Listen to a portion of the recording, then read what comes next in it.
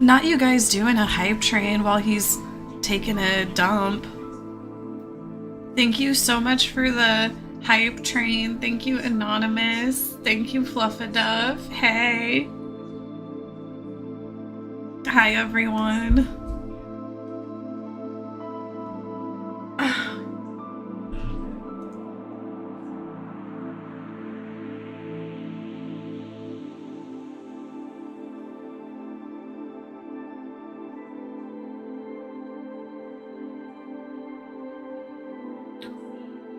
Oh, realities are. Hey. What's up? Seems like people need group therapy today. Oh, man. Well, I mean, a lot of things just feel really dire right now. Like, I feel like minorities are being treated like terribly.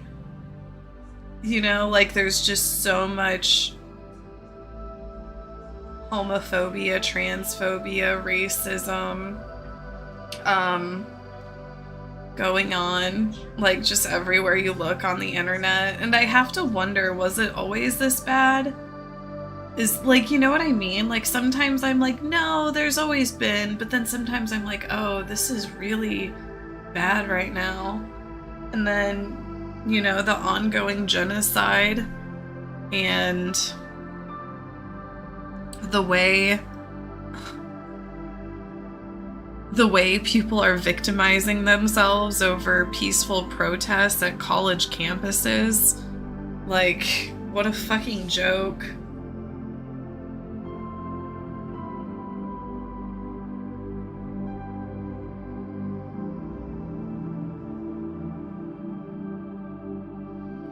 Social media was a mistake. You know, like, the Twitter algorithm really does just show problematic shit. You know what I mean? But really, truly, it's like it's almost every algorithm. Because the more interactions something gets, the more it's going to be boosted.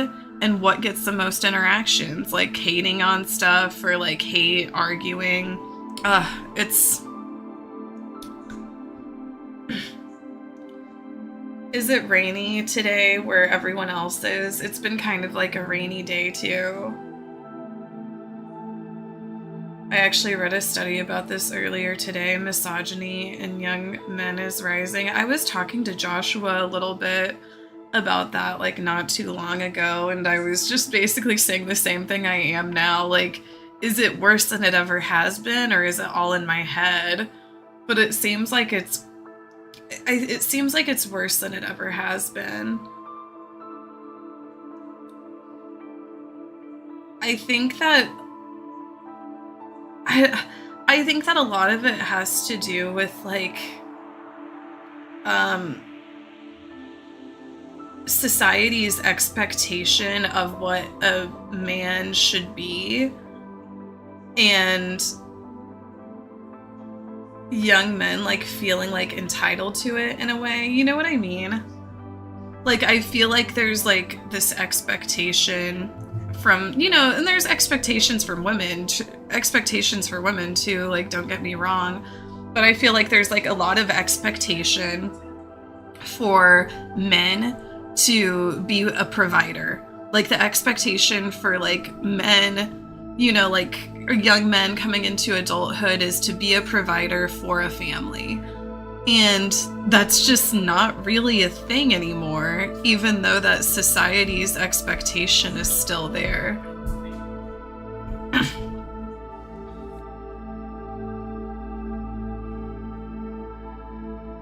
And yeah, and then I feel like men perpetuate that idea and feel like entitled to it. Like, I feel like these young men who are like, you know, like in their 20s and they don't have, you know, the wife and kid and job that is supporting them all, I feel like it makes them angry because more or less they were told that that's what they should have. And maybe like to an extent, maybe it's true that they've done like all the things right. Like, they make enough money, they're a decent enough guy, they look fine enough or whatever, that they should have those things, but they still don't, and they just don't know why.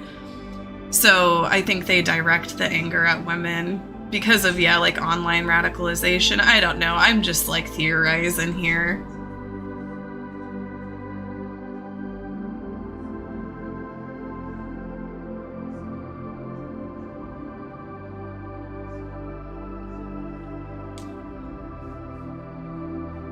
Like, as much as like my stream and I can joke about like, oh, all men and like hating men or whatever, I actually have like a lot of empathy towards men and the struggles that they go through. But then I feel like in some men, they don't have like the same kind of empathy back. And those are usually like the red-pilled, like men's rights type men. Like, they want you to empathize with them because of like their struggle as a man, but then they don't want to empathize with you for your struggle as a woman. And I feel like that can be like that can be something that gets people a bit hung up. I don't know. Wanting love and sexuality is a completely natural drive. It is. It is. Okay, Joshua's here. Joshua, you had a hype train going while you were pooping. They snuck one past me? They snuck one past you.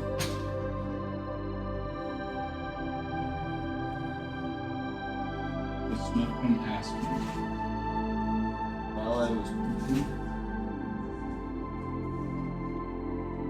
It's kind of messed up. You snuck a hype train past me while I was pooping?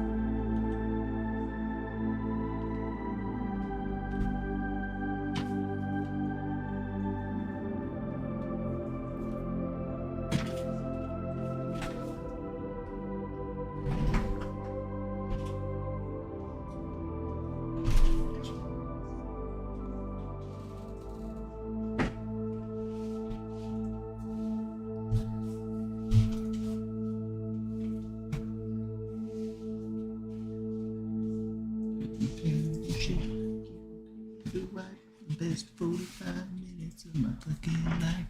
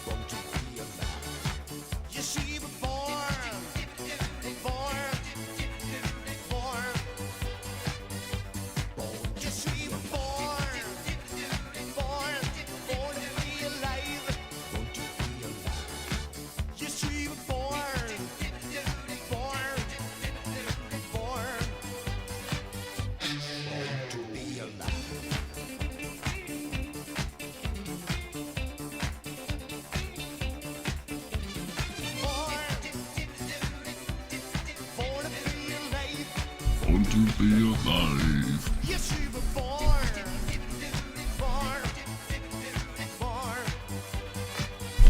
Dune 2. Yeah, we're watching Dune 2 today.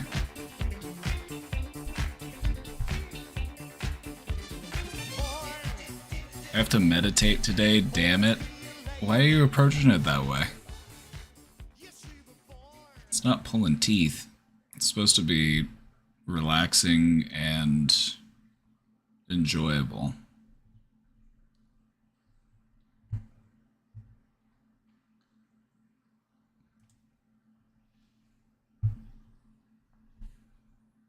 Hello.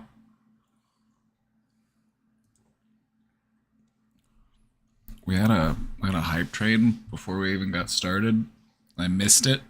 You did a hype train while I was pooping?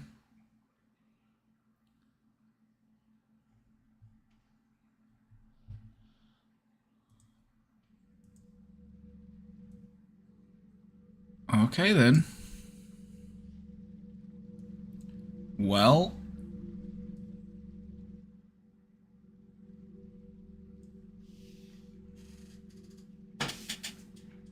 Yeah, so if you guys were wondering about Green Groves, I've never heard of them.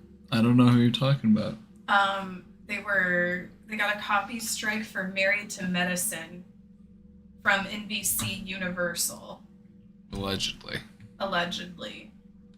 I'm thinking that it'll probably only be banned for 24 hours.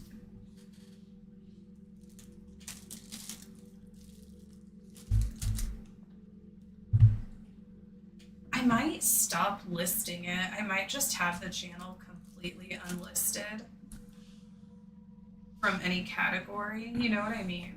Yeah, that might help. Sorry, I didn't mean to Oh, interrupt no, you're you fine. or anything. No, you're fine. I just know some people are asking what happened. You got raided by the feds.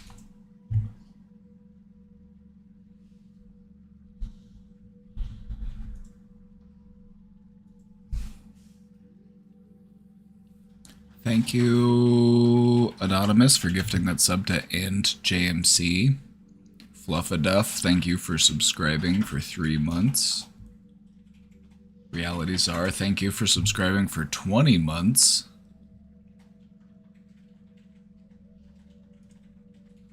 And Mander Bobander, thank you for subscribing for 7 months.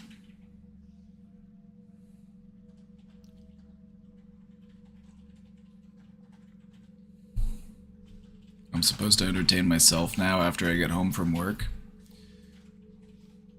Yep, it's a great time to read a book. Are there any books you've been meaning to get around to reading?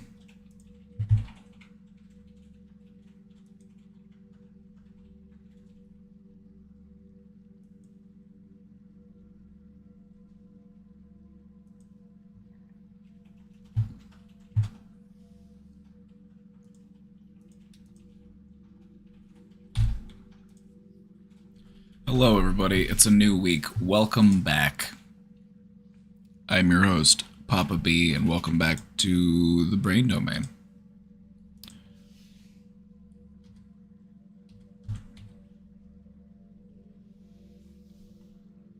The best therapy stream on Twitch.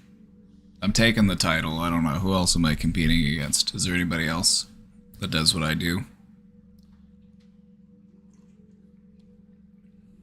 Maybe I need more competition. Maybe that would make me take things to the next level. I need some competition. Anyway, how are you doing today? Welcome back. Hope you had a good weekend. The coffee looks good. Yep. We had our 420 party over the weekend. Hopefully you were able to make it. We did all sorts of degenerate 420 things. We smoked out of a giant pipe. We made a nacho cheese fountain. We also made cat lasagna. You remember we've been talking about the cat lasagna for a while. I I told you, I want to make ever since I had an orange cat, I wanted to achieve the dreams of my inner 5-year-old.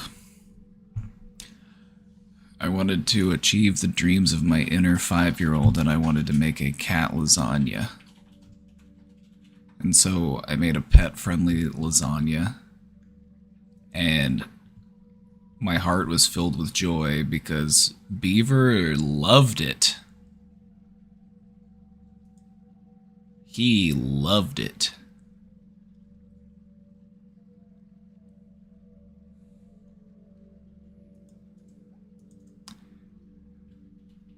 There's Miss Pooh. Isn't she so cute? Isn't that the cutest cat? Every time I see that cat, I'm just like, whoa.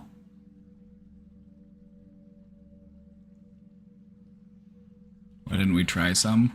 I did try some. It was actually pretty good.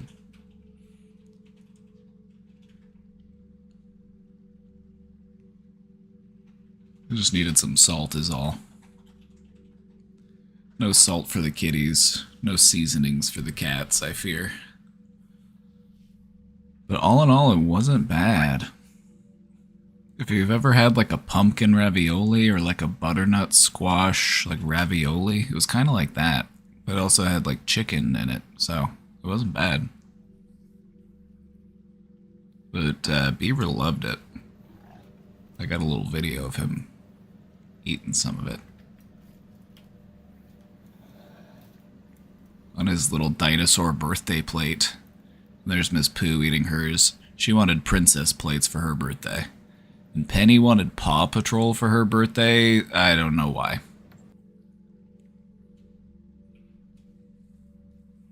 Yeah, he tore it up. We had to stop him because he just kept going. He just wanted to eat more and more of it.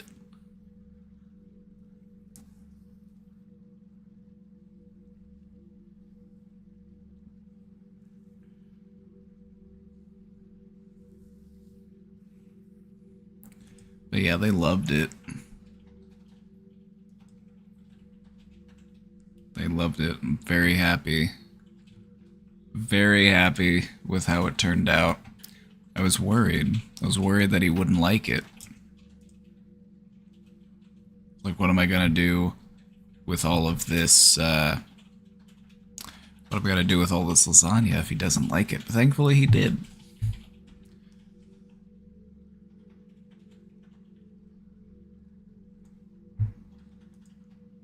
Maybe I'll make him another one next year. It wasn't that hard, it was actually really easy.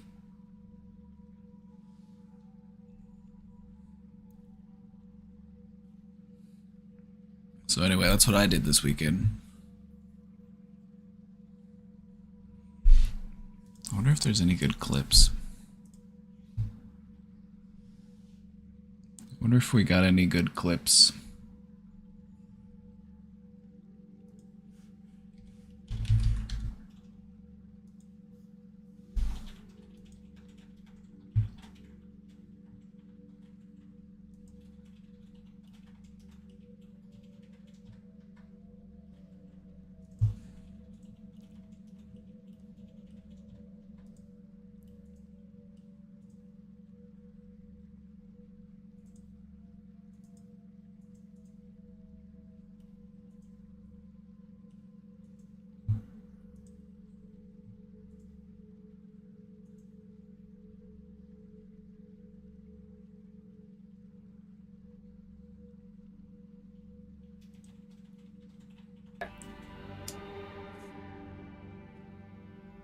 The Bongzooka?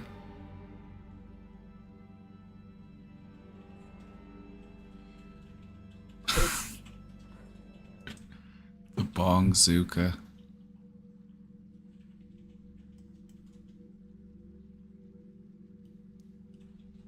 The 420 party was a lot of fun. I don't remember a lot of it because I was baked out of my mind.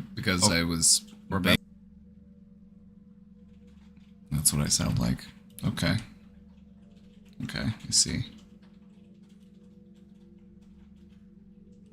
The nacho cheese fountain? Look at that. Look at it go.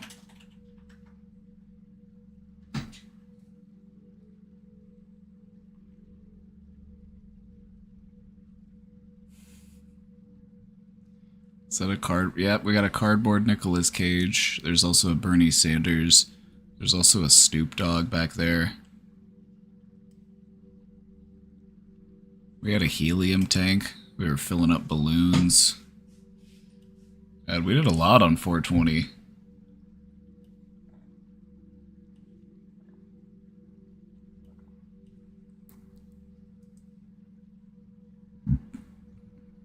We tried to convert a bunch of different stuff into smoke pieces, and we turned one of those rubber chickens that makes the really loud like honk, and we turned that into a pipe, and whenever you inhaled it would go honk.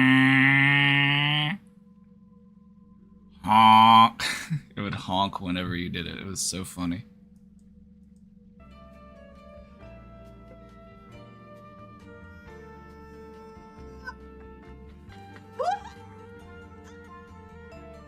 The mic peaked out a little bit. Unfortunately, it couldn't capture the sound, but it was honestly so funny.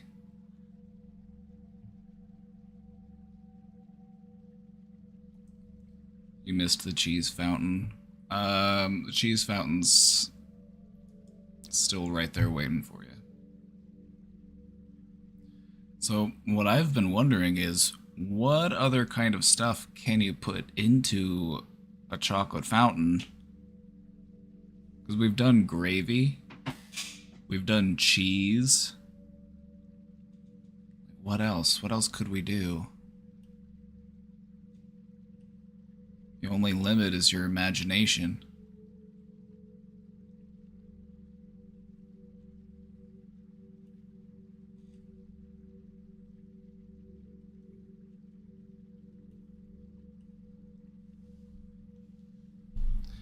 Pudding?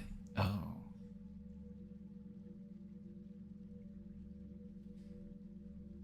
I'm gonna pass on pudding. Cat food? A cat food fountain?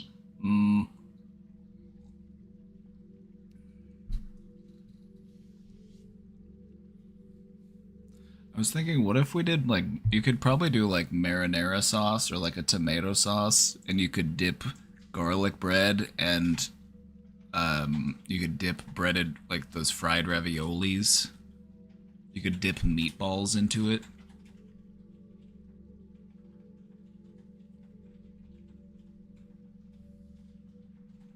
It has to be a topping liquid. Topping liquid. Sorry, my mind's in the gutter. Mozzarella sticks. Yeah, so I'm thinking marinara fountain would work. You could dip mozzarella sticks into it.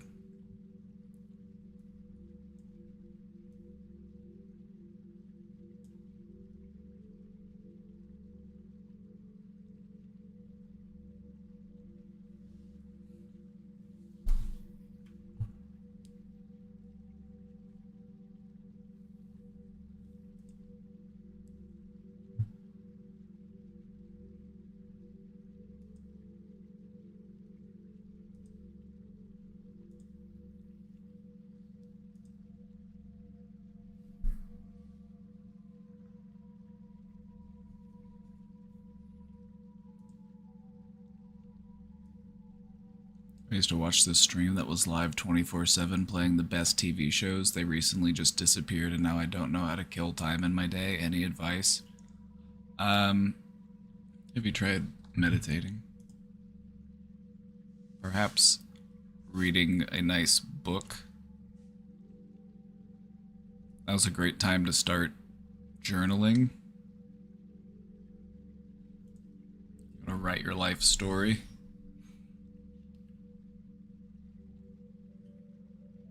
So many options.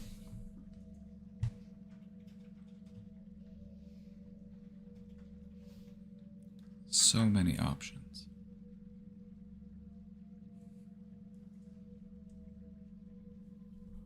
Ah. Oh, I forgot I turned up the contrast on the wheel. I made it a bit more vibrant. Forgot I did that.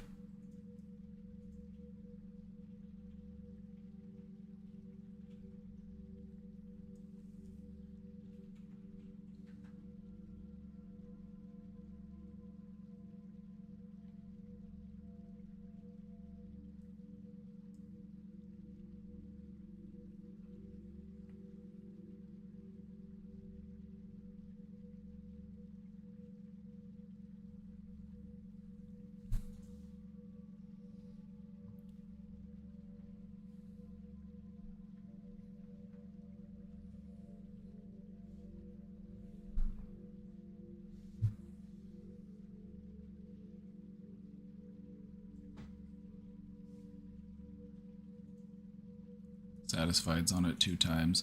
Yeah, there are a couple repeats on here actually. Dismayed is also on here twice.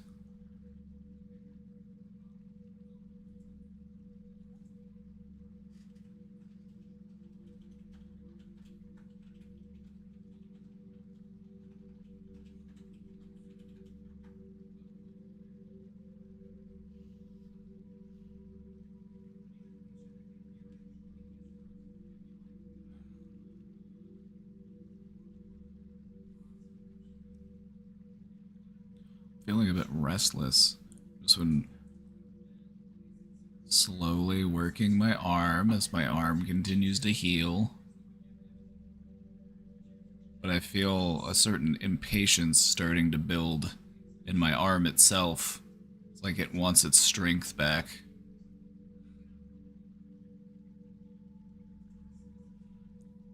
The emotion wheel looks very vivid today.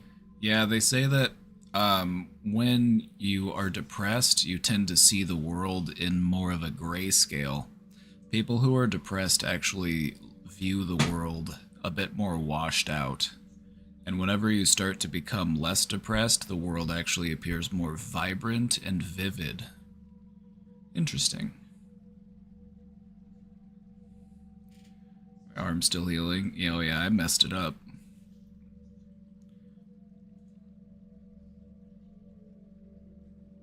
Sort of tendonitis or something. I got flung off of a four-wheeler and landed on my arm. Didn't break anything, thankfully, but I'm just waiting to get my full range of motion back.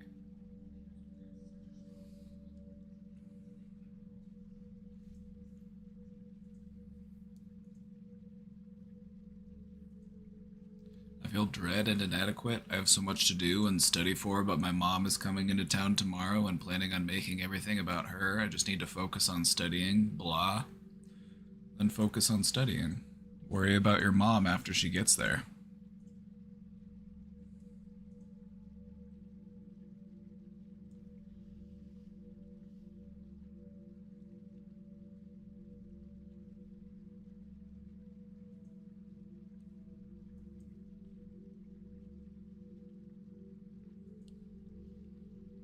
Yeah, it's been a couple weeks now. I probably still got a couple more weeks ahead of me before my arm is fully back to function. But it's getting better by the day.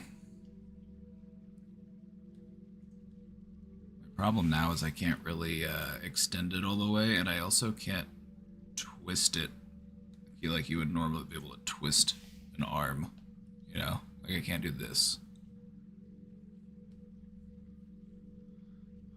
But on the plus side, I've learned how to do a lot of things with my left hand, so.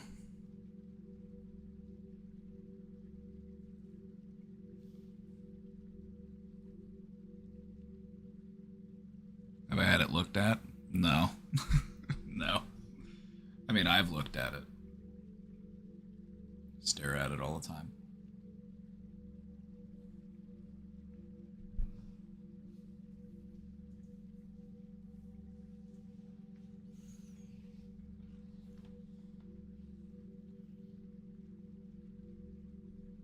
Either it'll heal on its own, or I'll have to fly to a country with socialized Medicare so that I can get it taken care of.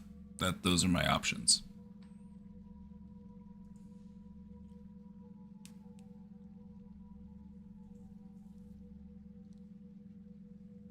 You know, might as well just take a European vacation rather than pay all that money in America.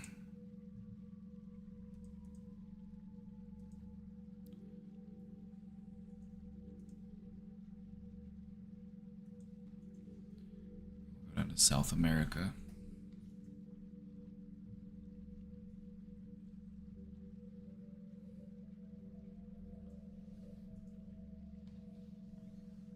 It's subluxate. I don't even know what that word means. An incomplete or partial dislocation of a joint or organ.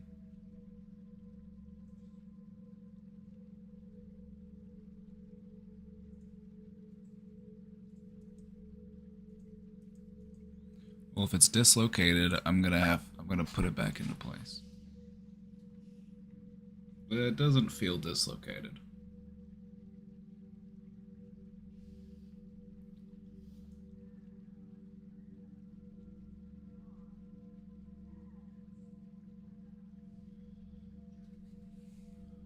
I just need time for my tendons to heal, which can take a little while, which kind of sucks, but they're gonna have to bench me. They're gonna have to bench me. I'm not gonna be able to be quarterback this season. I'm sorry. They're gonna have to find a replacement for me.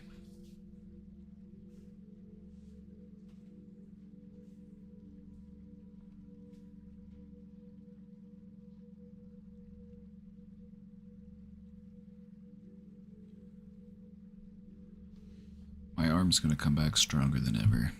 No need to worry. Unfortunately, my days in the NFL are numbered.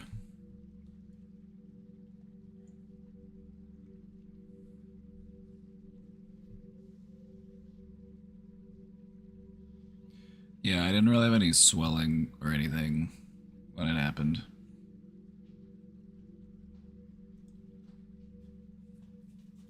But yeah, my left arm has gotten noticeably bigger since it's had to do double duty.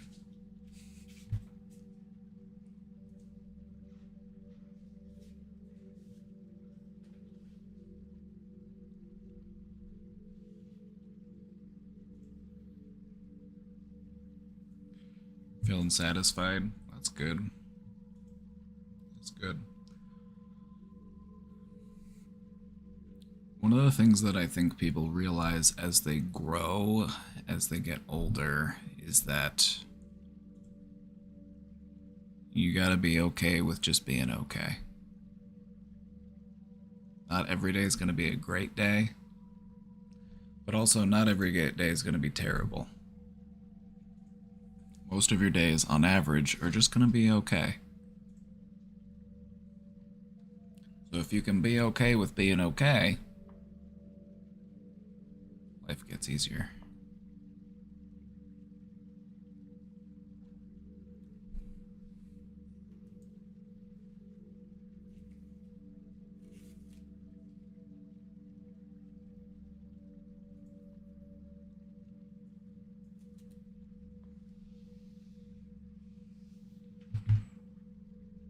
Alright, I've had enough of this wheel. Let's get this wheel out of here.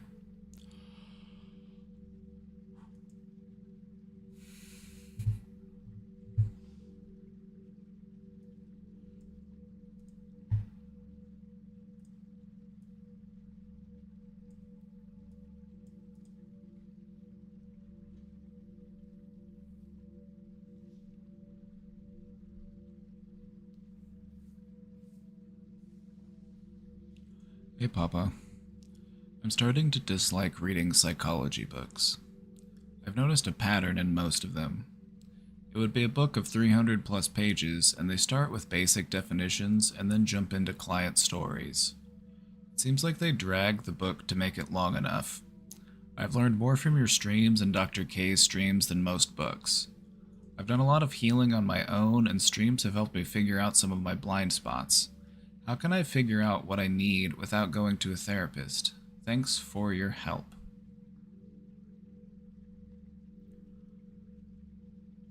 The thing about seeing a therapist is that they're trained to help you see things that you might not be able to see, but you can get that same thing from other people in your life. You know, they might not be able to approach it from an unbiased perspective like a therapist might. And sometimes it's helpful to just have like an outside, non-biased third party to help you with that sort of thing.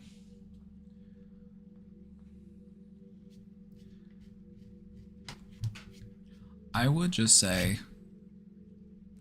follow your instincts. Follow your instincts.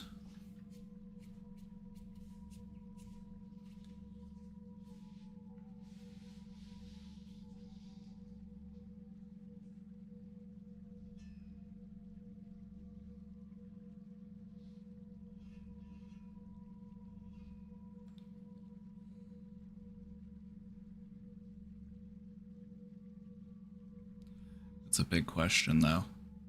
Not gonna figure out what I need.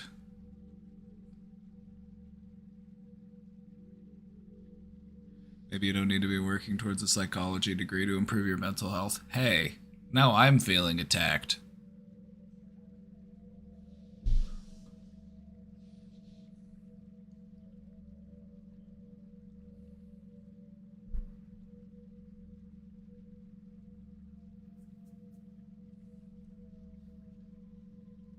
They're coming after me now.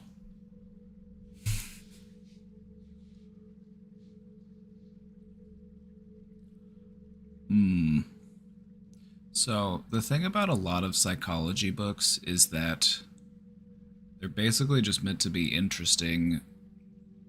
There's a lot of like storytelling and a lot of like just unique and interesting stories that have happened within like clinical practice. And there's no end to those. And that's why so many books lean on that type of material, is because oftentimes reality is stranger than fiction. So it's easier to just recall stories of things that have happened in a psychological practice. Like, well, there was this one guy, and every day he would, he would eat a handful of nickels. He thought that eating a handful of nickels would block out the radio transmissions that the CIA was sending to try to control his mind.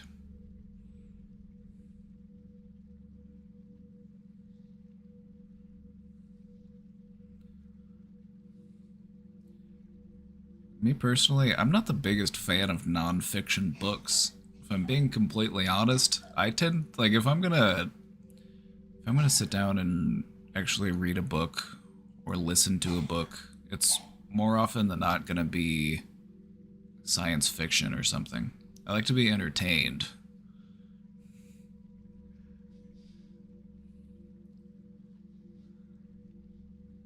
Not that there's not entertainment to be found in these types of things, but if you're not like a practicing psychologist, like learning about all these different case studies just might not be very applicable to you. But you have to remember that, if a person does work in a psychological field, learning about these different types of case studies, they might be able to gain some insight into their own practice. Like, oh, okay, so this is what this person did when they had a patient who was dealing with this sort of obscure case scenario. So maybe I can try what they tried. And so it's helpful in its own way, but if you're just, trying to learn about psychology, it's almost set up in a way where you kind of already have to understand psychology before you get into it.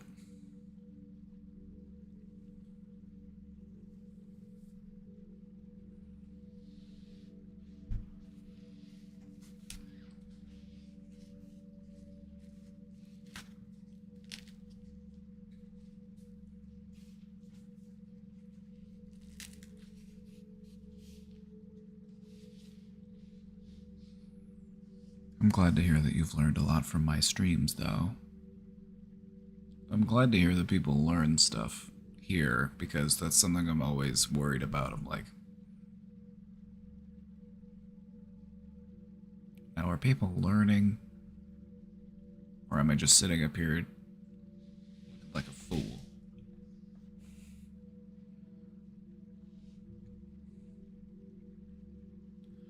When it comes to finding out what you need, what I've found to be helpful is sometimes just sitting and meditating on that question. What is my next step? What goal am I working towards? And what is my next step on that goal?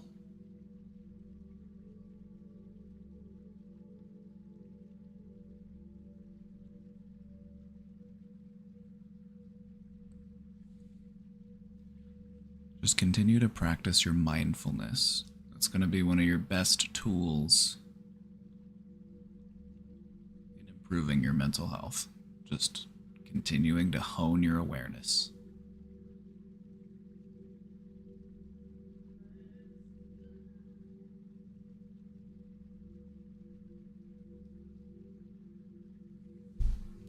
OCD is so weird. It's like, you know, the fear is not true and you know it's irrational, but for some reason you still fear it. That's the power of brain chemicals, my friend.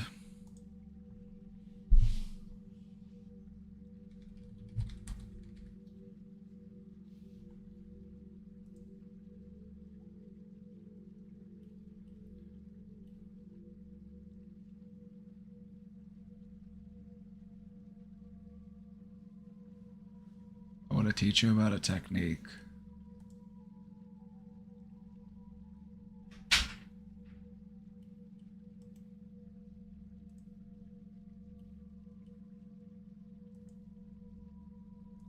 Hold on, let me see if I can find the full thing without having to sign up for this thing. I'm trying to find a nice infographic. The one that I found is trying to get me to sign up so that I can download it. Let's try this one. I'm going to teach you about urge surfing. Urge surfing is a skill, it's a mindfulness skill, and it's something that you will find effective, whether it be for OCD or dealing with addiction, because they operate in a similar way. When you think about addiction, it's basically OCD except centered around a substance. You have urges and compulsions, but they're pretty, you know, tied into what the actual addiction is. So when you think OCD, you gotta remember that you're basically dealing with an addiction to a behavior. You're addicted to your compulsion behavior because it's what gives you relief from the obsessive thought.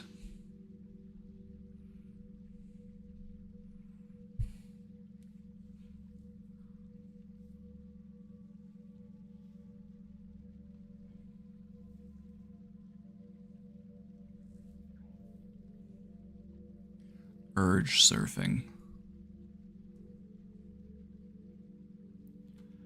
So basically, what you have to do is you have to mindfully approach these urges that you feel, whether it be addiction or a compulsive action.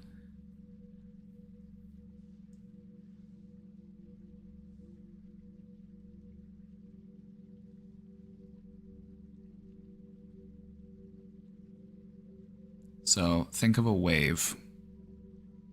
Think of a wave. Whenever it comes to any type of urge, whether it be addiction, whether it be OCD, the urge will eventually recede on its own, whether or not you engage in the compulsive behavior.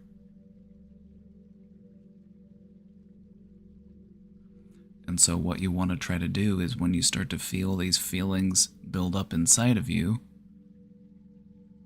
you just have to watch them and then wait until they start to pass. Which can be stressful and challenging, but not impossible. And this is the way that you start to desensitize yourself to those triggers, and you can move away from engaging in those compulsions.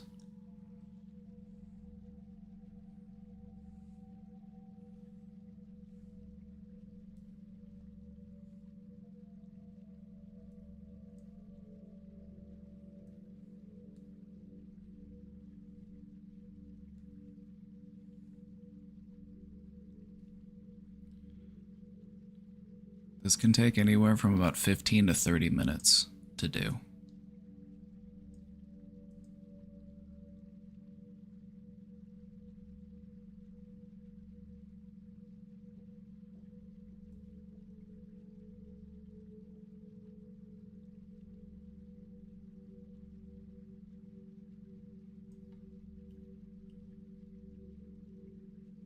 So you're basically just using mindfulness. You start to notice this trigger, and if you're dealing with OCD, the trigger would be the O, and then the thing that you are craving is the compulsion. And so what you want to do is you want to watch the rise of this feeling build inside you, and just observe the sensation that it's causing within you. You're just there to watch it. You're just there to watch this urge build inside of you.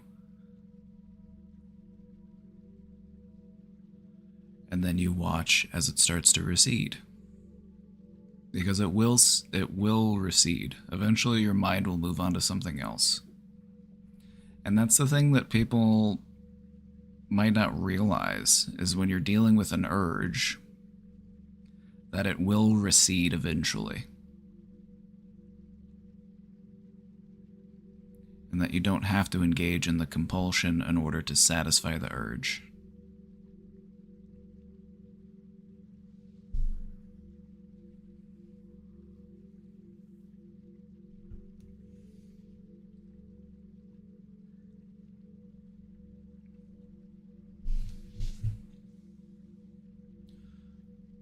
So you're basically just watching your feelings as they're building inside of you, and then you're watching as they start to subside.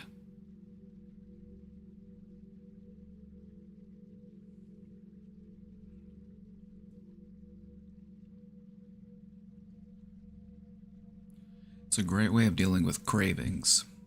It's a great way of dealing with addiction, you know, whether it be junk food, cigarettes, whatever it may be. Does distraction work the same than just observing them? See, we want to actually avoid distraction in this situation, because what we're trying to do is we're trying to understand the urge even better. We already know that the urge is there, and we know that the urge exists, but we're trying to approach it from the perspective of a scientist. You are studying yourself. Very interesting. I can feel this craving start to build within me. Very curious. How does it feel within your body? What is it making you do? How is it changing the way that you feel? What sort of sensations are you feeling?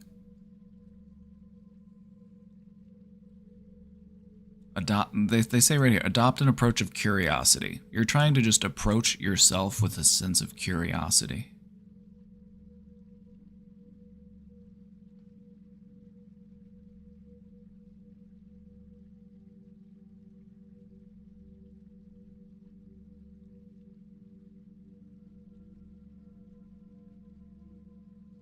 I got exams coming up soon, and even though I tried studying, my perfectionism is holding me back, and I keep making excuses.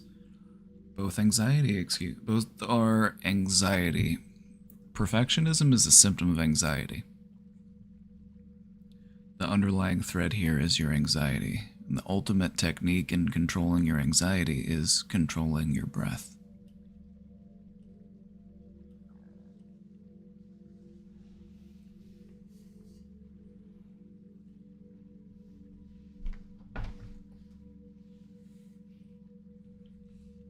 So let me ask you a question. How much time do you want to spend studying today?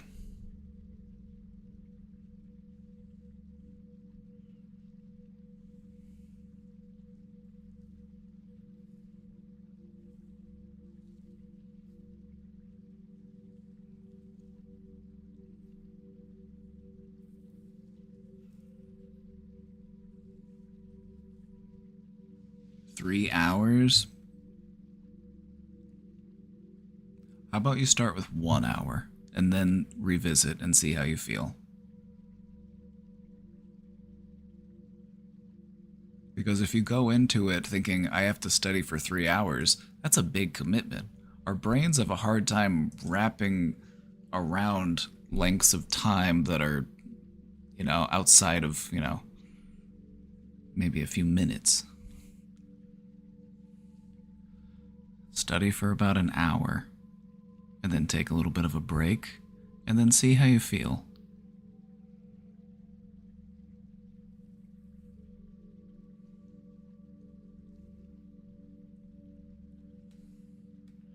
Break that goal up into smaller, more manageable goals. It'll also help with the anxiety.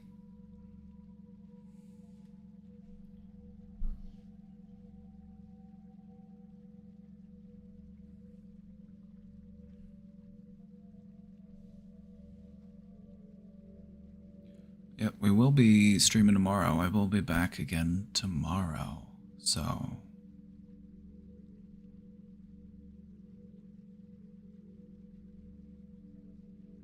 you got me. Alright, we got the question box up. I've got a presentation put together for later.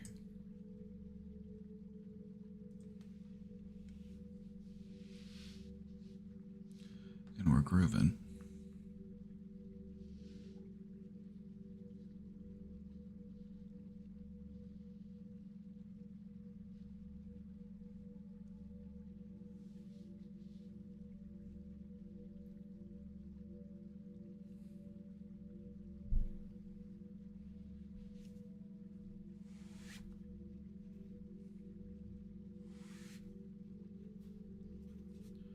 This reminds me, I should put together a...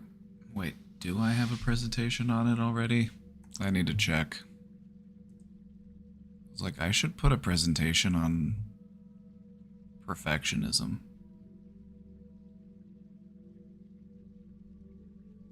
It makes perfect sense that a lot of people have to deal with perfectionism, because perfectionism is a symptom of anxiety, and anxiety is the most common thing that people struggle with mentally.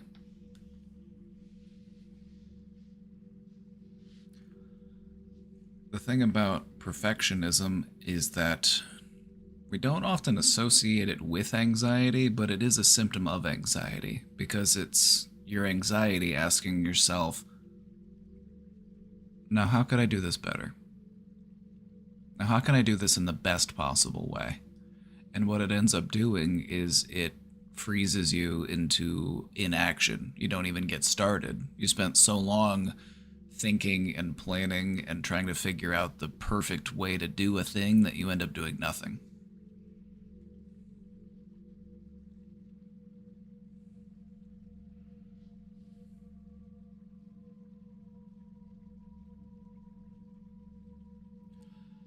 But when you think about perfectionism, we like to think that it helps us perform better, but in reality it makes us perform worse. Because the best way to do things, and maybe I shouldn't say the best, the better way to do things is to just do them and then learn from them. So maybe it wasn't perfect. What were the strengths? What did you do well? What do you want to do again next time? What worked well that time? Also, what didn't work? What do you want to change for next time? We have to drop perfectionism because it's an unattainable goal.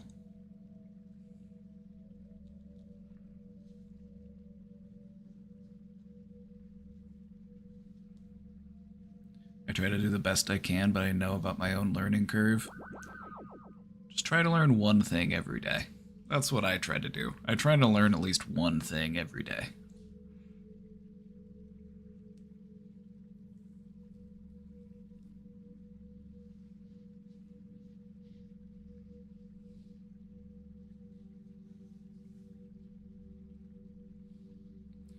As somebody who's also struggled with perfectionism in the past,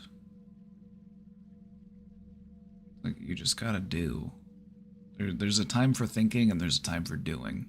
Perfectionism locks you into that thinking phase. Perfectionism and overthinking are like this. They're like this. They're just all up in each other.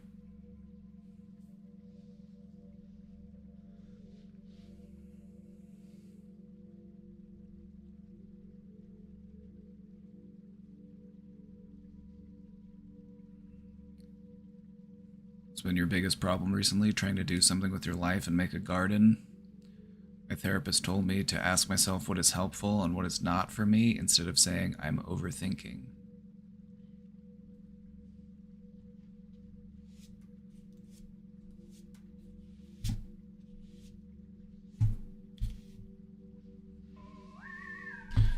Evie, please, with the 3 gifted subs.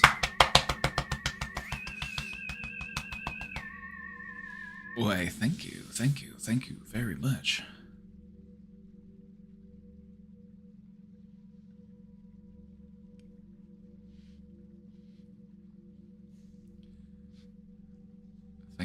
Thank you. Alright, we'll do a perfectionism presentation this week. Alright, sound good? We'll talk about it more, but it's something that is really common. I get questions about it all the time. And the underlying thing to remember is that perfectionism is a symptom of anxiety. Because anxiety likes to ask us what could go wrong, and perfectionism tries to answer that question with, well, if you do this, then that wouldn't be wrong. Okay, well then what do I need to do about this? Okay, we'll do this so that that won't be wrong. But we also need to make sure not to do that because that might be wrong. And so we need to do this. But we also have to make sure that this is exactly this much, because if this isn't exactly that much, then that won't be able to happen. And if that doesn't happen, then it won't make sense. And so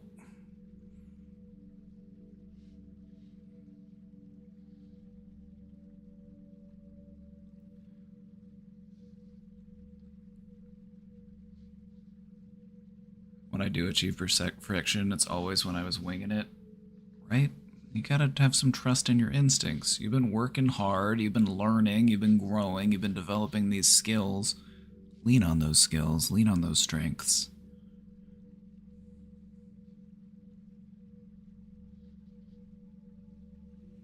My anxiety could never beat my laziness. I'm cutting all the corners. What if I told you that laziness was also a symptom of anxiety? Inaction and overthinking can also be symptoms of anxiety. Could also be depression, but you gotta remember that anxiety and depression are also kind of like this. You rarely see one without at least some degree of the other.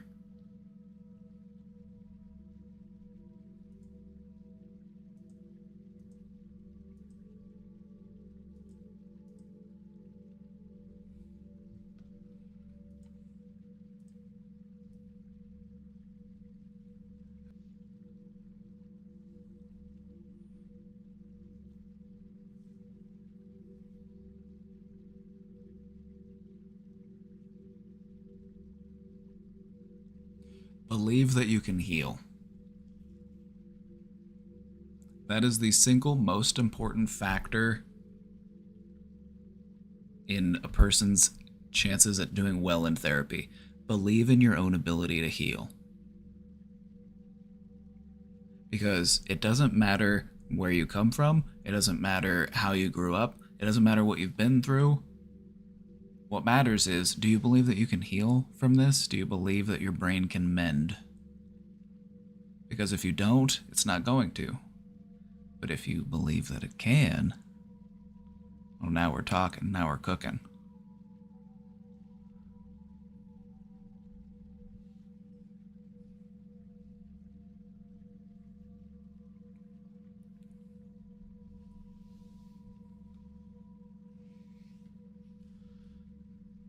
Hey, I wonder if I can make it at all. I'm in my early 30s. I did about 6 years of Gestalt, and now I'm in my 3rd year of psychoanalysis. Recently, I'm crashing into topics of male-male relations and closeness, and I just feel I am unable to pierce into these parts of my subconscious during therapy sessions. So much resistance and anguish. You know, these are things that you can digest in your own time. And that's something that I really want to state the importance of, is that therapy isn't about understanding every single thing about you. It's about building up the skills that you need to be able to properly process things in your own time.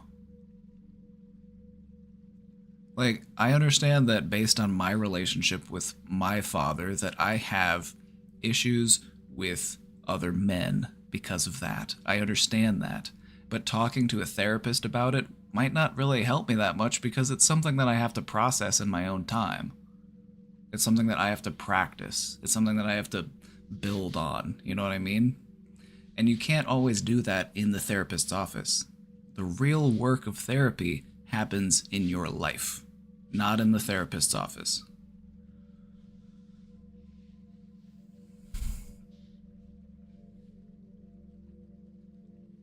But that's the thing about psychoanalysis. Psychoanalysis does try to do that, and psychoanalysis does try to get to the very root of things, but there's a reason why we've also kind of moved away from psychoanalysis as the primary form of therapy. It's because it can be exhausting.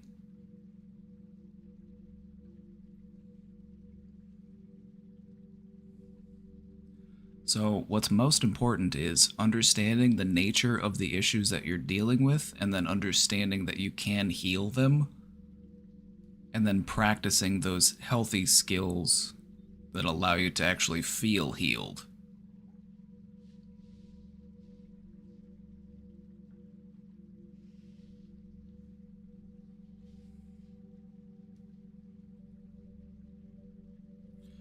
So much resistance and anguish. I had a pretty bad childhood. My mom had severe postnatal depression, many emotional anomalies, my father was an alcoholic, and I'm since forever completely unable to establish a stable, intimate relationship with a woman. Okay, that's where we want to practice some reframing. Because those are the types of beliefs that we want to challenge. We can't be so definitive with ourselves. We like to understand ourselves, and we like to feel like we know who we are, and we know what we're capable of. But we need to not tell ourselves what we aren't capable of. When you say things like, this is something that's going to be a problem with me forever, this is the way I am, then it will be that way. We want to try to look at this differently. I have difficulties establishing a stable, intimate relationship with women, but I am working on it. We want to adopt a growth mindset, and we don't want to define ourselves so rigidly, because that inhibits our growth.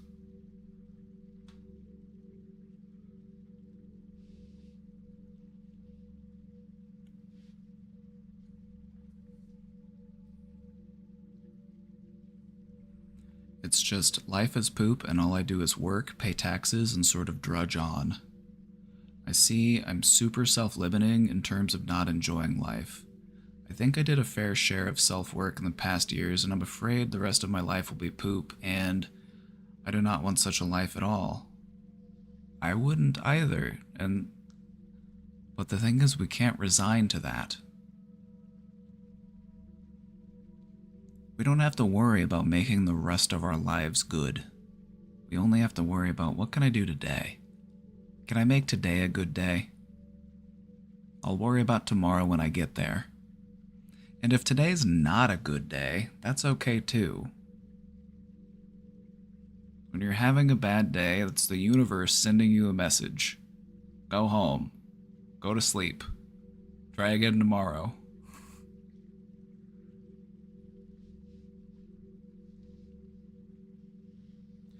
Is there anything I can do to be a better client for my therapist? To do more? To break the molds of my traumas?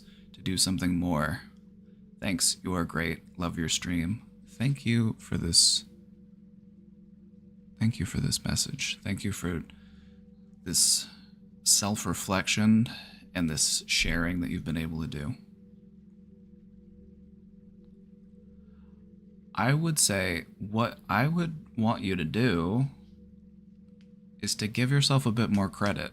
I feel like you're faulting yourself for not being a better client.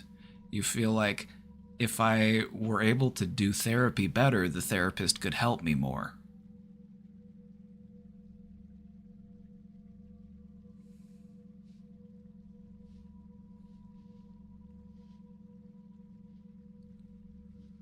When it comes to healing trauma, it works in stages. First, we understand the nature of the wound. We understand how is it that I have been harmed by this trauma? How has it affected me? And then we want to take some time to reflect on how it has manifested in our behaviors today. How has this old wound continued to affect me today? And then once you understand the nature of the wound and you understand how it's affecting you, that's when we want to try to be more solution focused, and we want to say, okay, well, what do I want to do about those feelings? Do I want to learn to let them go? Do I want to try to do some reframing, some cognitive restructuring? If you want your mind to change, believe in your mind's ability to change.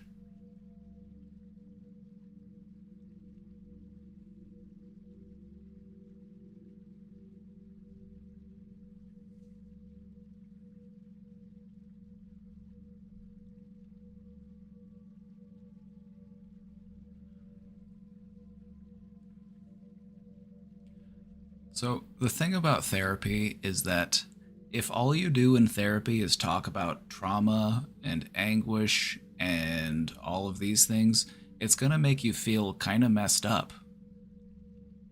If all you talk about in therapy is what's wrong with you, then it's going to make you feel like there's a lot wrong with you. What's just as important to talk about, and I would say it's arguably even more important, is what are you doing right? How have you learned to cope? And what can we do to make those coping skills as healthy as they can be so that you can start enjoying life?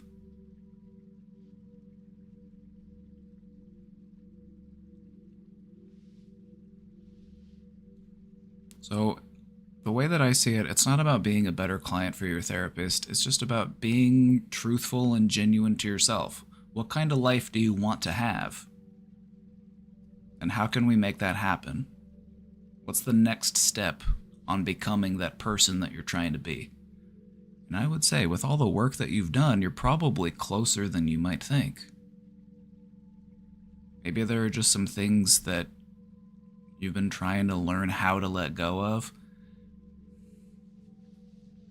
And this is one of my qualms. I do have some issues with the psychoanalytic approach, because psychoanalysis can be helpful, but it doesn't really teach a person how to let things go. If anything, it kind of creates this distorted sense of, how impactful these things are, and we just keep revisiting them and we keep talking about them, and so they might feel overinflated. I feel like, wow, this is a really big deal.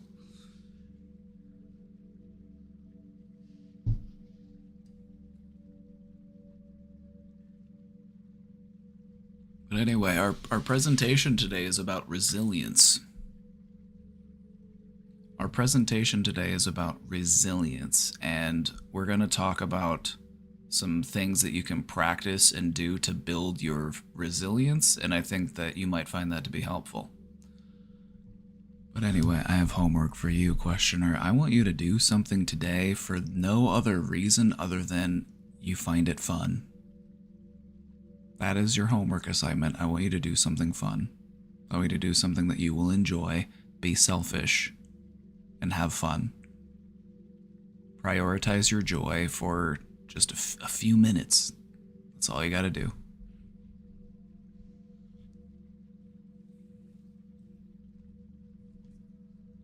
What does that word mean? Resilience. Well, they show your picture in the dictionary next to it, actually. If you look up resilience in the dictionary, it has one of your selfies next to it.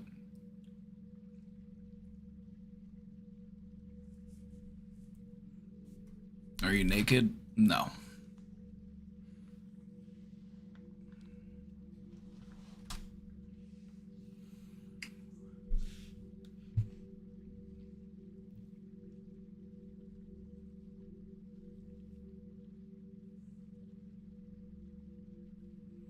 Resilience is about getting back up again after you fall down.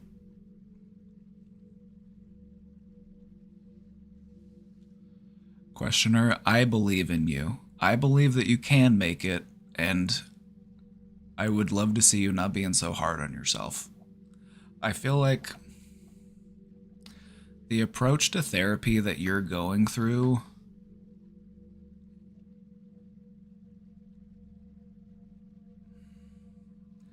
and this is just part of the issues that I have with these older forms of therapy, like the Gestalt therapists and the psychoanalytic therapists. They're very German in their way of thinking.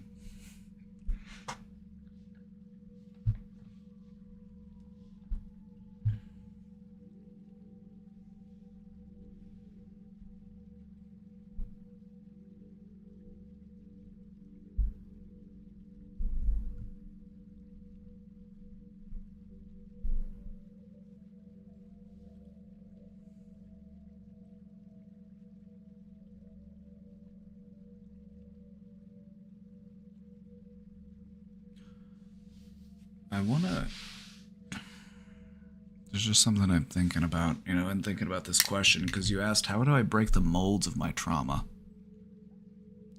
And the thing about, trauma is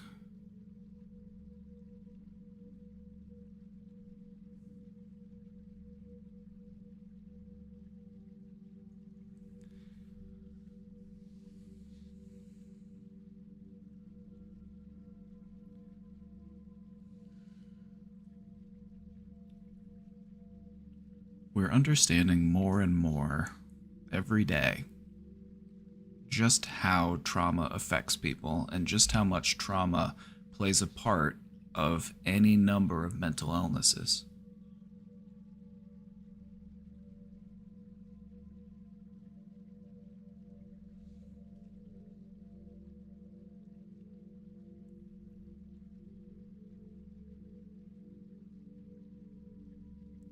Sometimes we hold on to trauma for a long time because it's familiar. Sometimes we get so used to holding on to it that we forget that we are holding on to it.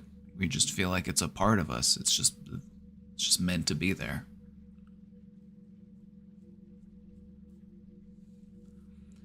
And so sometimes to get this process moving when it comes to how do I let go of this trauma? How do I get rid of this trauma? How do I move past it? We just want to try to figure out, what would it be like? What would I be like? What would it feel like for me if I were able to let this go?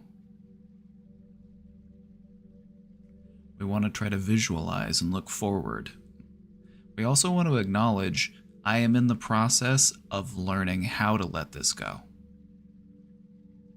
Because I feel like what a lot of people get caught up in is they try to let go of something, or they wish that they could let go of something, but it's not that easy. It sometimes takes a lot of time to learn how to let something go. But it can be done. And so a lot of people make the mistake of thinking, well, I'm not ready to let it go right now, so I'm never going to be able to let it go. But we're trying to change our mind, and we need to do that gradually and step by step. And so the next step in letting go of trauma is moving on from that belief of, I can't let this go. I can't let this go yet. Very small but incredibly significant addition to that thought. Because we need to recognize I'm working towards it. I am moving forwards. I am learning how to let this go.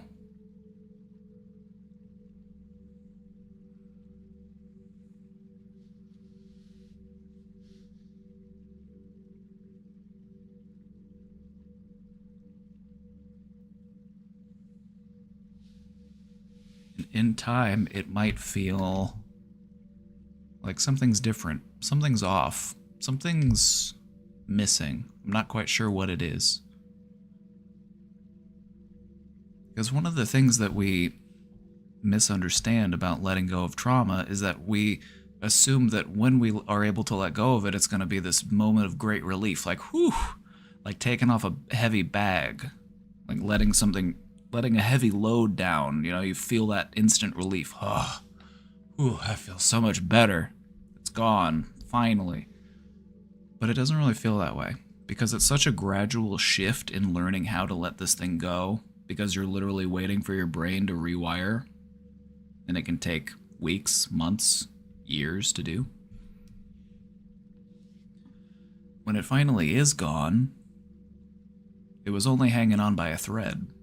And so that last thread gets snipped, and now it just feels like, something's different. Something's missing. I'm not quite sure what. It just feels strange. Not necessarily bad, just different. And then maybe you'll realize, I haven't thought about this traumatic thing from my past in weeks. I haven't thought about it in weeks. It just hasn't even been on my mind. And I was used to thinking about it every day. That's what letting go feels like. I wish that it was quicker, and I wish that it felt better. But what does feel really good is that moment of realization, which tends to occur after the fact. After you've let it go for a while, and you're like, oh yeah. And then you feel really proud of yourself. You're like, oh yeah, I did let that thing go. Okay, cool.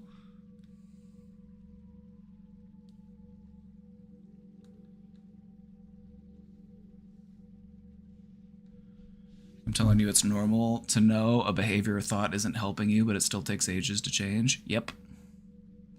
It's like rewiring a circuit. You got to do it one connection at a time, and slowly, gradually, things change. You're trying to combat all sorts of biases and cognitive dissonances within your brain. Just got to give it time. It's like waiting for a branch on a tree to grow. You know, if a tree isn't getting sunlight, it will branch out in a different direction, and it will also let those old branches that aren't reaching the light, it will let them wither and fall away. And that's what you're trying to do. You're trying to come out of the darkness into the light, and you're trying to let those old branches wither away. It can take some time to do. You gotta think in the time scale of a tree. That's kind of how your brain works. Your pineal gland has been activated. Maddie Bear, how did you know we were listening to the pineal gland activation tone?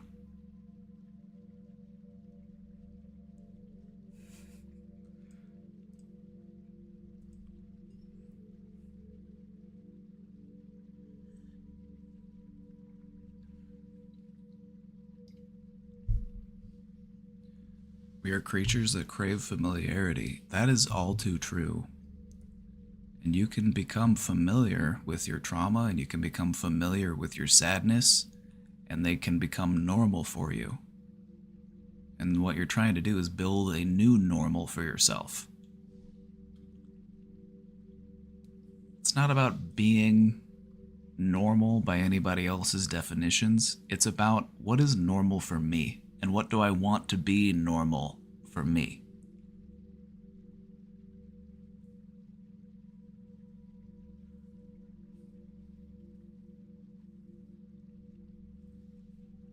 I wish it was that easy to just realize that a thought wasn't helping and to just let it go. But you know what? With practice, the more practiced you are in the art of letting go, it does get easier.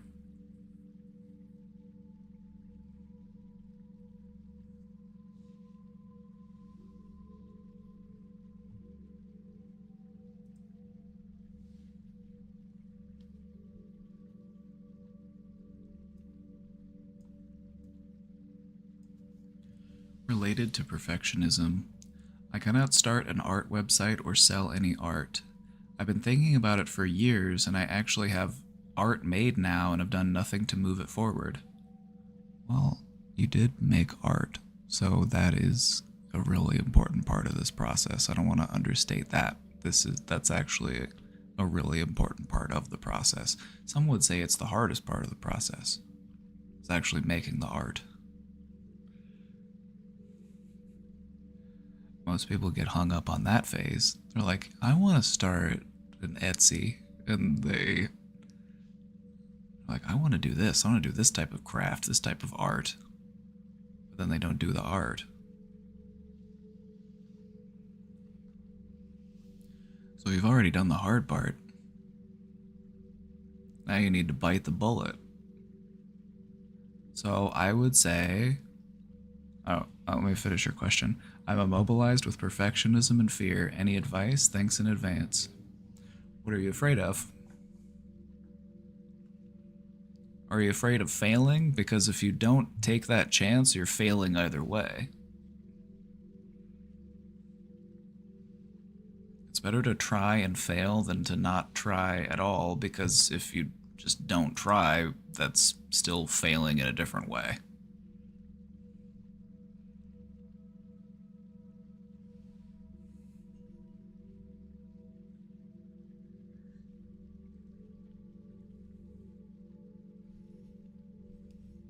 I'm afraid to hear other people's opinions.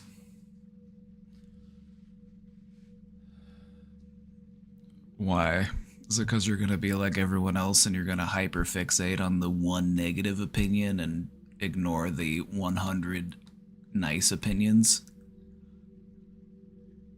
You're going to get that one bad opinion and it's going to be like, see, they were right about me all along.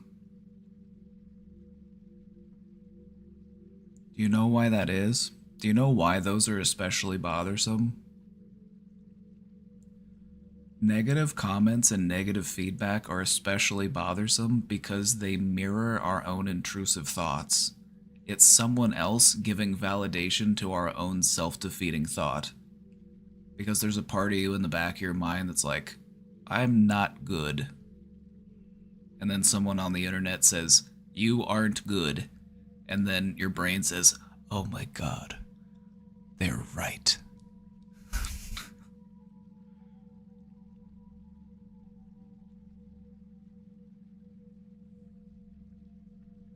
I'm afraid it'll take away from my art practice, like I'll start making art for the comments. You do realize that that fear will probably keep you from actually doing that thing? The fact that you are concerned about that before even getting started shows that you probably aren't going to do that. Just so you know.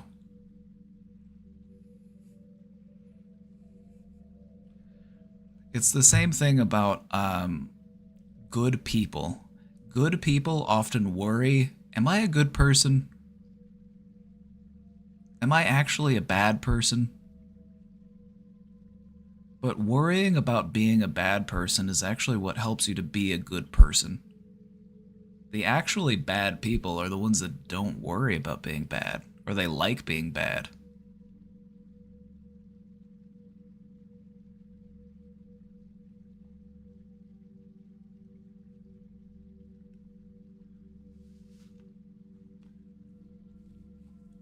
So, any advice? Thanks in advance.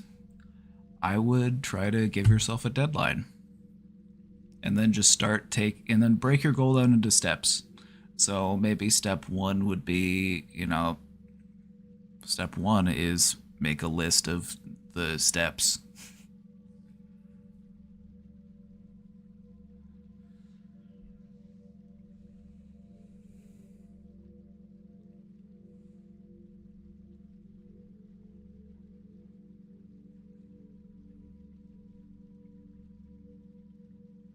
So I would say just figure out where you want to try to sell it, and then start uploading things, get things worked out. This is also one of those things that AI is super handy for. Like if you have a goal like this, you just go to ask the AI, you're like, hey, AI, I want to start selling art online. What's a good breakdown, step-by-step process of how to do that?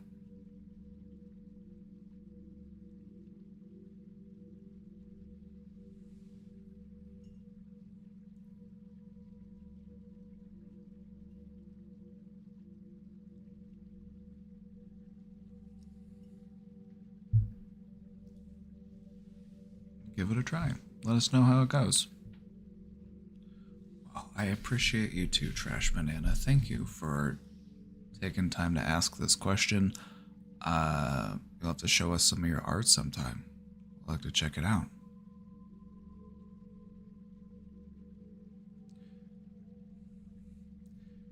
That thing, you said, you think maybe you've tricked yourself into thinking you're a good person because you're actually such a bad person? It's like, I feel like a lot of us probably can relate to that on some level. Pretty much every good person that I've met has had something within them where they're like, I just wish I could do more, you know?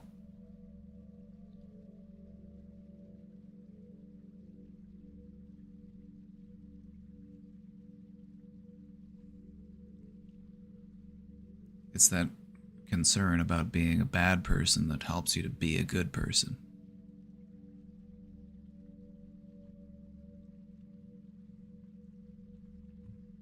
Can you be a good person but also a lazy stoner? Yes, of course. Being a lazy stoner means that you aren't committing acts of terrorism. You're not on a murderous rampage. Maybe you're on a murderous rampage of your pantry cabinet. Maybe that bag of Funyuns never stood a chance. Maybe you're about to systematically eradicate all of your Pop-Tarts or something.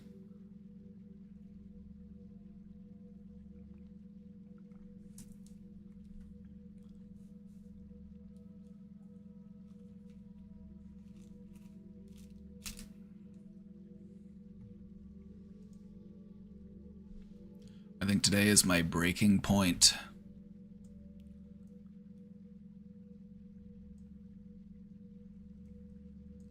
I feel you. It's in these moments, though, we want to try to think about, am I going to break today or am I going to break through today?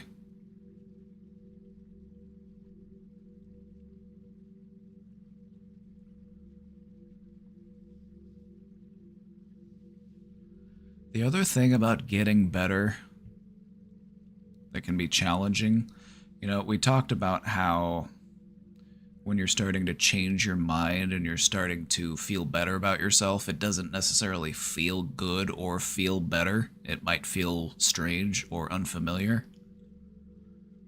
Another thing about working on yourself and starting to feel better is that sometimes it feels worse before it starts to feel better. As our awareness of our issues, whether it be our anxiety, our depression, our trauma, whatever it is, as the awareness of that increases, our perception of it it starts to become distorted. We get this distorted sense of it. And we start to think, this is a really big problem because you're more aware of it. It's like putting it under a microscope and saying, wow, that's a really big microbe. But you're actually just looking at it really closely.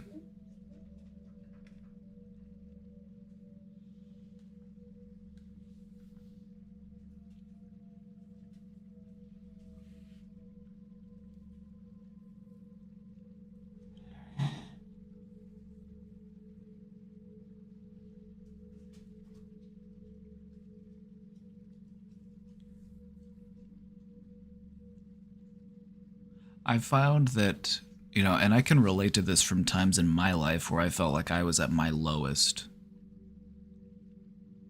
And just realizing what really matters to me and where it is I want to go. Sometimes you have to hit your lowest point so that you can start heading back up.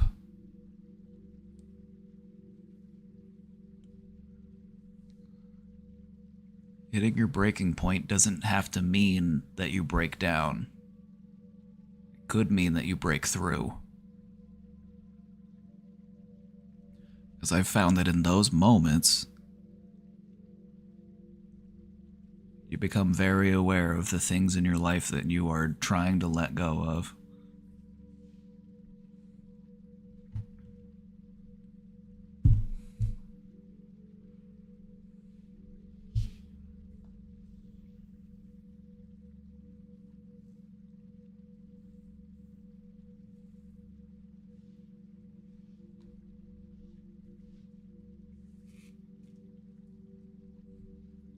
When you get knocked down, you gotta get back up. I believe in you, so I hope you believe in you too. You've survived 100% of your worst days so far. And those things have undoubtedly made you stronger. So now's the time to test your might.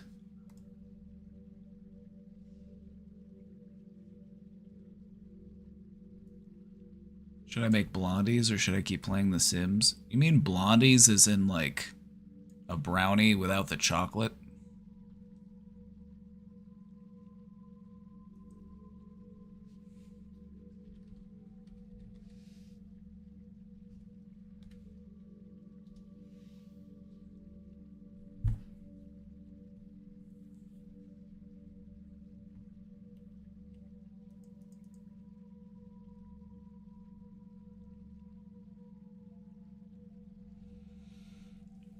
Blondies.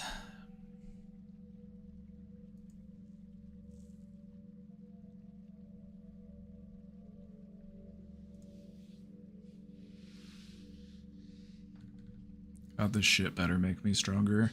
Mander, you're already strong as fuck. Like, one day you'll see it. One day you'll see it. But we see it. And that's the thing that happens to everyone. It's not just you, it's not just me, it's everyone here. When you are getting stronger and when you are getting, a better grasp on your own mental wellness, other people notice it before you notice it. And this happens in everyone.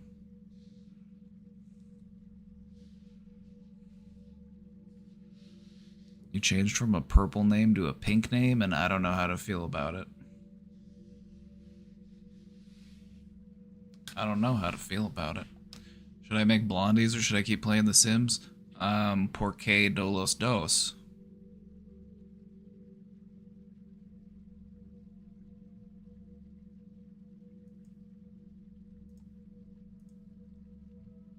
What are blondies? Blondies are like brownies. And we talked about brownies before. You asked what brownies were.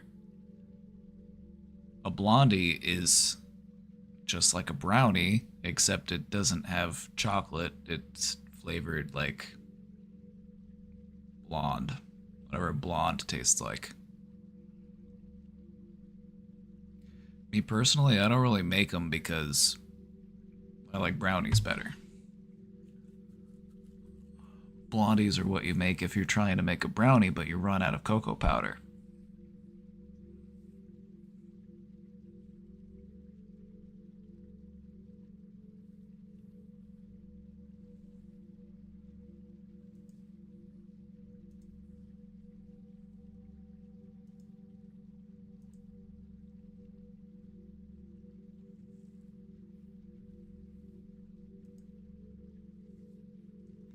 I want an American to make me brownies. Brownies are super simple. There's not that many ingredients in a brownie. Just flour, egg, sugar, cocoa powder. Oh, you're right. Blondies do taste kind of like a thick cookie. It's basically kind of like that cookie flavor. You know, if you were to just make a cookie, but you didn't put like anything else in it, it was just the essence of cookie.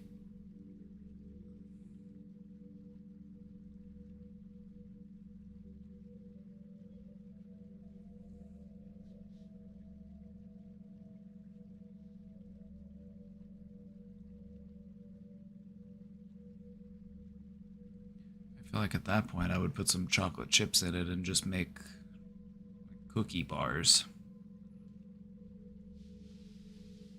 Or butterscotch chips and keep with the blondie theme.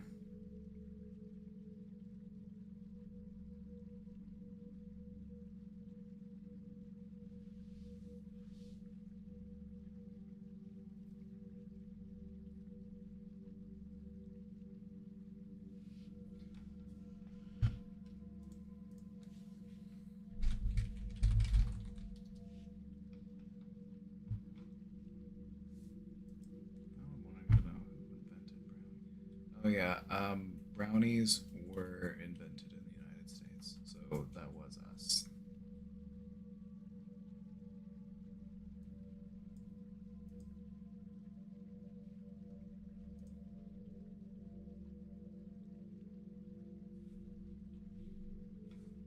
Brownies are typically eaten by hand. Citation needed.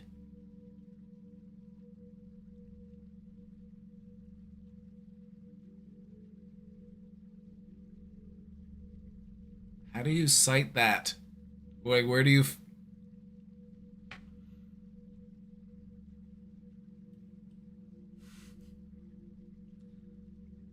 Like, well, based on a Stanford research study conducted in 1987, participants were given a brownie dessert and then were given the option of using either their fingers, a fork, a spoon, or chopsticks. And what the study found was that 78% of the participants opted to eat the brownie with just their hands, with 12% choosing to use a fork,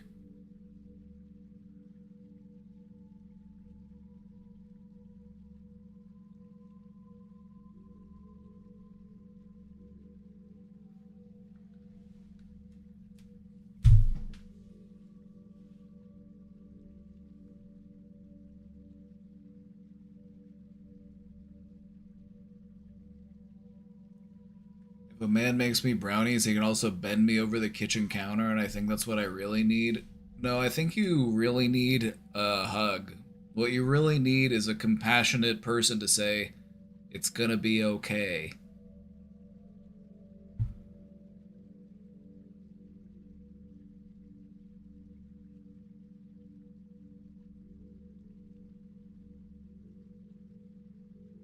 Just saying.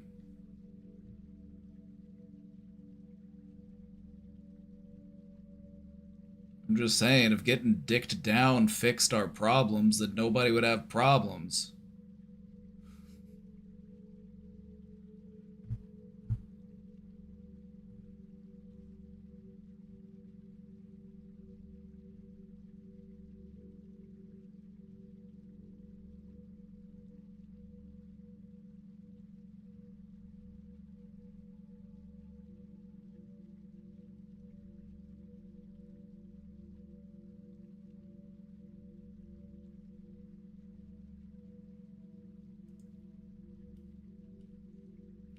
Well, have I been dicked down yet?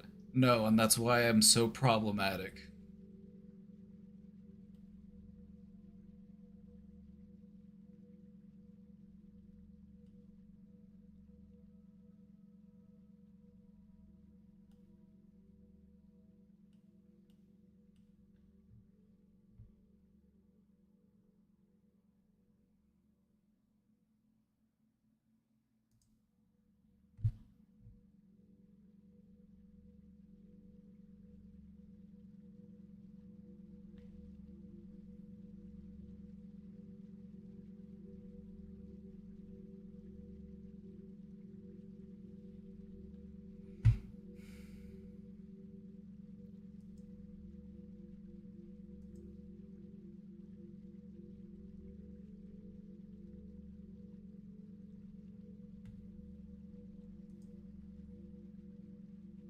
Psychoanalysis / Gestalt guy here.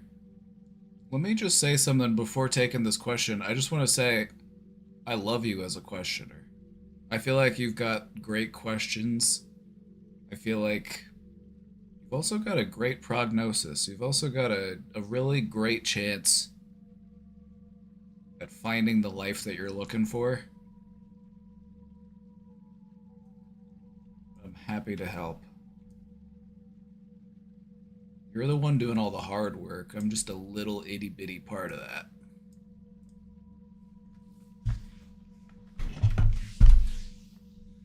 I think I might have a really interesting talk with my therapist tomorrow. One thing is, I think deep down I want everyone else to take responsibility for my healing. Do I believe I can get better? Yeah, I think there's a chance. And asking a psychoanalytic, what can we do to let go of things that are holding me back, should be really interesting, given how much this type of therapy is focused on core traumas. Bottom line, I think, is realizing it is me who can make a change. Absolutely. You have all the power there. You have all of the capacity for change. It's all you. And it makes sense, you know, especially when we're dealing with traumas. It's like you look back and you're like, wow, my parents really messed me up. My parents were dealing with their own traumas, and those traumas were passed down to me. You know, the generational trauma. It's something that most of us deal with.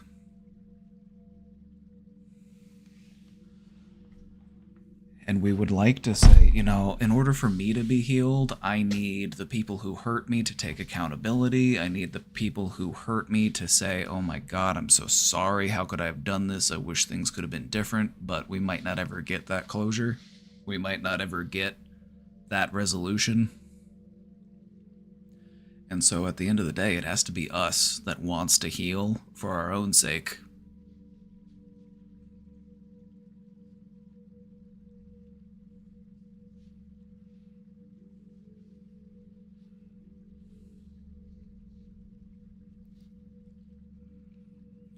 That may mean change of therapy, but more importantly for me, starting this conversation at all. Empowerment. IMHO. And thanks so much for your feedback. Oh, you're welcome, friend. I'm happy to give you that feedback.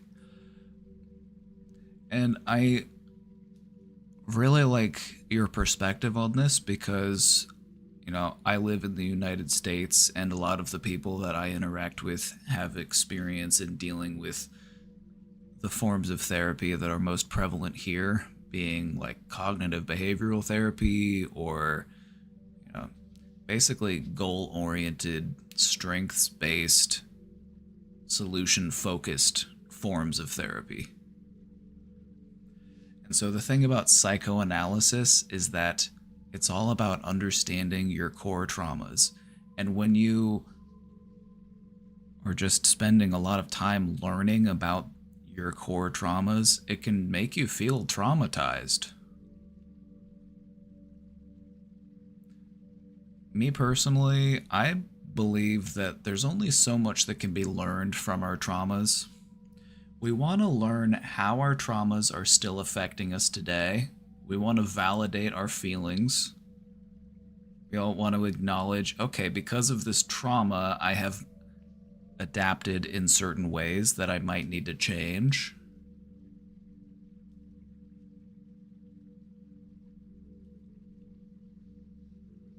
But there's only so much you can get by just continuing to talk about it, you know? And sometimes psychoanalysis can just get a little... It misses the forest for the trees, I think.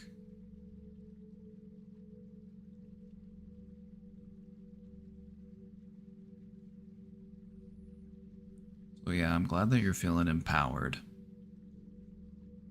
And it is you that can make those changes.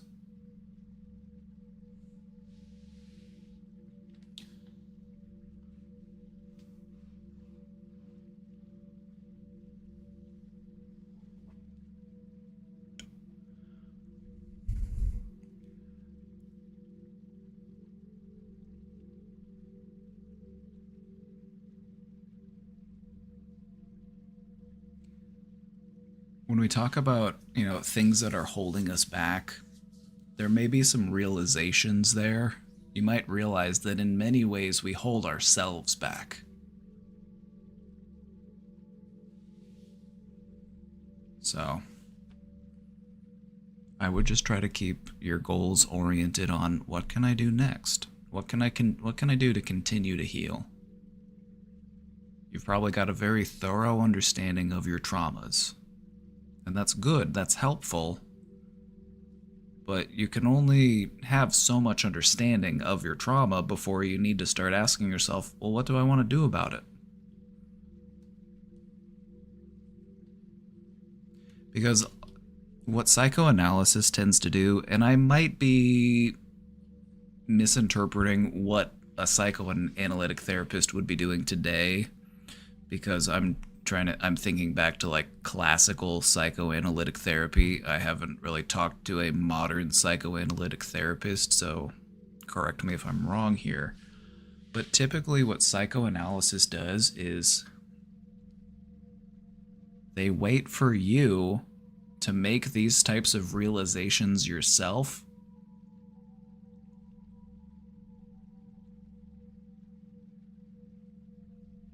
And they try not to direct you at all. A psychoanalytic therapist will basically just so tell me more about that. Just you'll really get into it, and you'll just go through your traumas bit by bit, and you'll just put them all under a microscope, and they kind of leave it up to you to have that realization of, maybe I shouldn't let these things affect me anymore. Maybe I should start moving past them. Maybe it's time to focus on healing. And then they'll say, oh yes, very good. I think that's a wonderful idea.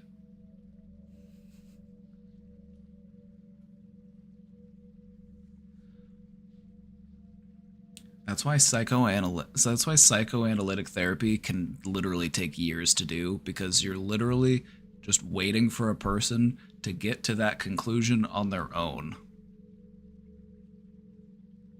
But I think you're at that point, and you're at that point where you're like, you know what? I don't really need to learn about my traumas anymore. It's just kind of what's the point? I get it. I understand it. I've talked about it for years. So what do I want to do about it? What's my next step? How do I move forward? I'm happy for you. I'm happy for you. This is a start of a new chapter for you.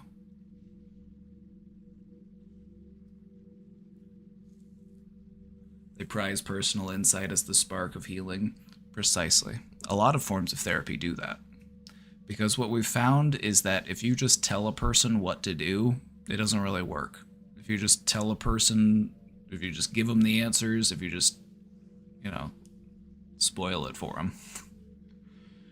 The art of therapy is, we want you to figure out what it is that you should be doing, and we want you to feel like it was your idea. Because if you feel like it was your idea, you're much more likely to actually do it than if you feel like it was my idea.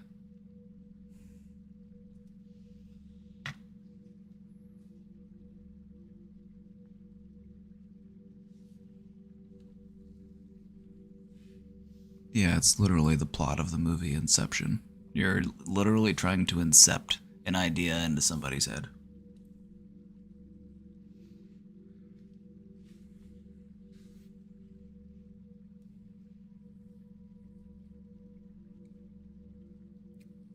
You'll have to let me know how that conversation goes. I'm interested. I'm interested to know. Well, thank you. I look forward to hearing from you.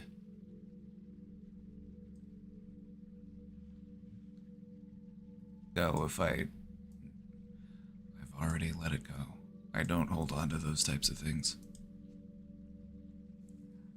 Is that an apology I just heard?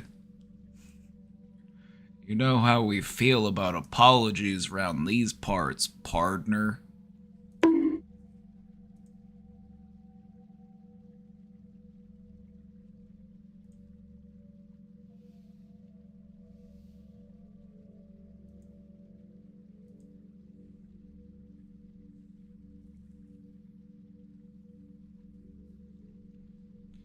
Even F5ing Twitch today for my stream for half the day. Warms my heart.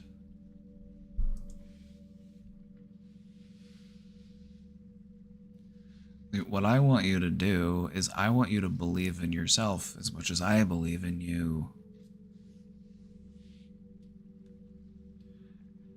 We have a presentation on resilience today, and resilience is one of the biggest factors in a person's outcomes as to whether or not they will heal in the way that they want to heal. So,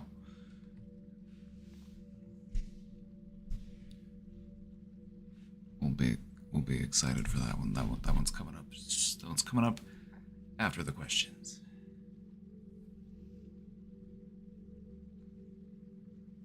I submitted a question about being frustrated. How I was doing better and making a lot of good changes and progress, and then went to get my eye prescription updated to find out I might have glaucoma. The reason why I got upset at you was because someone asked how you would deal with going blind, and you answered you would listen to audiobooks. It seemed like a sarcastic answer, or maybe that is how I perceived it. However, now that I have had more time to think, maybe you're right. What else can I do except listen to audiobooks because I would be blind? I'm going through a lot of emotions on this, especially since I don't have a support system.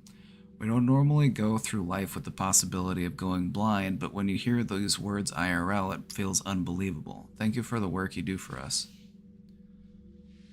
I didn't mean it to seem sarcastic. I approached that question from the perspective of I have a risk of macular degeneration myself, so there is a chance that later in life I could be blind. And so I've had a lot of time to think about that myself. Like, what would I do if I did become blind? And it's like, well, I wouldn't stop living.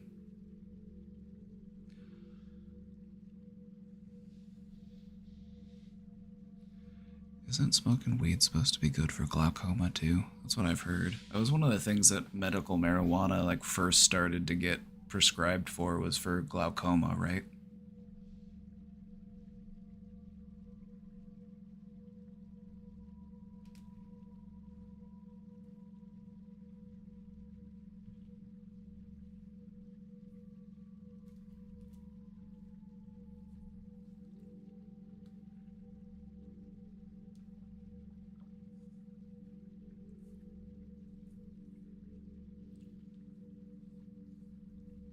I feel like, any one of us could just wake up blind tomorrow. Some freak accident, something happens, some random occurrence, some tiny little blood vessel goes the wrong way or pops or something changes, and,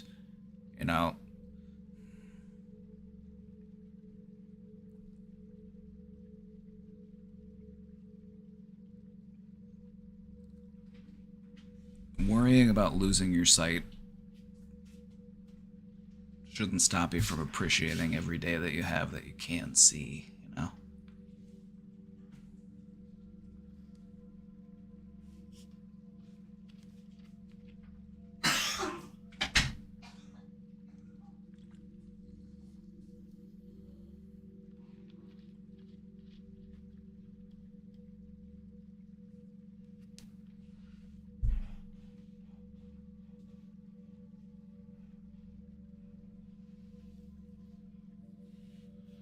I'm hopeful that you won't go blind. Just like I'm hopeful that I won't go blind either.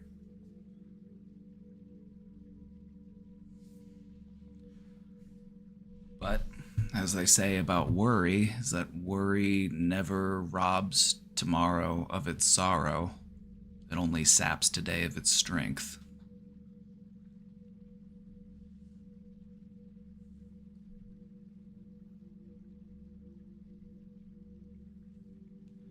So, who knows? Maybe they'll have robot eyes. Maybe we'll be able to get cybernetic implants or something. Who knows? Who knows? Medicine and technology is evolving and changing every day.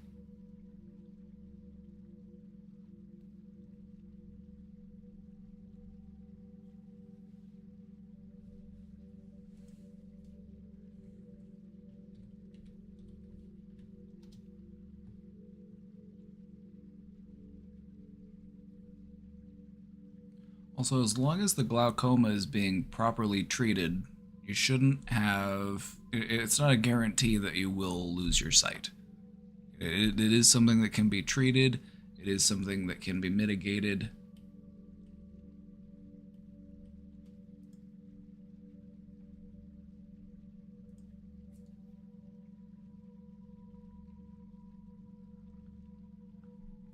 Vat gun grafts. Yeah, maybe they can grow me a new eyeball in a vat or something. Who knows? Maybe they can take some of my DNA and they can grow me a new eyeball. Who knows? Actually, the way that they would probably do it, they probably wouldn't grow a full eyeball inside of a vat. They would probably put some type of proto eye that would eventually grow into a whole eye, and they would put it inside your head so that it could grow into your head. But what do I know? I'm not an expert.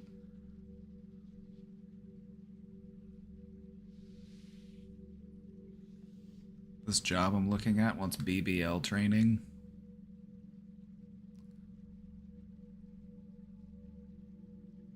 Is that a real thing? You have to get a BBL certificate?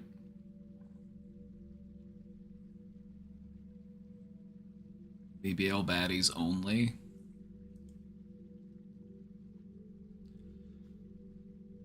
Wait, what's the job? Are you gonna be given BBLs?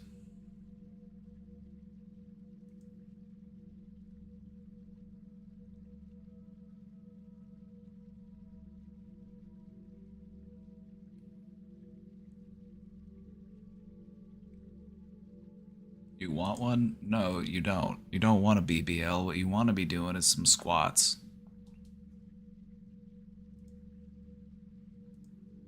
Just wait until a BBL falls out of fashion and then you've got all these people walking around with BBLs and they're not in vogue anymore. Because that's the way that things go. That's the way that time flows, is that what's hot today isn't going to be hot in a year.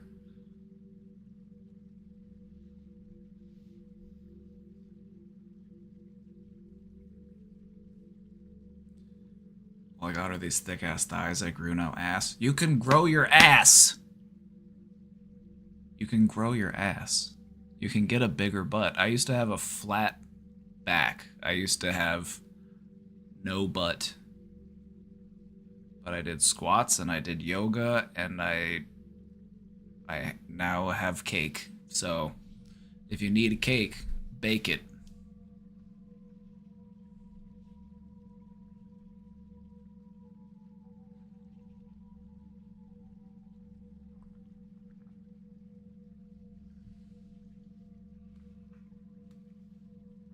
Also, apparently after you like I don't get a BBL. Don't get a BBL. I've heard terrible things of what could happen to a BBL. Your BBL can flop. It can like collapse.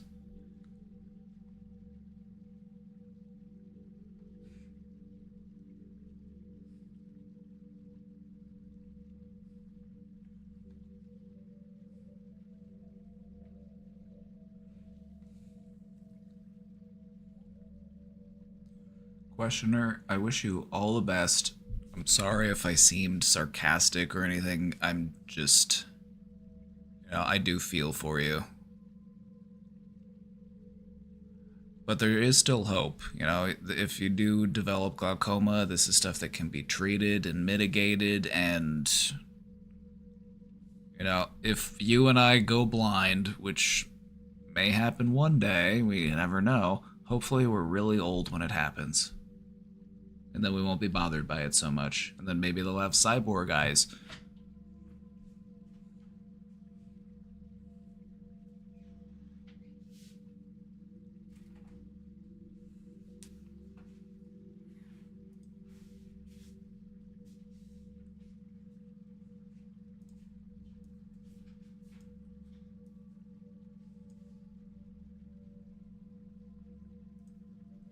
I'm getting my nose, jaw, eyebrows, and chin done. Then will you be happy?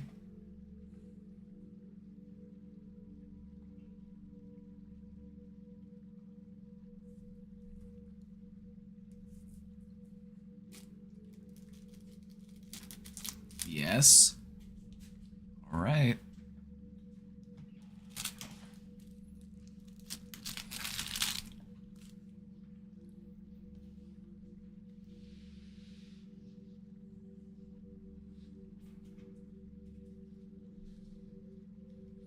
I had an argument with my best friend.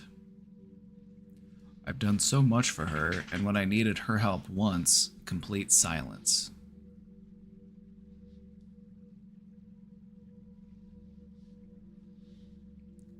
I'm extremely hurt and disappointed. So much so that I want to cut off contact and never speak to her again. This is unfortunately a pattern of mine that I probably should break, that is, to cut off contact, but I'm just too disappointed to seek out another conversation. You can give yourself time, but you don't need to take forever. Like, sometimes it's okay to have some distance, take a break from people. Instead of breaking things off, let's take a break.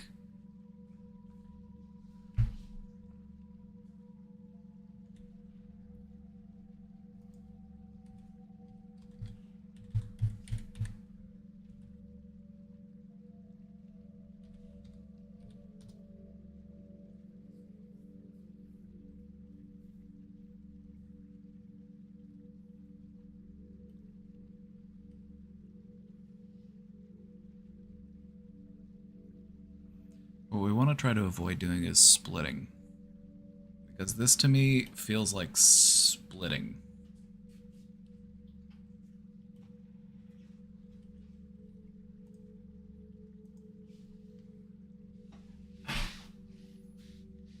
Splitting is a kind of like black and white thinking. It's very like hot or cold. I love you or I hate you.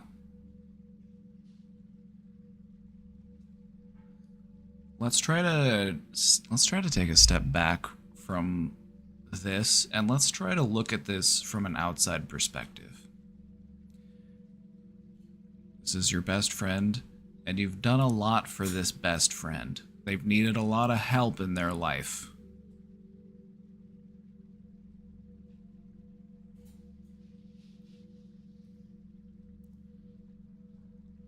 And there was a time when you needed their help, but they weren't able to offer you that help.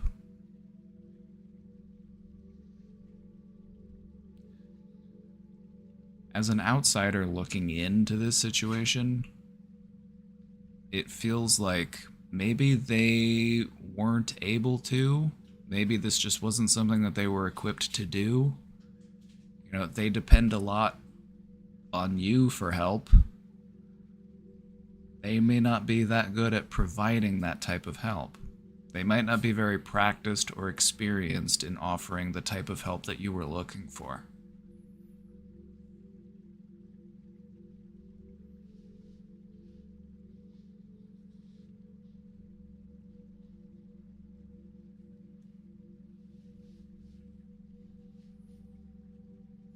If we cut people off every time they wronged us, we will very quickly find ourselves totally isolated.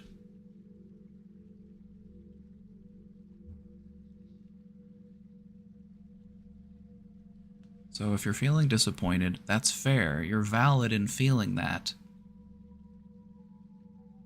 So I would say just give it some time. Give it some time before you have that next conversation. And just let them know how you feel. Just let them know, I feel that I put myself out there a lot. I feel like I do a lot to help whenever I can. And I felt, how did you feel by this? You feel hurt and disappointed. I felt hurt and disappointed when I came to you for help and I didn't get any response. Do you think that they were trying to hurt you? Do you think that they were trying to disappoint you? Because I feel like that matters. They did hurt and disappoint you, but was their intention to hurt and disappoint you? If their intention was to hurt and disappoint you, then this isn't somebody you want around. This isn't somebody you want in your life. They're trying to hurt you. Get rid of them. But do you think that's what they were trying to do? Probably not. Maybe they just didn't know how to help. Maybe they just weren't sure what to do. Maybe they were dealing with their own stuff and they weren't able to be there when you needed them. Maybe their own plate was too full and they didn't have any room on their plate, which happens sometimes.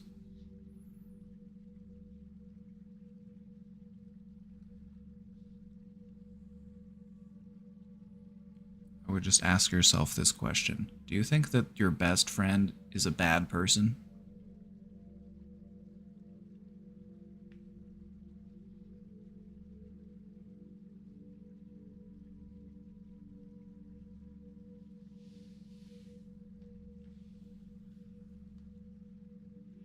Is splitting a symptom? Splitting is a symptom. You want to talk about it?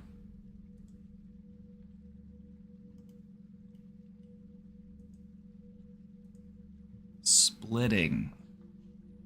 It's technically a symptom of BPD, but splitting can happen in anybody. It's about having a very hot and cold nature in your relationships. Very good or very, you either view someone as entirely good or you view them as entirely bad.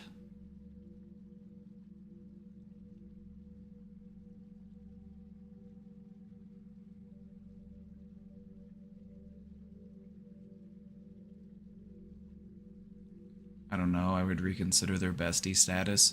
See, I'm trying to put myself in that position. Like, I've had friends in my life where the relationships have been asymmetrical. I might help them more than they help me. But I understand that if the roles were reversed, I wouldn't blame them. I don't blame them for not being able to help. Or if it's a situation where I did need their help but they weren't available, it's like I would just assume that they had something else going on. They must have just been busy. They weren't trying to hurt me.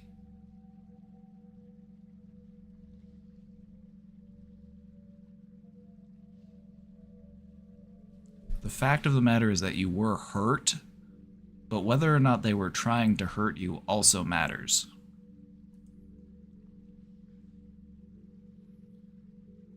Splitting is something that we commonly associate with BPD.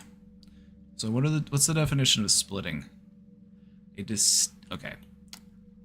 There's no middle ground. You either view the situation as very black and white.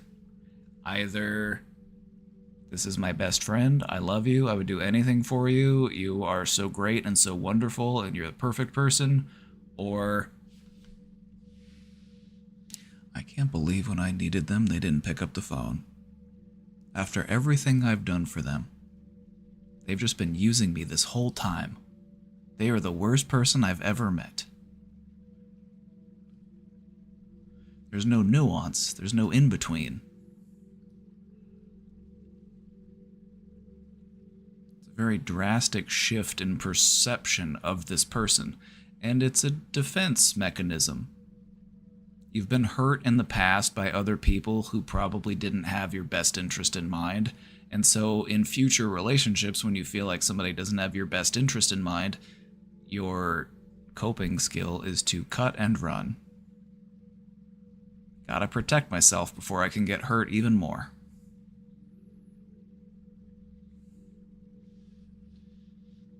What I want you to try to recognize is that this is a self-harming behavior. This is a self-sabotaging behavior. You are cutting yourself off from having real relationships with people because you have these unfair expectations. Like, nobody's perfectly good or perfectly bad. Everybody falls somewhere in between.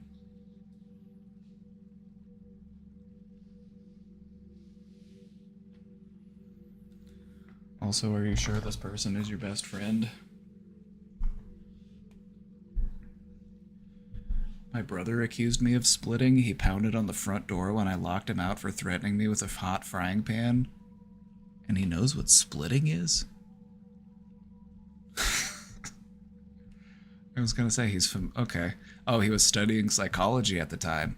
Oh. So he suffered from a case of the Dunning-Kruger effect, I see.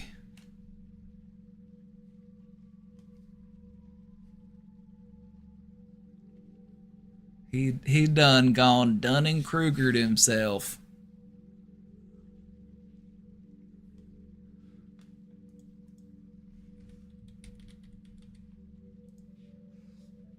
Quick side note, if you are unfamiliar with the Dunning-Kruger effect, it is when it is a type of cognitive bias, and this is when people have a little bit of expertise in a thing, or a little bit of competence in a thing, they overestimate their abilities. This is something you see with, like, somebody took Psychology 101, and now you're analyzing everybody. This is very commonly seen in League of Legends players. Like, I'm only stuck in bronze because all of my teammates are bad. I'm really good at the game, but everyone else is terrible at it.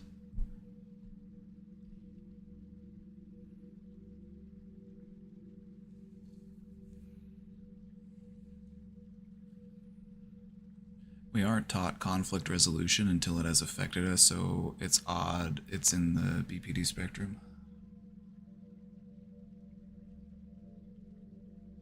Like that one guy that said you have a basic knowledge of psychology, right? Like, I found that incredibly insulting because not only do I understand psychology more than most people, it's probably the thing in life that I understand the most.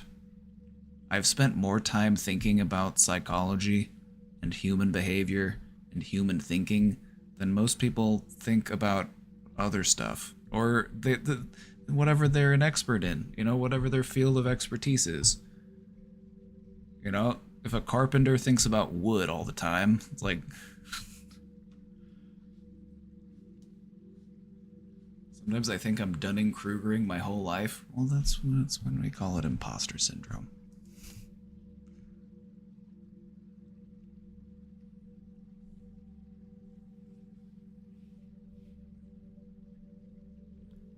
The reason why people split, since we were kind of talking about that a little bit, is, you know, it is a conflict resolution thing. If you aren't trained, if you don't have experience, and if you don't learn how to properly resolve a conflict, like maybe the conflicts in your life were typically resolved in a very volatile way. Like maybe you saw your parents arguing with one of their friends or one of their siblings, you know, or what their parents. And you hear them slam the phone and they say, "I am never talking to her again. If she thinks I'm going to her funeral, she has another thing coming." And then you're a little person and you're like, "Oh, that's how I handle problems. I cut people off. Okay, understood. Noted."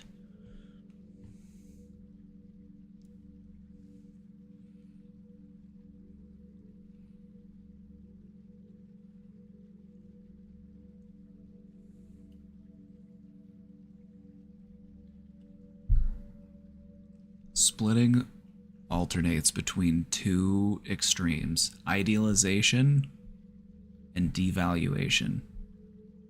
You either exaggerate a person's positive qualities or you exaggerate their negative qualities. So maybe you had this person, you're like, they are my best friend. I talk to them every day. And we talk about anything. And then something happens and you feel disappointed by them, you feel let down by them, and you say, they are the worst person I have ever met. I can't believe that they pretended to be my best friend just so that they could get stuff from me and so that I would help them. It's like, no, maybe they didn't do that. Maybe they don't have these insidious motives. Maybe they aren't this evil person. Maybe they're just a person. Maybe they just made mistakes, like we make mistakes. You have to give yourself grace, and you also want to extend that grace to other people. We can't expect anybody to be perfect.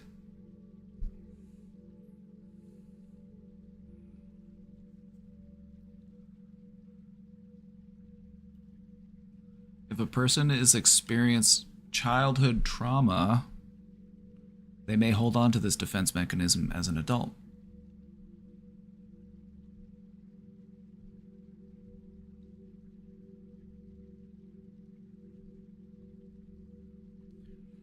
Generational traumas avoided conflict resolution at all costs.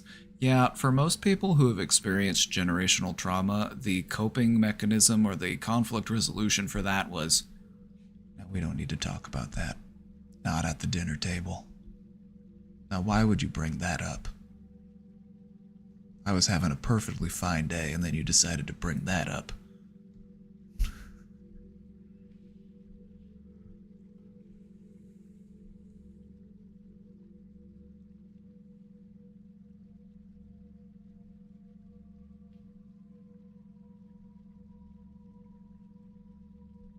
You go back and forth a lot like this at home. Yep. Signs and symptoms.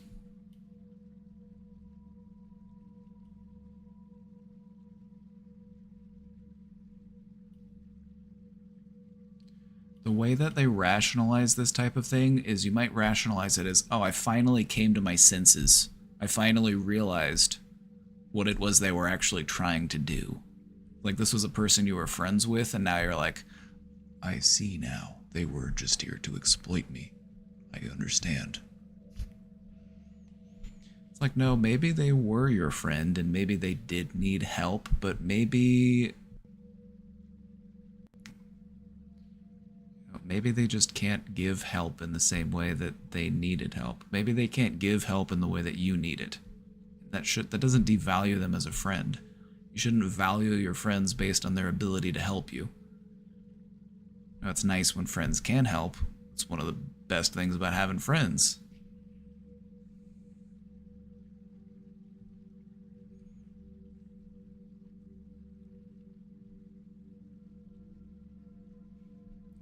You fight your therapist too often, and we try not to take it personally.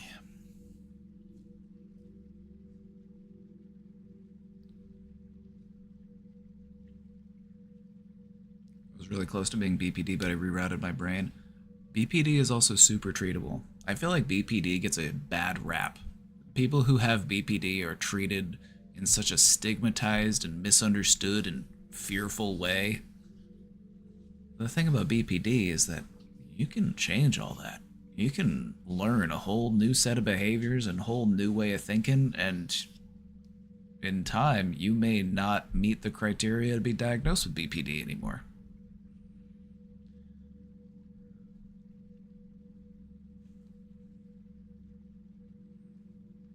Unrecognized and untreated, it's terrifying. I wouldn't say... Well, do you mean unrecognized by the person experiencing it? Because that happens. But the people around them very, very much so recognize it.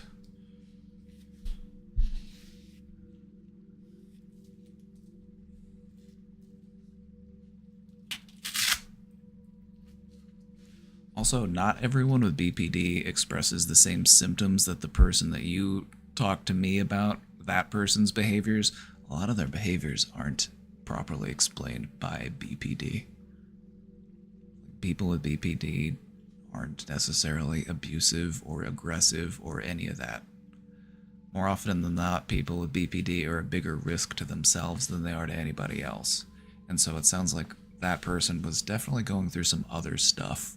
And they were perhaps expressing some symptoms of BPD. Maybe they might meet the diagnosis for it, but there's probably something else going on there too.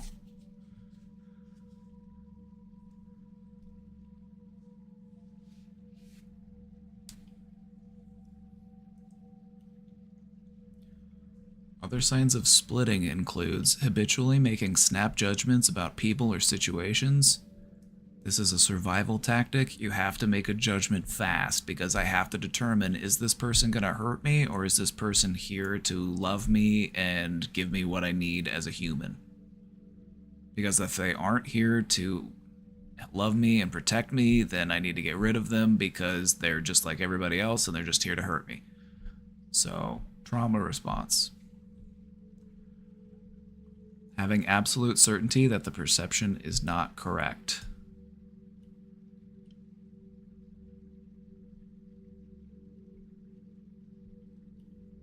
Rapidly switching to the polar opposite view with the same level of certainty. Very often, people who split will find their way back together.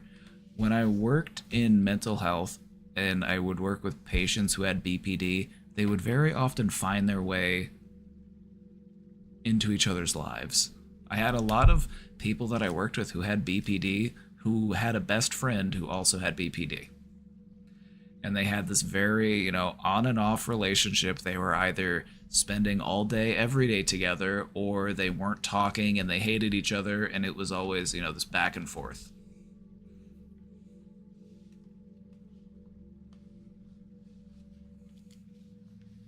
All I ever get to hear is I probably have anger issues and cry a lot. You are valid in your anger. You've been treated like shit. You should feel angry about it. And they told you have anger issues? Like, you're not the one hitting your partner. You're not the one beating somebody else up because you can't control your anger. No, you're valid in your anger. Is it normal that when we talk about BPD on stream, it just makes me laugh because I feel so called out and seen? Group therapy is one of the best ways to work through BPD symptoms, just so you know. We have a lot of people in here who either have BPD or have, symptoms of BPD.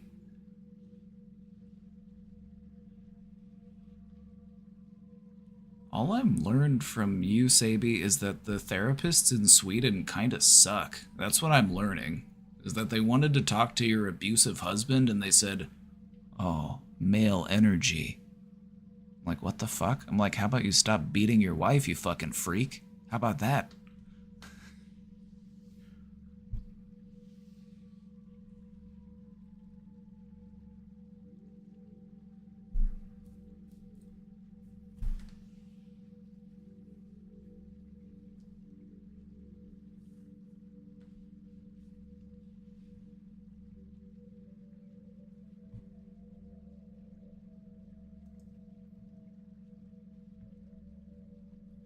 So, splitting can happen as a result of trauma in your life.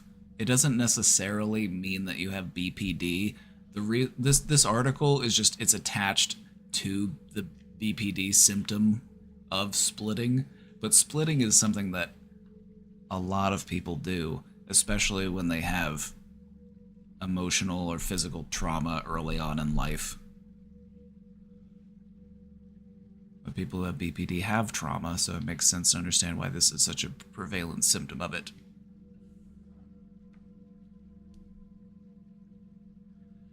Is BPD comparable to ADHD, similarities and differences?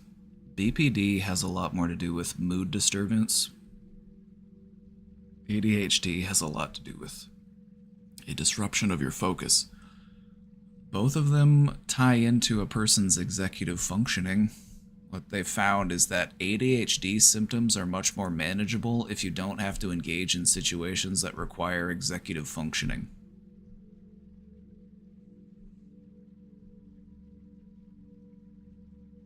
I've known multiple women who were first diagnosed BPD before ADHD. Would you believe that women are overdiagnosed with BPD? BPD tends to be it's one of those diagnoses that is driven by gender norms and stereotypes.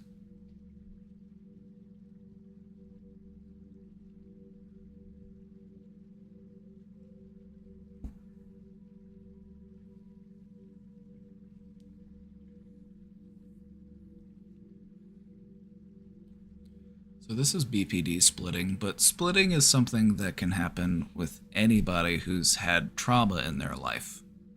It doesn't even have to be like early life trauma, and it doesn't even have to be that severe of a trauma. Remember when we talked about the nature of trauma and how there can be small traumas and big traumas? Like, you could learn how to split. Like, let's say you had a relationship. Let's say you had either a friendship or a relationship, like a romantic relationship, and things fell out. Things just ended catastrophically. And going forward from that, you now have more of a black and white thinking about people because you don't want to get hurt again.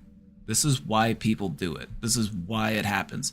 They don't want to get hurt again. They were hurt and they don't want to get hurt again. That's a tremendous motivator for humans.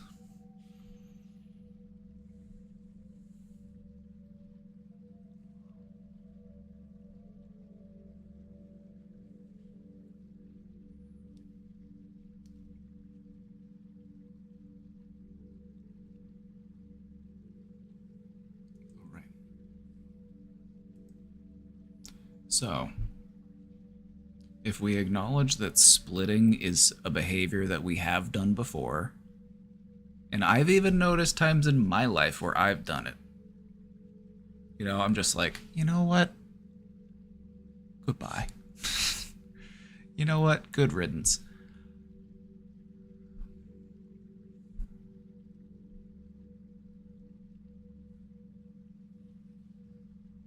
But the thing about relationships is that there will be a conflict in any of your relationships.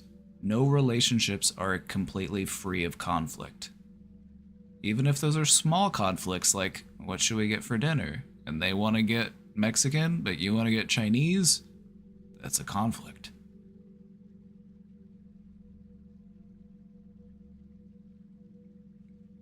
So I would just try to look at it this way. In what ways can having a conversation help to bring you closer together and develop a better understanding of one another? Because without this conflict, you might not have had the prompt to engage in that type of conversation. Because of this conflict, you may actually be able to grow closer as friends. Just think about it.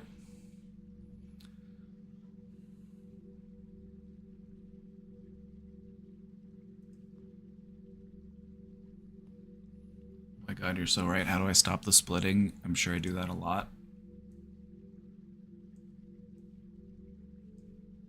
Am I good or am I good? Not to brag or anything, but am I good or am I good? So how do I stop the splitting? First off, just acknowledging that that's what you're doing, and then try to acknowledge why it is that you do it. You know, you've had perhaps relationships in your past. Maybe it was a past, partner. Maybe it was your parents. Maybe it was your friends in school. Who knows?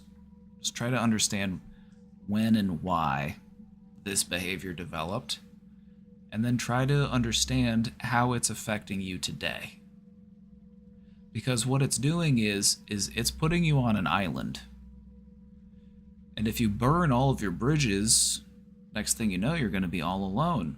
You're going to be talking to a volleyball.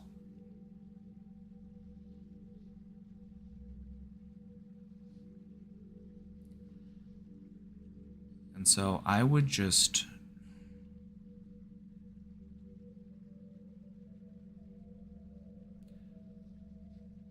appreciate that growing closer to people is what life is all about.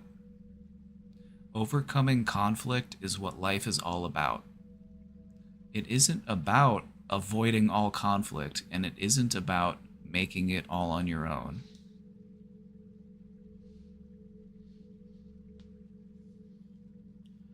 And so, now that you're aware of this behavior, you are now more empowered to do something about it. So that's good.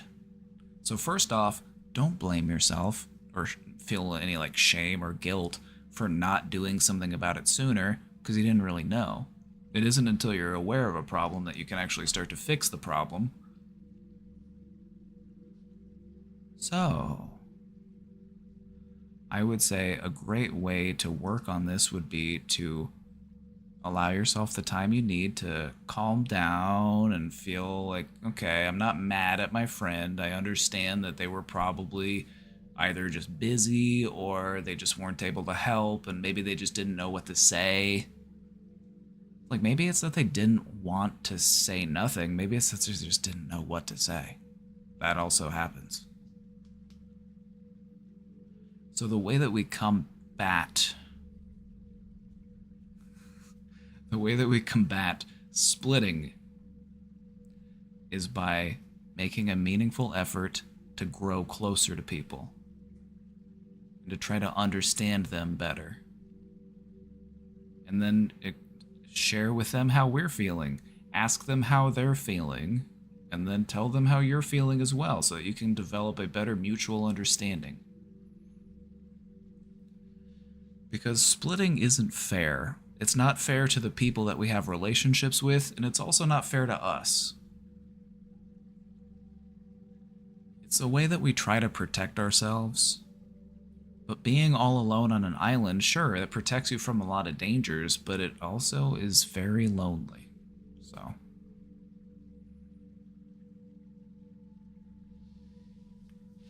Something that helps me with this behavior is remembering that my strongest thoughts and urges are seldom my wisest. Then I wait 3 days to respond to upsetting things. If possible, I usually feel entirely differently about it by then. That's a good way to do it. And that's why I was recommending, to just take some time before you re-engage with them. Just give that, like, if it still matters, if you're still mad about it in a couple days, it's like, okay, maybe there's something else there. Maybe there's...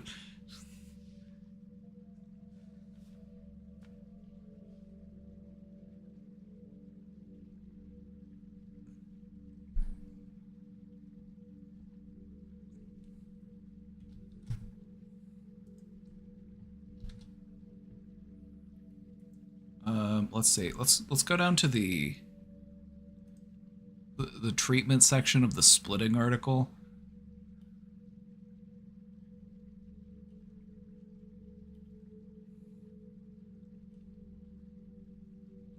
Talking about it here is one helpful way. I like to consider what we do here to be a form of group therapy.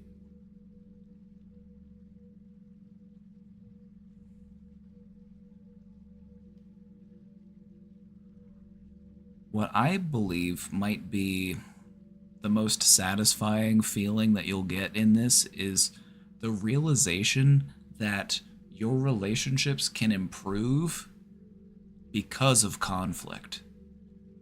The perfect relationships aren't the ones that are completely free of conflict, because every relationship has some sort of conflict. The best relationships are the ones where you're able to overcome that conflict and grow closer and develop a better understanding of each other because of that conflict. So take this as an opportunity to grow closer to the people that you care about, rather than satisfy that urge you're feeling of, I gotta protect myself, I gotta get out of here, I gotta run away. Just say, no, I'm gonna stick around, I'm gonna make this work, we're gonna talk this through.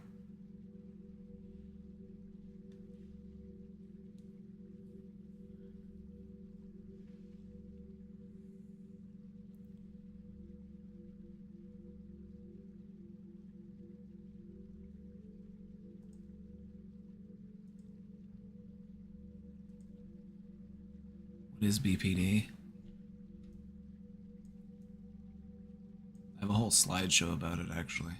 BPD stands for Borderline Personality Disorder.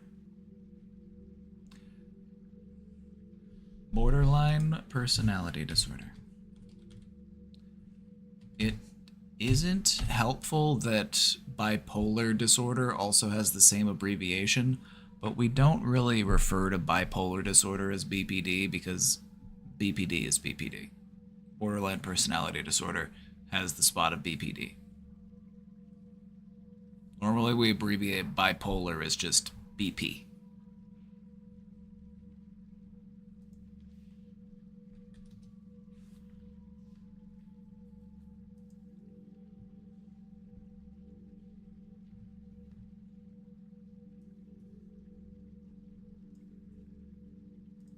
Let's run through it real quick. Let's speed run the explanation on what BPD is.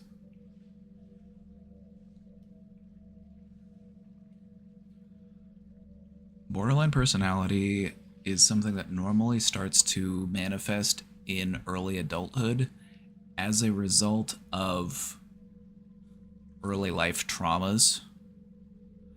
It affects the way that people feel about themselves and about others. It creates a pattern of unstable, intense relationships, as well as an impulsiveness and a certain unhealthy self-image.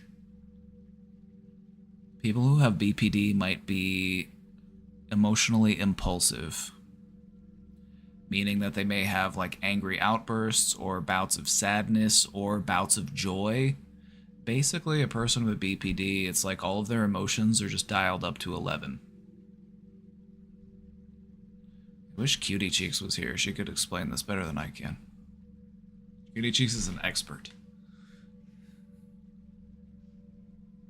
Although, I loved working with people with BPD. They were some of the realest people that I ever did therapy with. So real.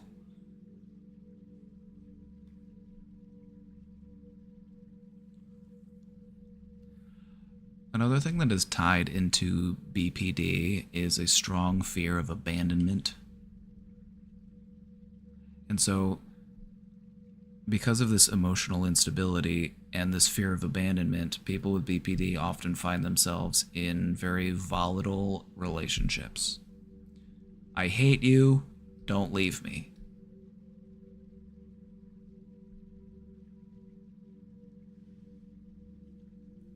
Anyone seen Girl Interrupted? I haven't seen it in a while. Girl Interrupted is a movie that...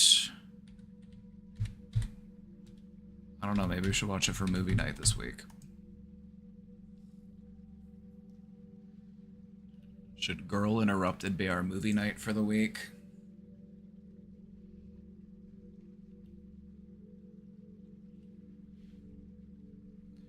It's based on a memoir of a woman who was in a psychiatric institution. She had a nervous breakdown and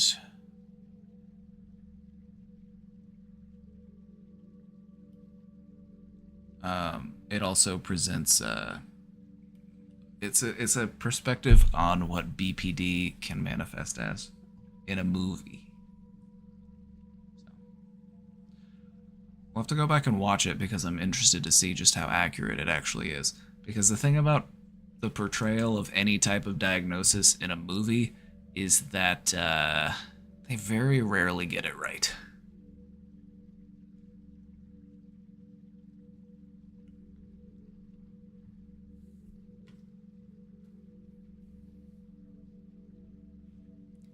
So, BPD often stems from early life trauma. Symptoms of BPD include a strong fear of abandonment,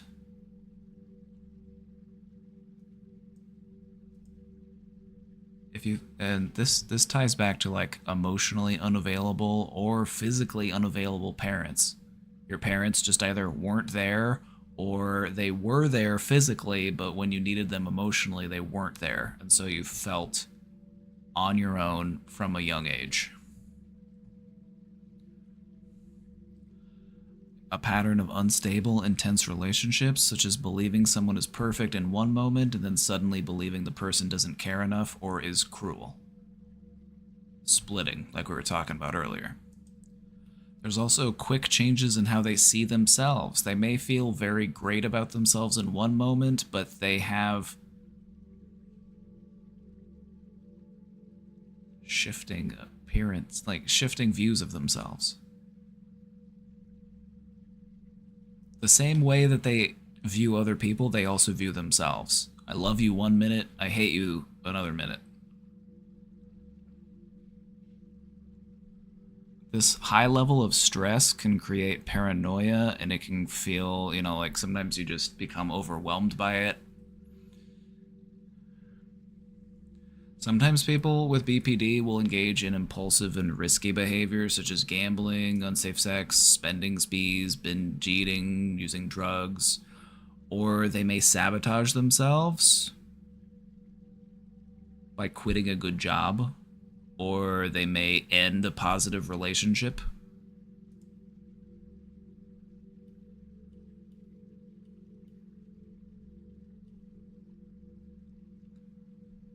In some cases with BPD, the person will engage in threats of suicide or self-injury, often in response to fears of separation or rejection.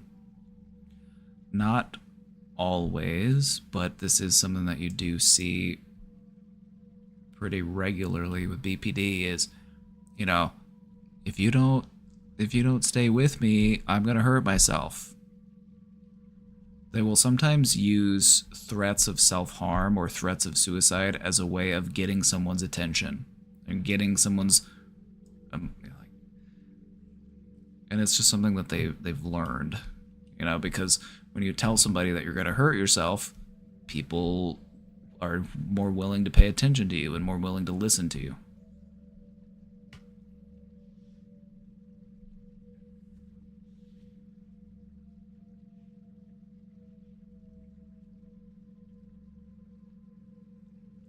A therapist told me I end good relationships because they feel abnormal to me. If I end it, I don't suffer the ending as much.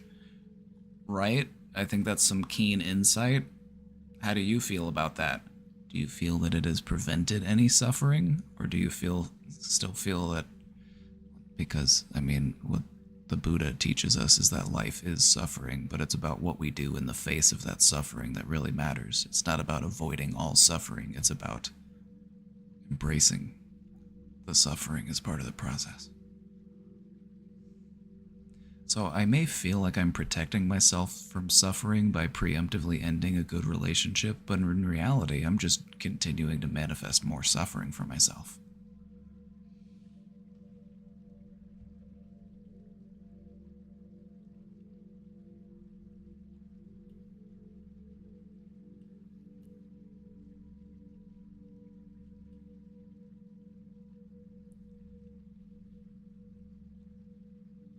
A stressful childhood or a lot of trauma is probably one of the biggest factors in a person developing BPD, but it can also... Okay, so hear me out here. They say that there's a genetic factor to a person developing BPD. Me personally, I don't really buy into the genetic aspect of most mental illnesses. Like schizophrenia, maybe. Like, I'll buy into that. But if you have a parent or a sibling who expresses BPD, it's more likely that you've just picked up those behaviors because you've spent time with them and you've observed them and you've learned from them. So it might not be that, that you inherited it in any way other than you observed them. Hey, I know I've been gone for a while. I'm sorry. Well, welcome back, first and foremost. And also, no apologies, so... I'm glad to see you're back. Welcome back. You watching and realizing my mom fits all of these?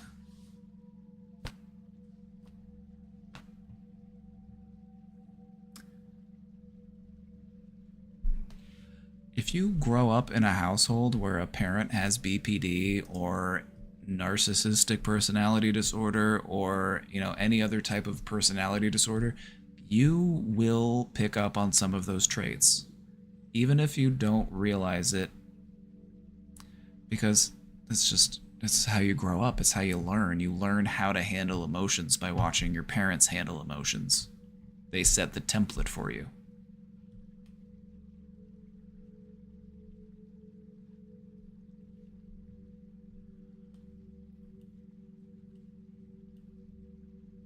So, BPD. BPD is something that can take a while to get properly diagnosed because you kind of have to look at the patterns of a person's behaviors. You also have to make sure that it's an ongoing thing and it's not just something episodic. You're not just going through a really hard time and your emotions are all dialed up. This is a chronic thing. The best form of therapy for BPD is dialectical behavior therapy, DBT. DBT focuses on learning skills that help you to manage it. It teaches you mindfulness, interpersonal effectiveness, distress tolerance, and emotional regulation. These are things everybody could learn from. I understand BPD the best by understanding how we treat it. If the way that you treat BPD is by teaching a person emotional regulation, distress tolerance, interpersonal effectiveness, and mindfulness, that, to me, teaches me what the issues are that we're trying to fix.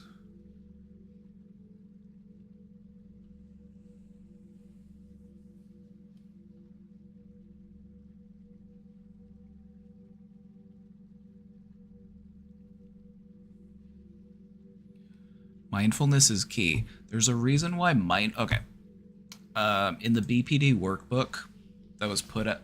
Sorry, I'm getting ahead of myself. In the DBT workbook, dialectical behavior therapy, it's the best form of therapy for treating BPD. And DBT was developed by a psychologist by the name of Dr. Marsha Linehan. And in the DBT workbook, because it's a whole workbook with hundreds of exercises and it's very regimented, it's very step-by-step, it's a great program. And it can work if you actually go through the entire process. The first thing that they teach you about is mindfulness. Because with mindfulness, all of the other skills are easier to learn. Mindfulness is the one that you have to focus on first. And mindfulness is just awareness.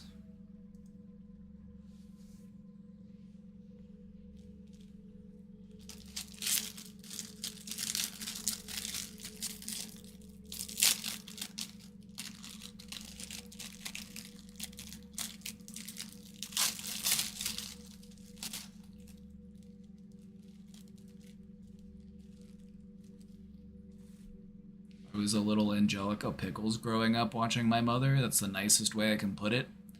Not now, honey. Mommy's on the phone. I've got to close this deal in Hong Kong before...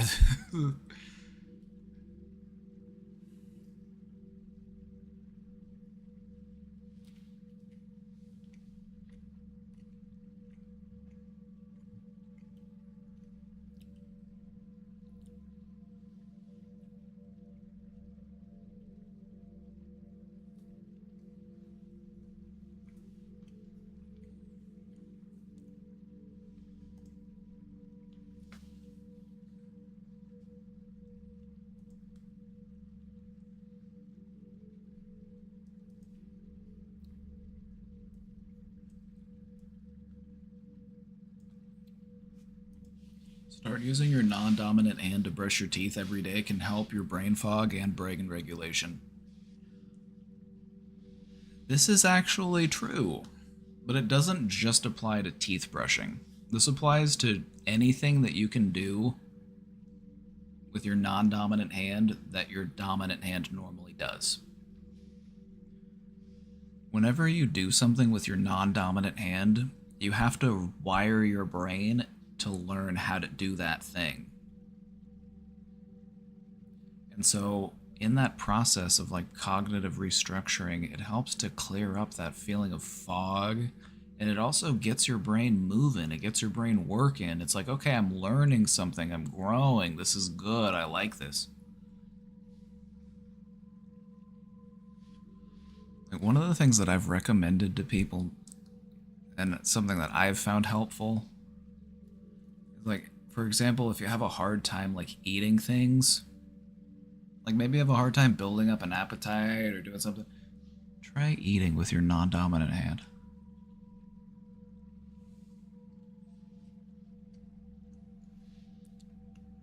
One of your hands is controlled by one half of your brain.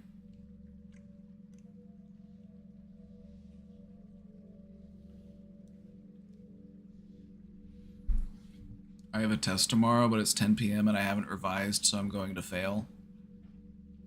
You don't know that. You don't know that. Is there anything you can do before then? Or are you just resigning to failure? Come on, Ash, you're smart. You'll figure something out. I believe in you.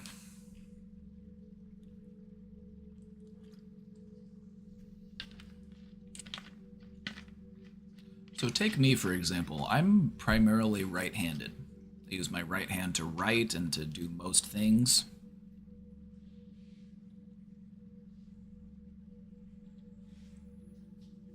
My right hand and the right half of my body is controlled by the left half of my brain.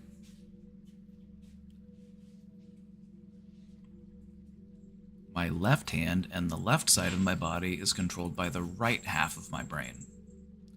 And so whenever I do something with my non-dominant hand, my brain has to figure out how to do that thing. Oh, you brought Beaver in here? He's chasing the laser? I got beavered. I got beavered. Look at the size of that boy. Ah! Hey, Beaver. He's looking for the laser pointer.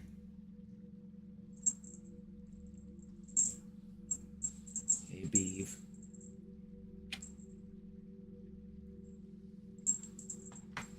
He's looking for that red dot.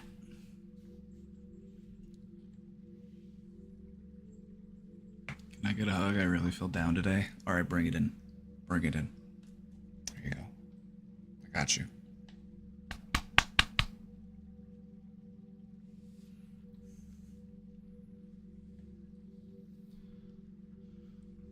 So anyway, whenever you learn how to do something with the part of your body that doesn't normally do it, like your non-dominant hand, your brain has to form new connections. It has to teach itself how to do that thing. And so it can help to clear up your focus a bit.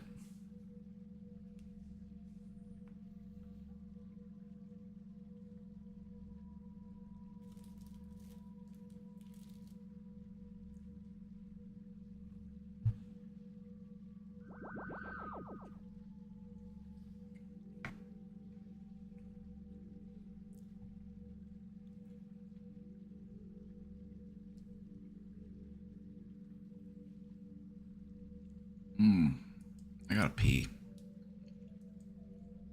Look at this video I found. Look at this video I found. I'll be right back. The cat walked into man's life several thousand years ago. It came from the lands of its wild ancestors, from the high mountains, from the jungles, from the Great Plains. Slowly and hesitantly, it came to settle among us. For us, the cat has become a companion and a stranger, an object of admiration and fear, a symbol of beauty and mystery, of angelic grace and demonic powers.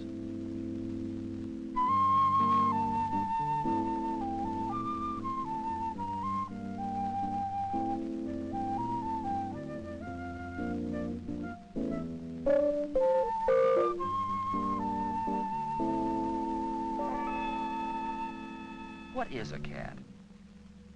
There is no one answer. A cat is an enigma, a riddle of hidden meanings, a paradox, a puzzle. And although cats have been domesticated, man has not tamed their wild spirit. Cats are skillful hunters instinctively, physically equipped to catch prey, with eyes set in front for tracking, with padded paws which are firm and sure and quiet, with sleek muscles designed for leaping and pouncing, and with retractable claws which they keep well sharpened.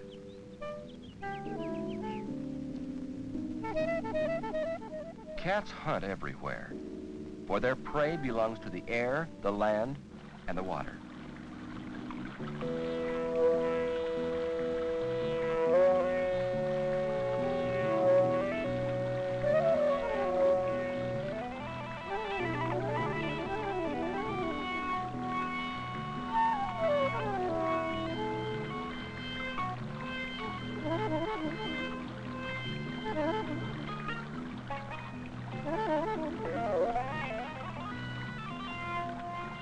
Their hunting instinct goes so deep that they keep in practice by hunting anything, real or imagined. Cats climb trees to hunt, to rest, to escape, or just to feel secure.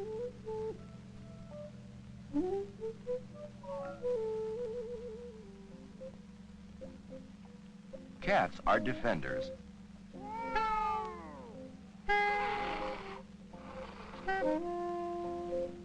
Of their territory, they're possessive, always alert to danger. Of their young, they're fiercely protective.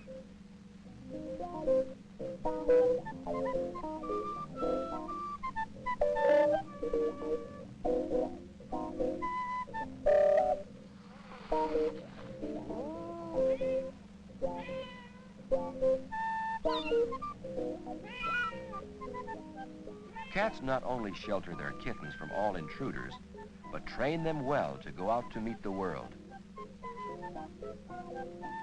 Cats are clean in all their personal habits.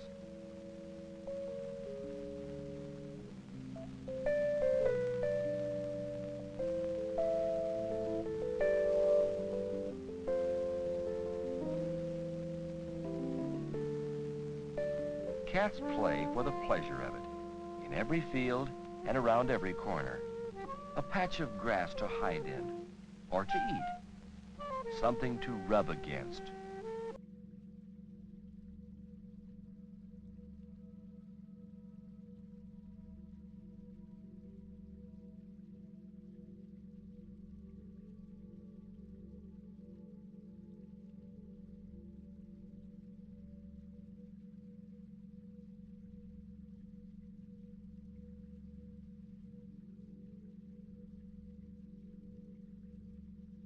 Oh, sorry, I'm muted. Oop. Thanks for letting me know. I found this old YouTube channel that had that video on it, and all they do is upload all of these old videos from like the 60s and the 70s. All these old like informational videos. It's kind of a cool channel.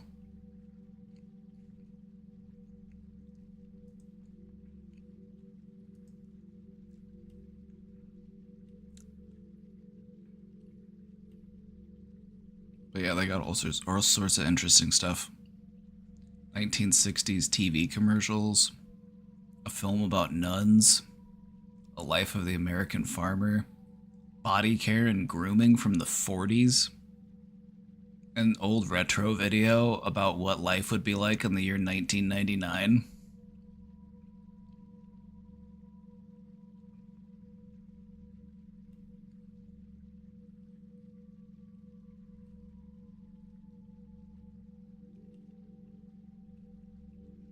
So yeah, if you're into this type of weird stuff like I am, this is an interesting YouTube channel. By a therapist? Yes.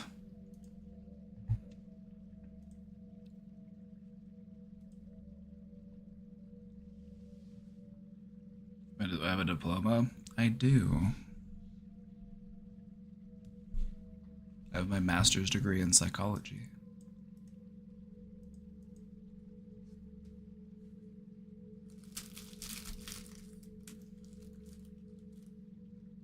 I switched to doing stuff online because it's more fun, and also I get to interact with way more people.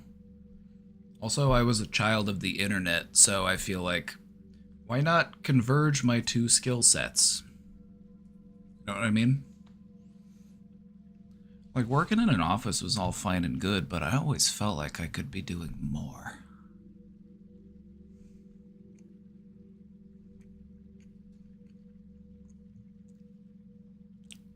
Let's see what this TikTok is about.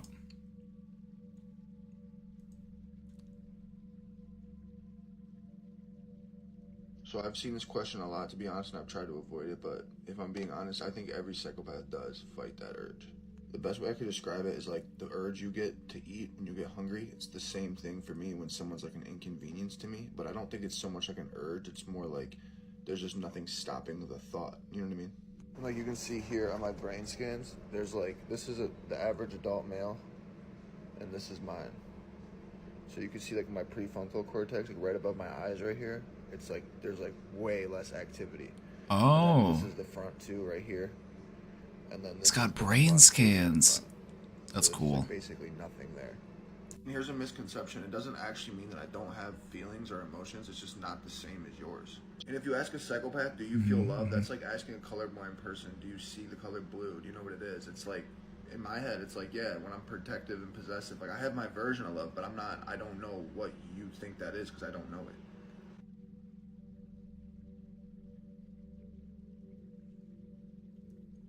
It's like, there's like... Brought an interesting thing here. So he has brain scans that shows that he has a severe reduction, almost no activity going on in that prefrontal cortex. It's the prefrontal cortex, the very foremost part of your brain. It's up here right above your eyes. That is the part of your brain that is the last to develop. Normally, it's not done developing until you're in your early to mid 20s. And that is the part of your brain that's responsible for executive functioning. Which means, before I do this thing, I need to think, is this a good idea? What would happen if I did that thing?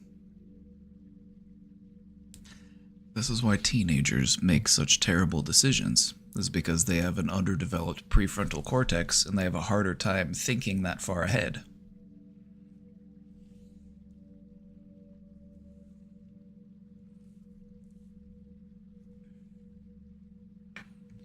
So can I make a specific question? Do you think we should continue using tricyclics, SNRIs, or even MAOs when SSRIs are doing a good job in the last few years?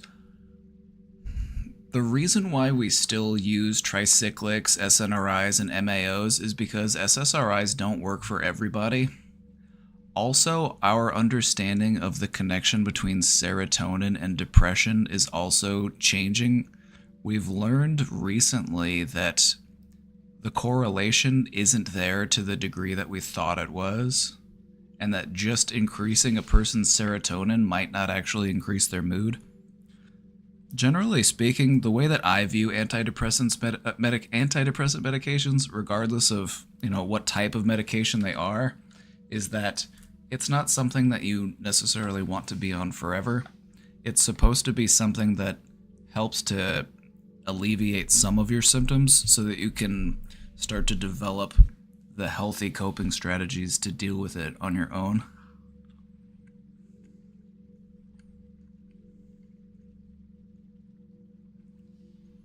Considering the side effect of tricyclics, I don't prefer them. Yeah, a lot of those old school psychiatric medications, whether they be antidepressants or, early anxiolytics or antipsychotics, they tend to have worse side effects. And that's why we've shifted, is we will go for something that might not produce as much of an effect, but it has a far less chance for a person to develop side effects, or they might still develop side effects, but not as badly. One of the most common side effects with all of those types of medications is a reduction in your sex drive.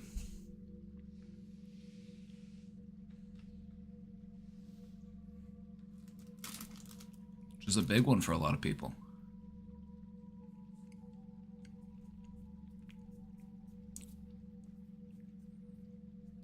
One of most of my patients, I don't have any patients at the moment.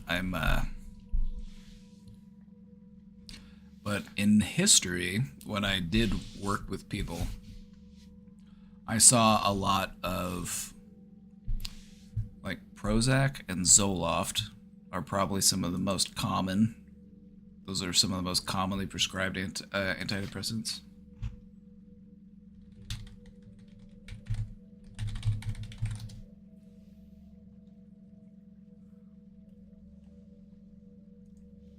It's like Zoloft is number 1.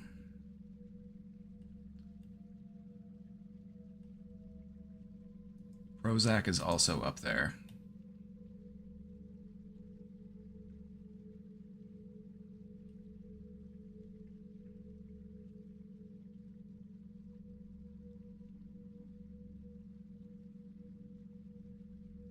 Lexapro is more common, which is the one that you mentioned. Escitalopram, it's also known as Lexapro. The thing about Lexapro is that it works, but Lexapro can have more significant side effects if you were to try to stop taking it. A lot of the reasons why we tend to prescribe things like Zoloft or Prozac is because it's not normally as difficult for a person to go on them and off of them, but for some of these medications it is. Some of these medications, it's like, it can be really rough getting off of them.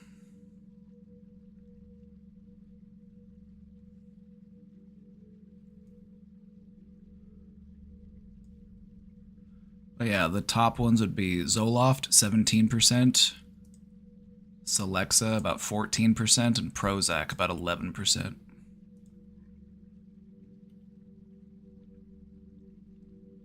With about 8% of people taking Lexapro.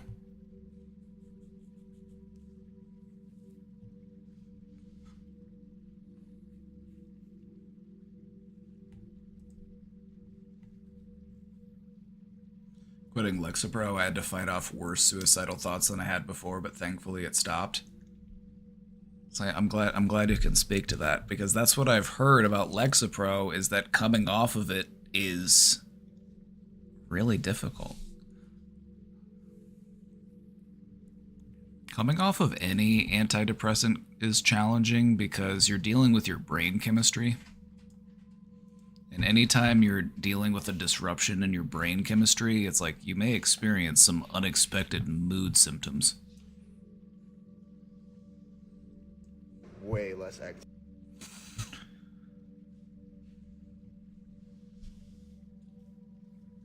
At what point does your therapist order a brain scan? Your therapist probably isn't gonna order a brain scan.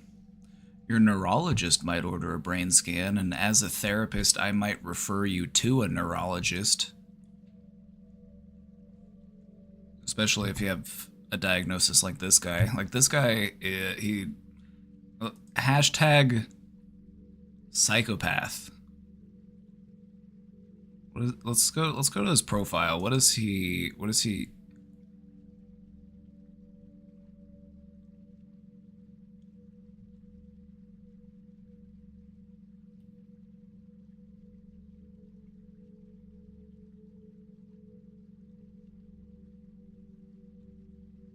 Because you can't just be diagnosed as a psychopath. Like, psychopathy isn't a diagnosis.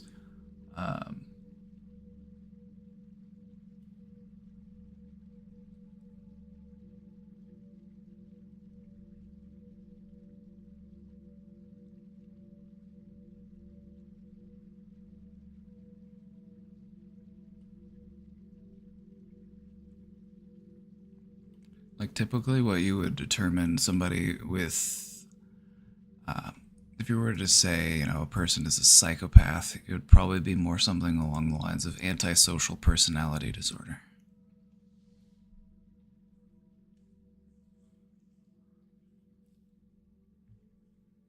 What about the atypical ones like mirtazapine and trazodone? I worked with a lot of people who were on trazodone.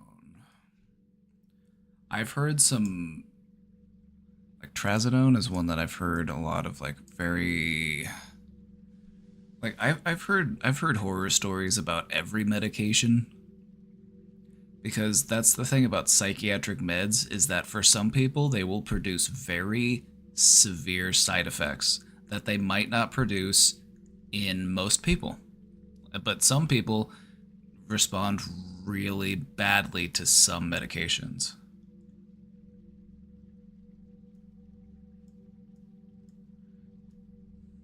And so I've heard some people say oh, I got prescribed trazodone and it turned me into a zombie. I was sitting in the corner and I was just drooling on myself.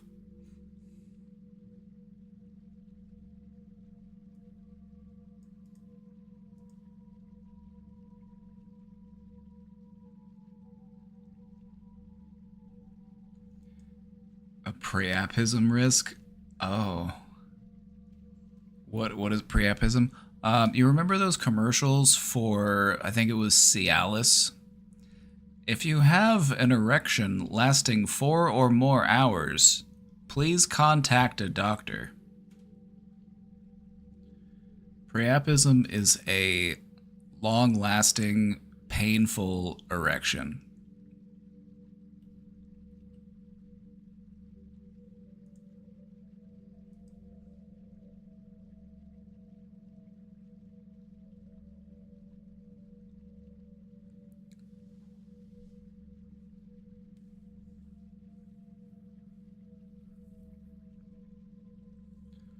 I experienced malpractice from my doctor. I was inquiring about the possibility of having ADHD, and he put me on bipolar medication.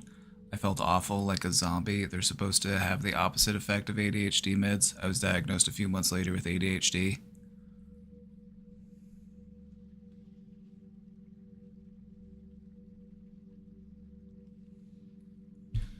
That's the thing about doctors, is that sometimes they see what they're used to seeing.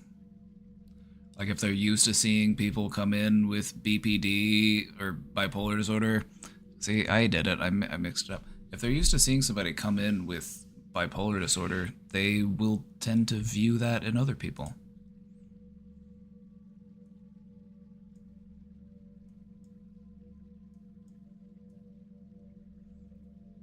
It's like, they're not supposed to, but doctors are human too, and sometimes they make those same mistakes.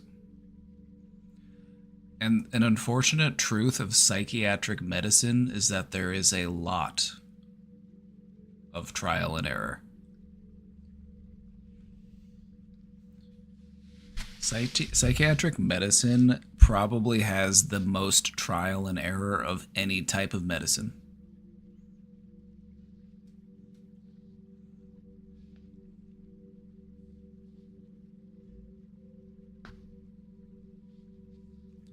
Problem is that he would not entertain the idea that it could be something else. Some doctors don't believe that ADHD is a thing. Some doctors don't believe that it's something that you treat with medication. Some doctors... I've met doctors that don't believe in certain types of diagnosis. So...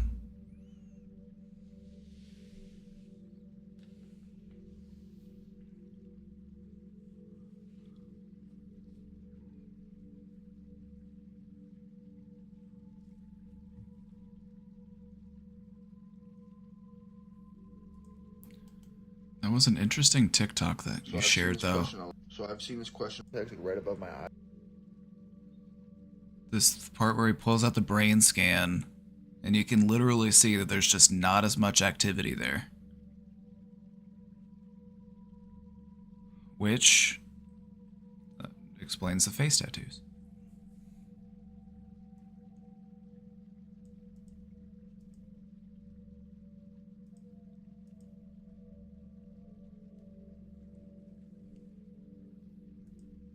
And then this is the front facing the front. so there's just like basically nothing there. And here's a misconception: it doesn't actually mean that I don't.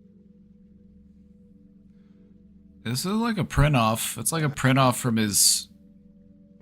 So you can see like my prefrontal cortex. Like it has its name. It has his name and date of birth up there. Not to like dox the guy, but like it has his information up at the top.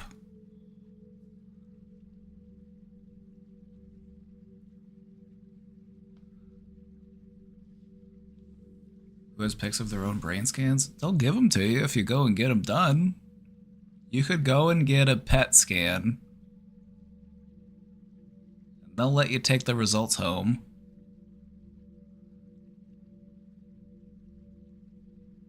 But now it just has me wondering, is there a correlation between activity in the prefrontal cortex and facial tattoos? Because I have a hypothesis. I don't mean to sound judgmental of people with facial tattoos, but I have a hypothesis that a majority of people with facial tattoos probably don't have as much activity in their prefrontal cortex. Just a thought.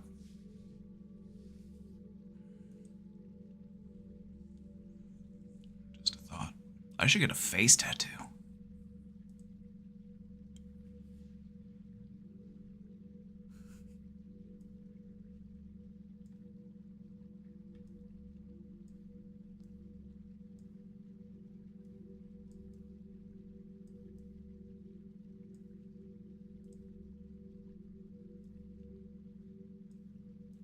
My apologies if anybody in here has face tattoos and I just disparaged you. I'm sorry.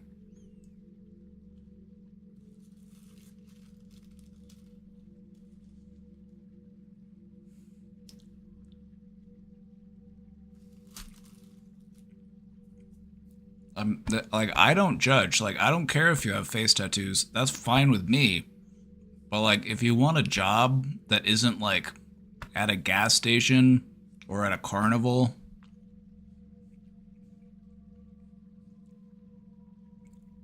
like, it can pretty significantly impact your job prospects. People tend to judge you when you have face tattoos. I'm not trying to be judgmental. I'm just saying society is judgmental. Society is the problem. Me personally, I think anybody with face tattoos should be able to have any job they want.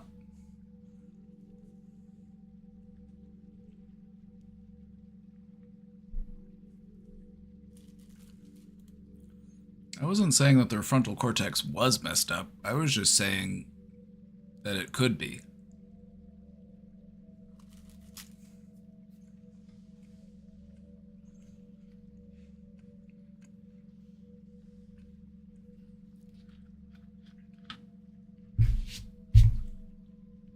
See, this is why I like to do my therapy on the internet, is because I can have permission to be weird and say stuff like that without having to worry about, you know.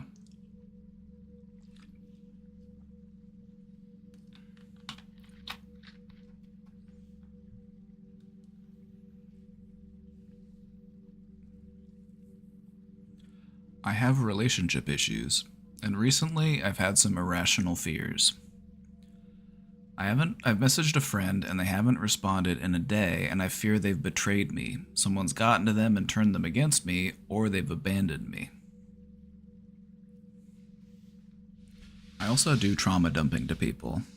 I meet people, become friends, and within a week I'm dumping everything on them, like my most intimate feelings and my trauma history.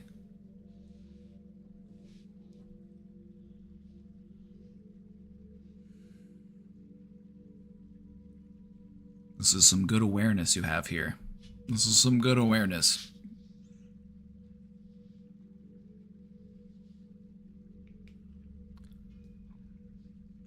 And this brings up a few things that I'd like to talk about. Why do we trauma dump? Why do we trauma dump? Because this is something that I feel like has become more popular and something that I've noticed more people doing, and I feel that it stems from, first off, the inaccessibility of mental health treatment. Getting a therapist is expensive, and it takes time to get a therapist, And so you just end up with all this stuff that you're wanting to work through, and you just find the first nice person who's willing to sit down and listen to you, and you just let it all out.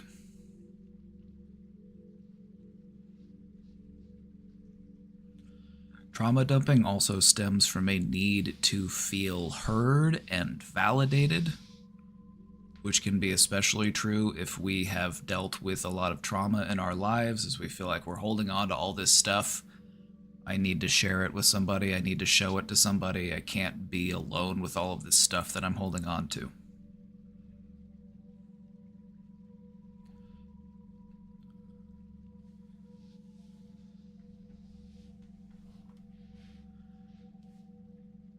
Sometimes I feel like my trauma explains things, if that makes sense. It can explain things about you, but it doesn't define you. Sometimes we feel like when we make a new relationship, I have to tell them everything about me, because if I don't, and they find out later, or they hear it from someone else, they're going to leave me. And so I need to get it all out there. I need to put it all in the open.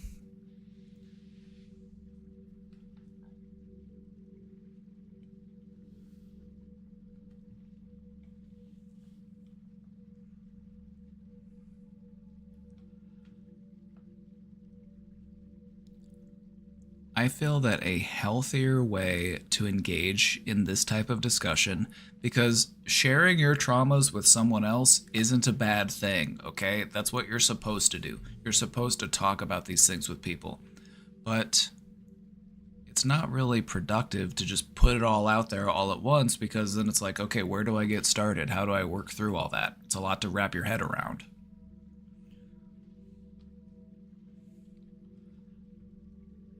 If you're going to talk about your traumas with other people, it should be more mutual. I'll talk about a little bit of my trauma, you talk about a little bit of your trauma, and we develop a better understanding of each other, and we grow closer in our relationship. We don't need to binge, okay? It's not a Netflix show. Ooh. You don't need to go through every single episode. Just take it one episode at a time.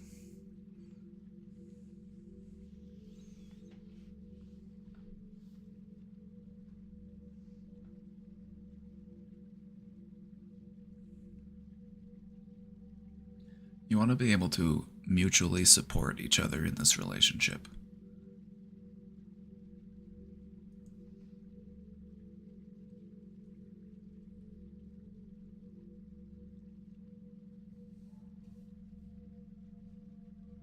So,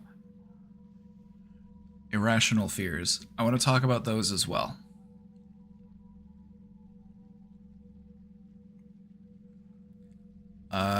Could it be that they've betrayed you? Could it be that someone's gotten to them and turned them against you? Or could it be that they've abandoned you? Maybe. Maybe. But probably not. What are some reasons why you, in your history, might not have responded to someone for a day? Because I can guarantee that at some point in history, you didn't respond to somebody. So what happened? What happened with you? Did you get kidnapped?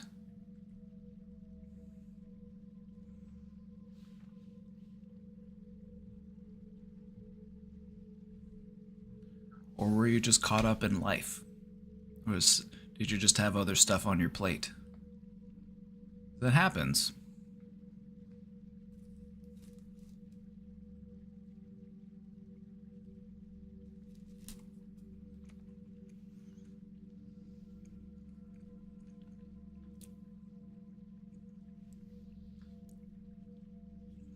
When we're dealing with irrational fears, we want to try our best to start practicing approaching them rationally.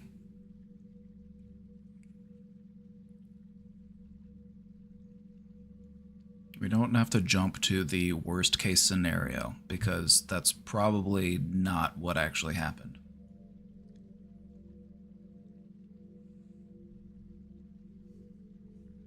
And so until I find out what actually did happen, I don't need to preemptively worry that the worst possible thing happened.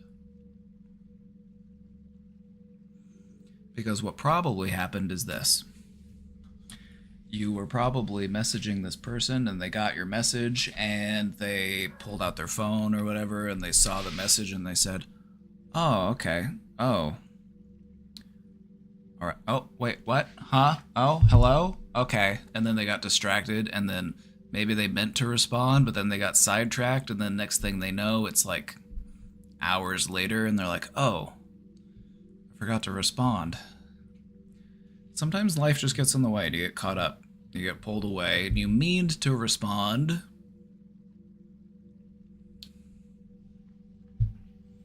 You get distracted. It happens.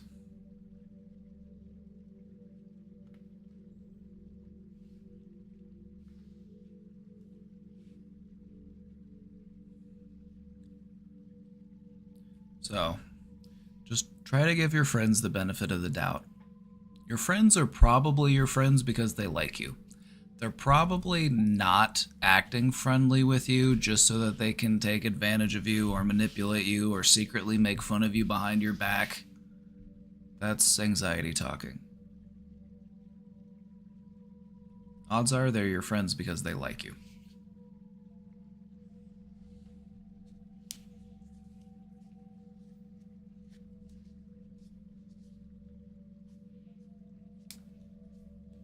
One more thing about trauma dumping before we move on.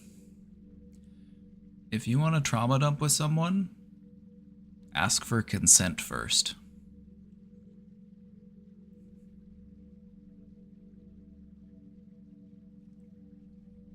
Hey, if anything, allow it to be a mutual experience. I trauma dump, you trauma dump.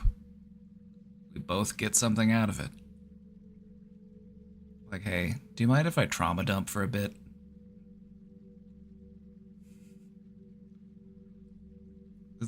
The thing about trauma dumping is that it's not even about getting a response, it's just about feeling heard. You just want somebody to listen to what it is you're dealing with. So, turn this trauma dump into a group poop.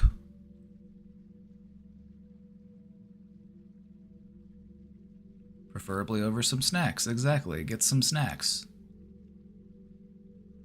It's what people have been doing together for the dawn of time. Dumping traumas over food.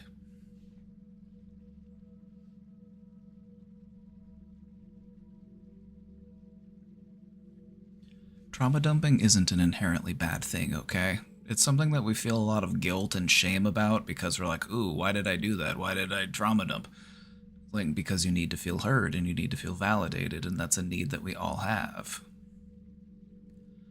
But if you are going to trauma dump with somebody, I would at least ask them first, hey, do you mind if I trauma dump for a bit? At least get their consent first. And then let them know that if they want to trauma dump with you, to go ahead. That's fine. They can do that too. We just don't want it to feel like it's a one-way street, you know? There should be two ways in this communication we have.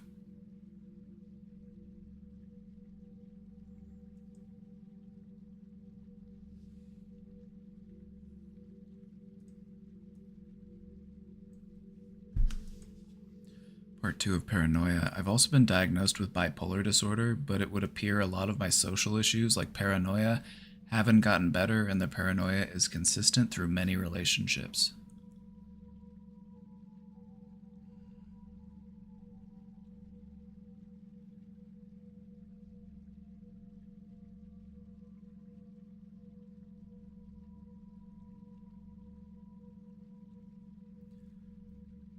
If this was something that we were working on together, like let's say that we were working on your paranoia together, and with something we want to help you with, what I would have you do is I would have you try to just look at your history of behaviors and see Has my paranoia always been this bad as it is currently? Did it used to be worse? Has it maybe gotten a little bit better?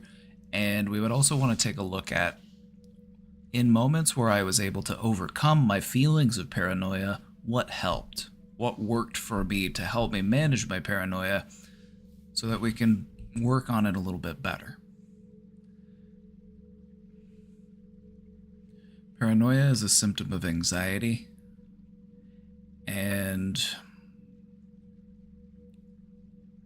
it can take time for that to mend, but the best thing to do with those feelings is to just try to be brave and be strong and try to prove them wrong. You don't want to live a life in fear. And so just continue to work on detaching yourself from those beliefs.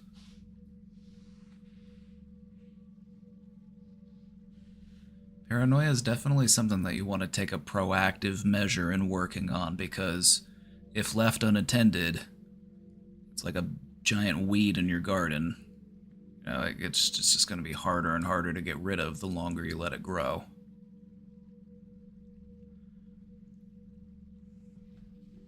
Everybody deals with some anxiety. Everybody has some of these feelings sometimes of a little bit of paranoia, but they can be managed. Give yourself the time you need to work on them. Try to focus on the things that have helped you to overcome those feelings in the past, and just continue to work on it. Just try to keep opening up, try to allow people in, and try to prove your paranoia wrong.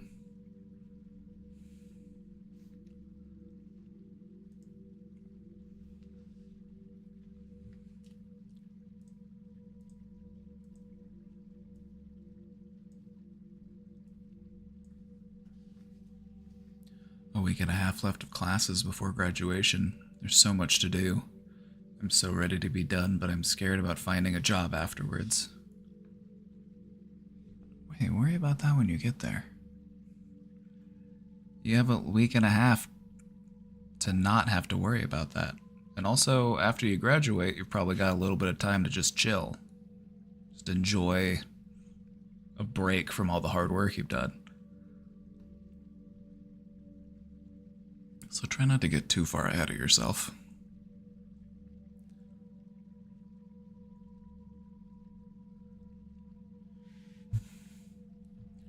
I'm so mentally exhausted, I've just been existing in bed for the last 2 days. Today was productive since I left my dorm, but I still need to get things done. One of my projects due tomorrow, I'm supposed to go into the woods to take recordings, but now I have a FaceTime call for a different class project. I'm worried it'll get dark and then I'll have to pull different recordings out of my ass. Since I don't go in the campus woods at night, I wouldn't go into the campus woods at night either. I would try to do that when it's light outside.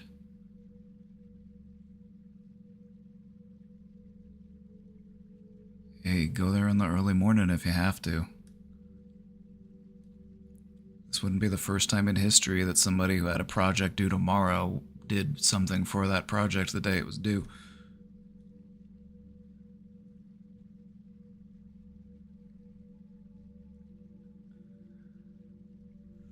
If you have a FaceTime call for a different class, maybe try to reschedule that so that you don't have to go into the woods at night.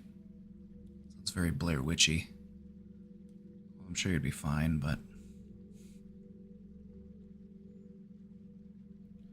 I'm so overwhelmed yet dead inside. I don't know what or how to feel. Just keep telling myself, almost there. Well, yeah, you're reaching the finish line and you feel that exhaustion. The accumulation of all of the years that you've been going to school, and you're approaching the graduation point. It's normal. Just trust your instincts. They'll carry you the rest of the way.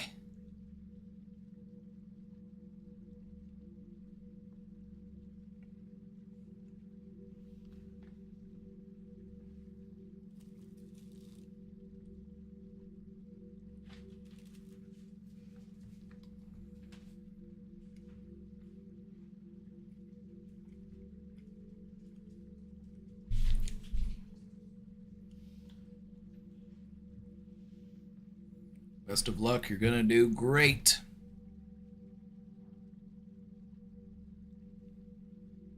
How exciting. Graduation. What study does she mean? Alright, let's take a look.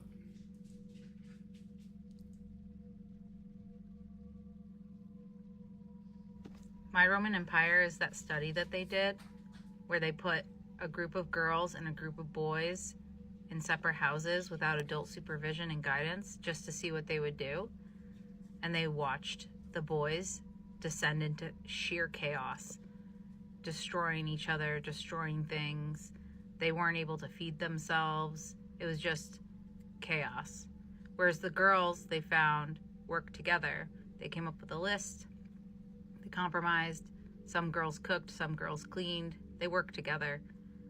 And at the end of this study, it was concluded that the girls were objectively more successful in this experiment. And I don't know. It just explains a lot about the world.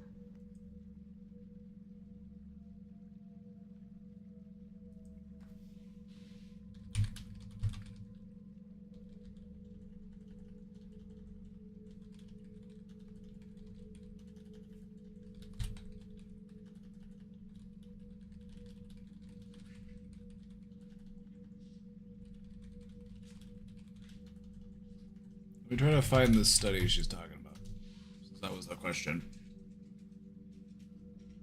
Okay.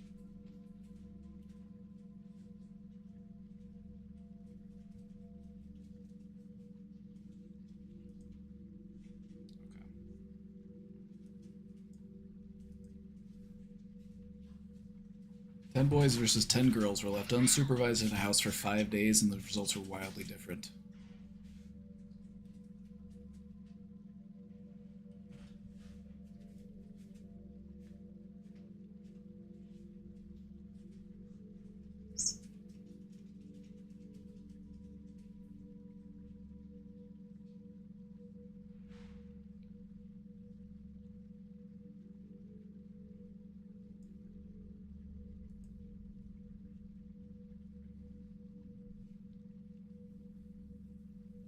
So they did 2 experiments, boys alone and girls alone.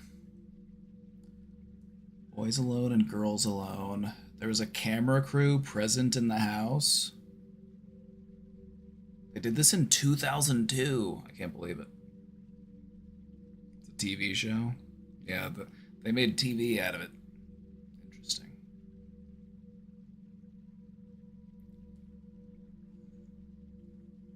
Chaos ensued the moment the boys walked through the door. They started painting the walls, throwing food on the floor, and squirting each other with water guns. So the boys continued to behave in this manner before the 3rd day, when a few of them attempted to clean the paint off the walls. Well, would you believe that young boys are actually more emotionally driven than young girls? As much as they like to claim that young girls are more emotional, young boys are actually the more emotional ones.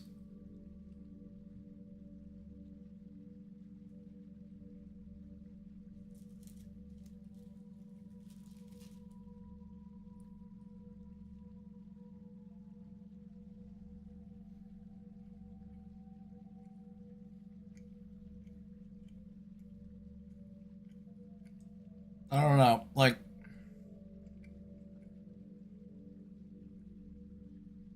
this to me says more about how young boys and how young girls are treated in society than it does anything like inherently biological about boys or girls.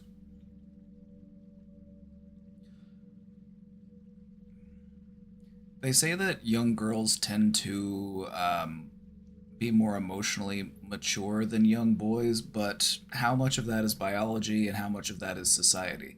Because girls tend to be taught to be socially compliant. They're taught to be cooperative and subservient. Whereas boys, when boys do stuff, they're like, oh, that's just boys being boys. Like, oh, Timmy smacked his brother. Oh, well, go smack him back.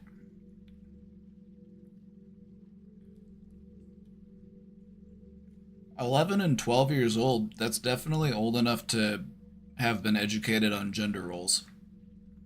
So you have a bunch of boys that go into a house and they just mess it up because boys of age 11 to 12, they're just waiting for their mom to come around and clean up after them or something.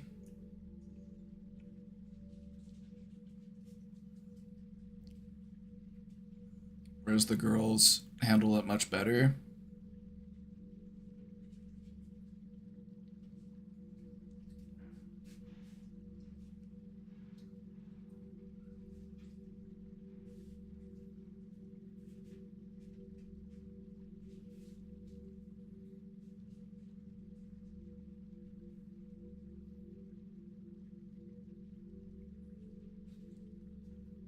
Interesting.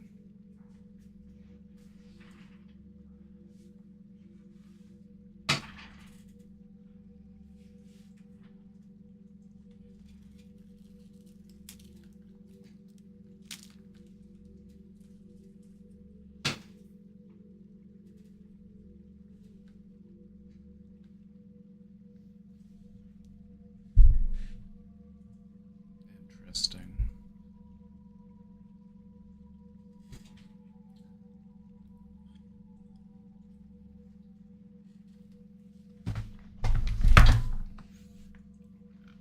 Interesting. I think this also teaches us a lot about how we should treat children growing up. We shouldn't reinforce these gender norms within them. That it's okay for kids to be kids. And that you're not training this child to fill a certain role. They should be able to fill whatever role they want to as an adult.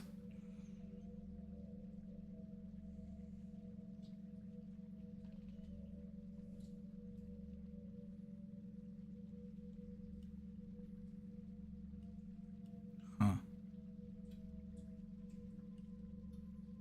Interesting.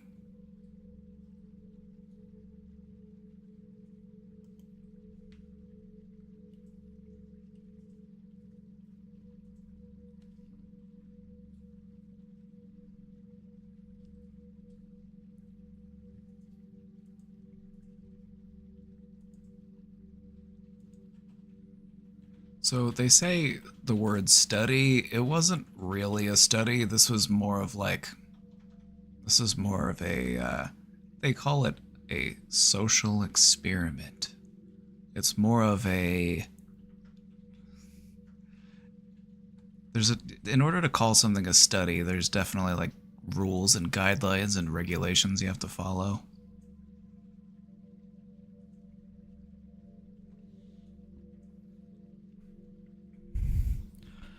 Would Lord of the Flies happen with girls? I mean, I feel like it could, but I feel like Lord of the Flies wouldn't always happen with boys. I feel like a lot of it has to do with what sort of norms are they taught from a young age. It's much more a reflection on society than it is a reflection on boys or girls.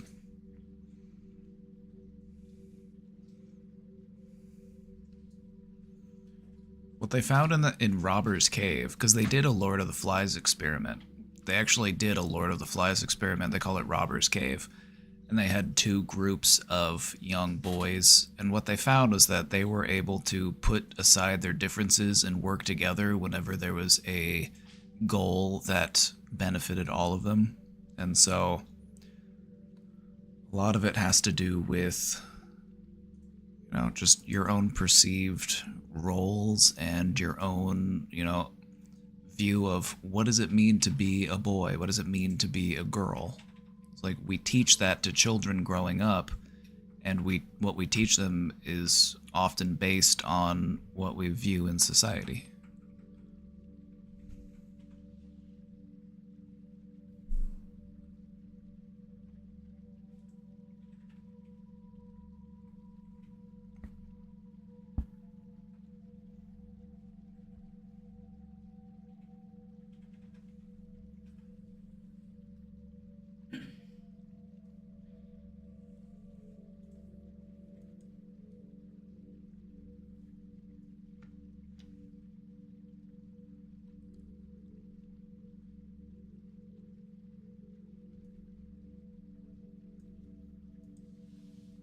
bed rotting my life away. I don't know my purpose. I can't find it. The help I'm seeking, not helping. How do I motivate myself? There's nowhere to go, and no one to turn to, and nobody to hug tenderly. I'm lost, friendless, loveless, jobless, useless.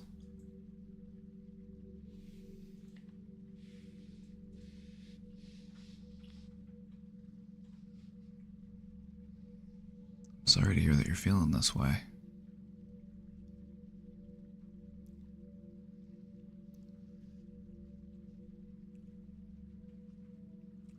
Or you have an idea of what you want to accomplish.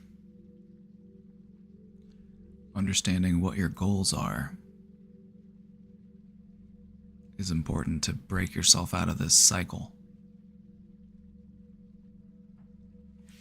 When it comes to motivating yourself, the only motivation you need, the only energy you need is, how do I take that next step? So if you're feeling lost and friendless and loveless and jobless and useless, let's pick one. Which one do we want to work on first? Which one do we think we have the best chance at doing something about? It may take you a lifetime to find a sense of purpose, so I would say we might want to save that one for later. When it comes to friendless, loveless, jobless, those are things we can do something about. Those are things we can work towards.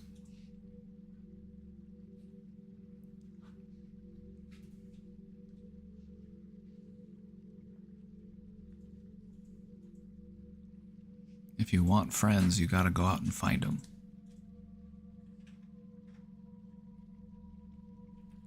Desire is a great motivator. You do things because they're things that you want to do. And rotting away in bed doesn't sound like what you want to be doing.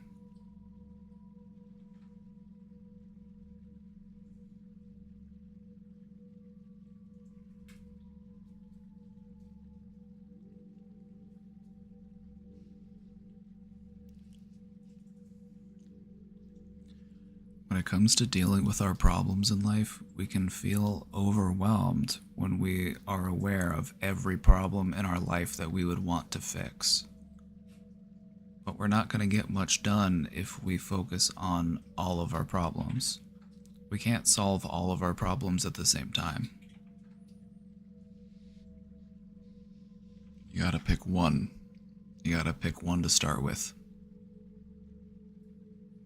And I think that a good one to start with is finding a friend. Maybe reconnecting with somebody that you've fallen out of contact with, or branching out in different directions. Family members, extended family members, friends you haven't talked to in years. Reach out and see who's there.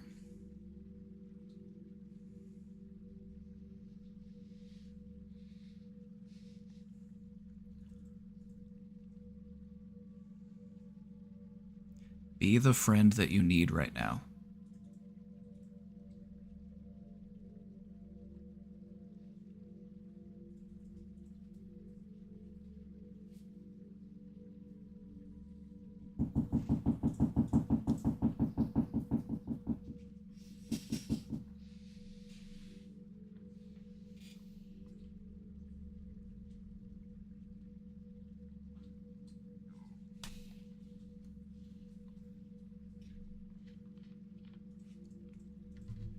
Got people here to talk to if you're feeling lonely, if you feel like you need somebody to talk to. Nobody's gotta be lonely here.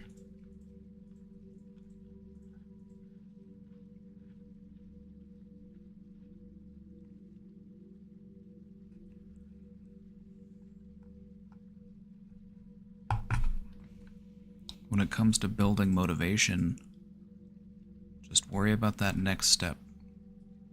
Whether it be sitting up in bed, getting up out of bed, tidying up your room, taking a shower, whatever it might be. You gotta remind yourself that you are deserving of your own love and care. You gotta remind yourself that you are somebody who is deserving of those things.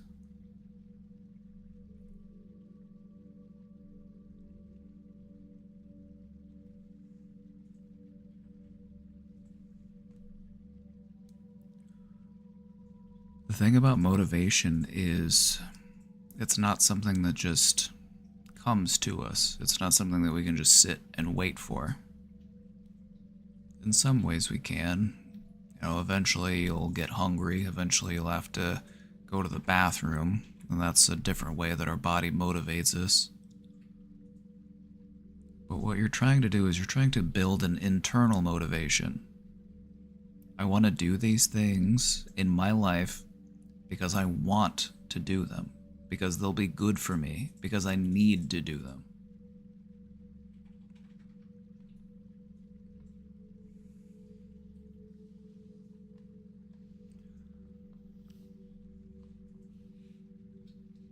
You just gotta rebuild that fire within you.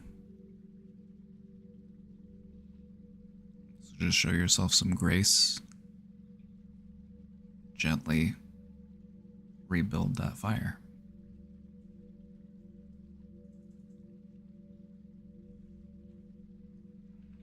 What are some things that you're interested in? What sort of things spark your interest?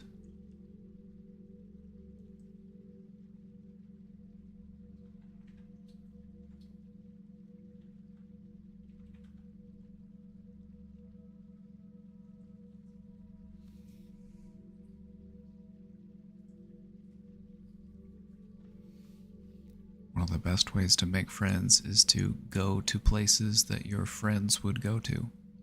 Go to places where people who have similar interests as you would hang out. Hobby shops, game shops, hiking trails, parks, whatever it might be. Whatever it is you're interested in.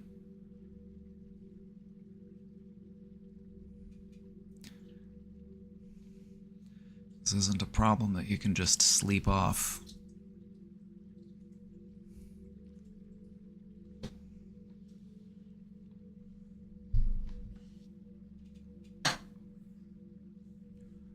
So just focus on taking that next step, whatever it might be, to get yourself just a little bit closer to where you're trying to go. Build up some momentum. First step's the hardest one.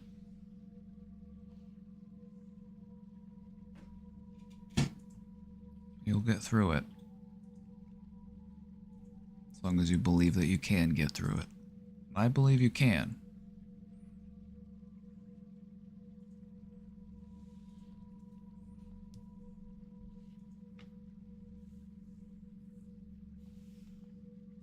I wish you the best of luck, friend. Try to take good care of yourself. You deserve it.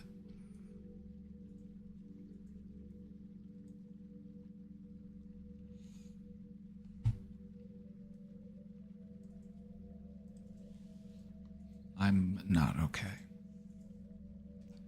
I called my friend, and she is also not okay, but seemingly more not okay than me. She was throwing up and she said she was dying, so I ordered some saltines and Gatorades to her house to try and help her, but she is just on the phone screaming in pain. I'm not sure what to do besides stay on the call. I called out yesterday because I wasn't feeling well, but this is very triggering for me, and I know she'd be there for me, but I am the person who submitted the question saying I'm at my breaking point, so I think this is it. I don't know. I actually couldn't afford to order food for myself, let alone someone else, but I just want to help someone even if I can't help myself. I haven't eaten today. I don't know what to do. Eat. Eat. First and foremost, eat something. You'd be surprised how much other stuff will fall into place after you eat something.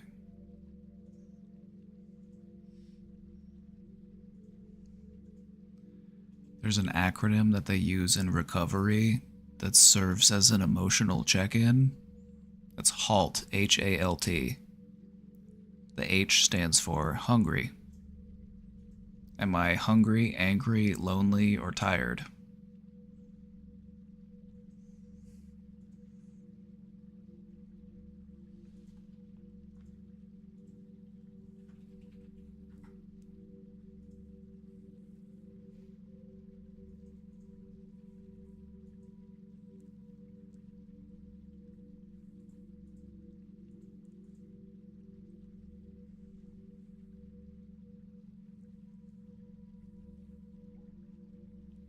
Yeah, most places that give away free in response to Tiny Meows, most food banks, they don't require any sort of like income verification or anything like that. They'll just give you food. So there are places that will give you food.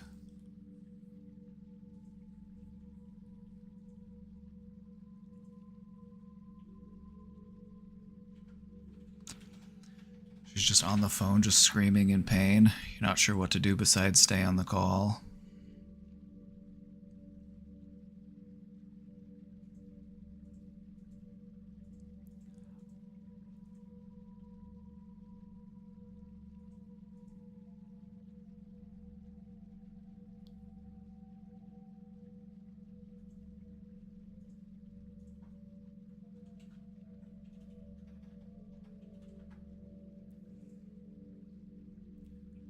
You don't have to set yourself on fire to keep anybody else warm, alright?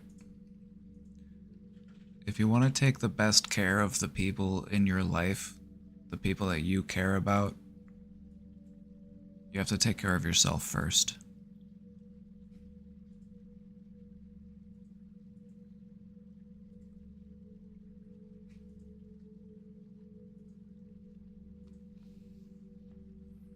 I would just tell them to get some rest and to call me later when they're feeling better and just wish them the best.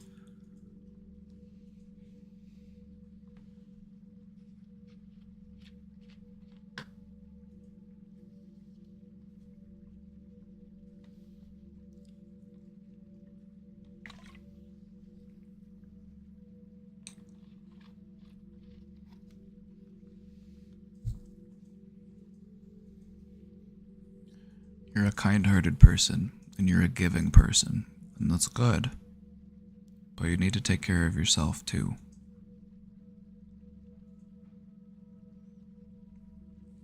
Especially if it's just becoming more triggering and more stressful for you, so... just give your friends some time to rest. You did a nice thing for them. Just give them some time to deal with what they're dealing with. Take some time to take care of yourself.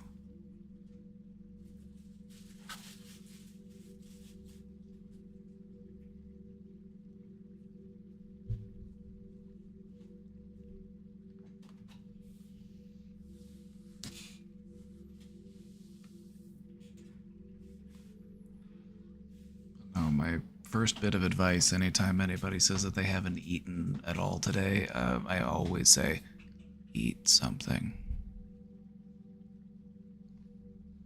Whenever you don't eat, it raises your cortisol levels and it makes you more stressed. Cortisol is the stress hormone. And your body releases cortisol when you're hungry because it's trying to motivate you into finding food.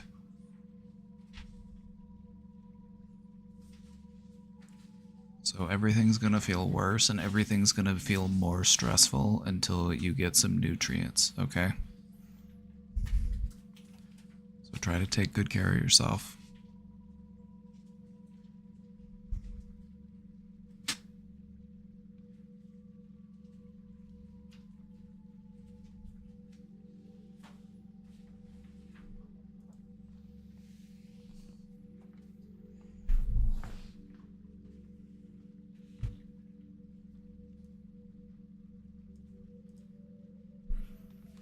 So back to trauma dumping real quick. You said how we might mention our traumas before others can find out. Now, I don't know if that was supposed to be more abstract, but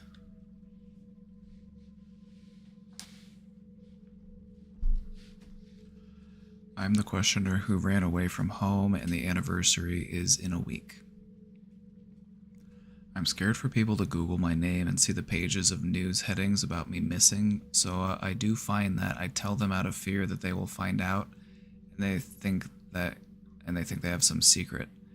Yes, this might be anxiety talking, but my first and last name only belong to me. You search my name and I appear. So yeah, what you said just rang true, and here I am.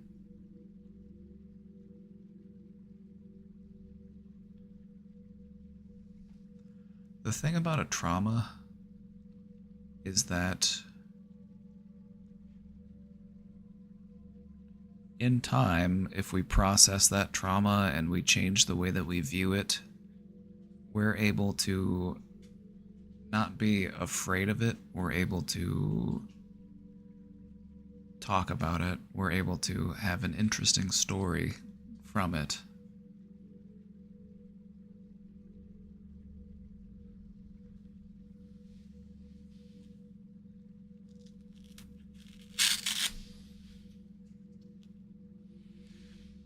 You don't have to tell anybody anything about yourself unless it's relevant. You're not obligated to tell anybody anything unless you want to tell them. So if you want to tell them about it, go ahead. If you don't want to tell them about it, that's also fine.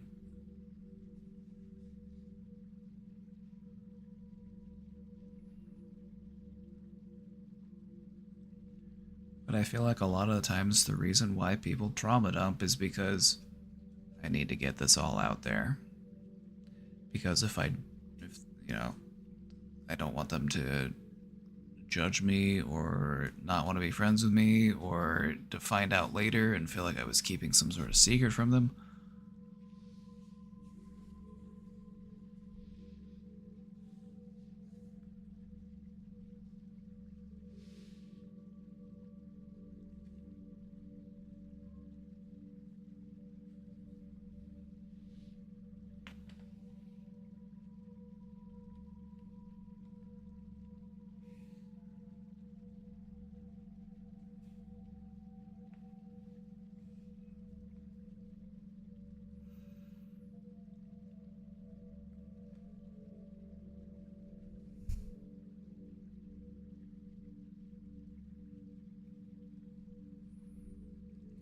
So you ran away from home, and there's news articles?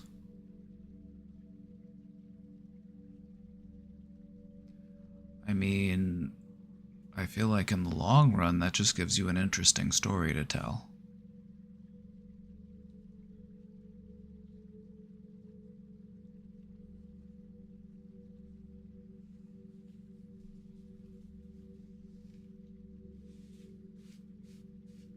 You know what I mean? Like, oh yeah, so this one time I ran away and there were news stories about it. Yeah, it was wild. I don't know. That's just the way that I view it.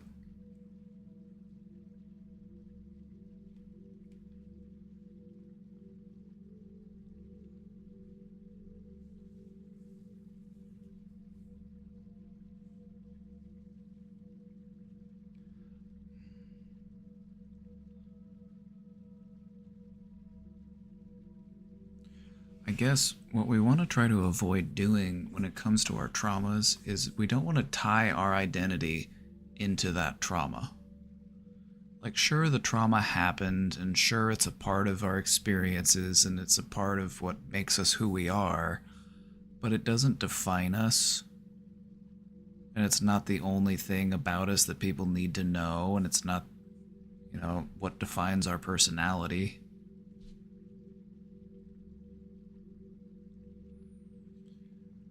I've just seen a lot of people define themselves based on their traumas, and I would like to see people work away from that,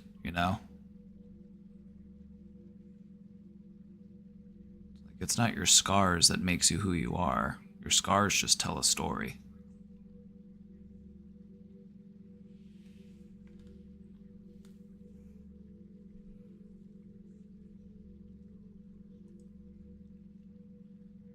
What are dreams?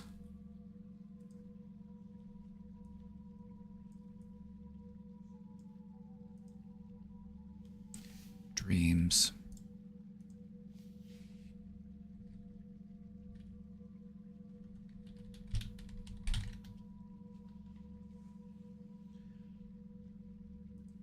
Dreams. No one knows for sure why we dream. There's a lot of theories, a lot of speculation, a lot of different hypotheses about why we dream and why dreams happen.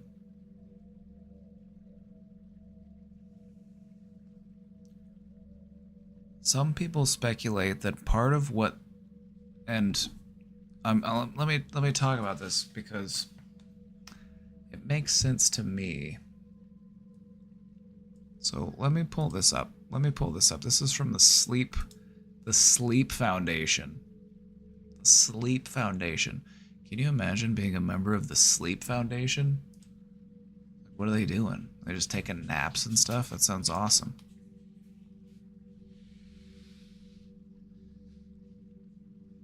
Most people dream.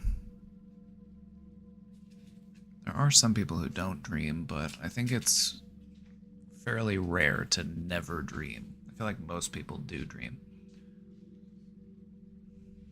Unless you smoke weed all day, every day, in which case you probably don't have many dreams.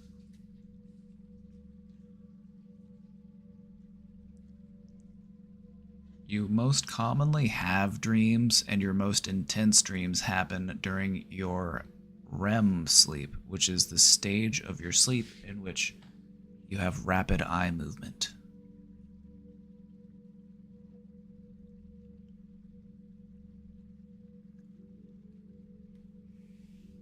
Why does weed stop dreams?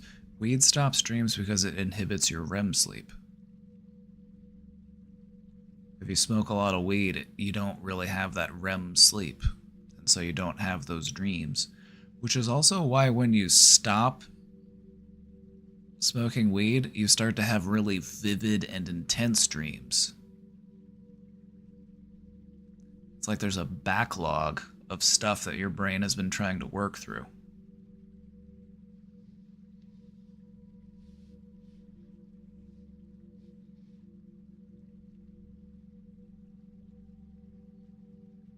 Also a part of the reason why people who are coming off of alcohol experience delirium tremens, but that's a topic for another day.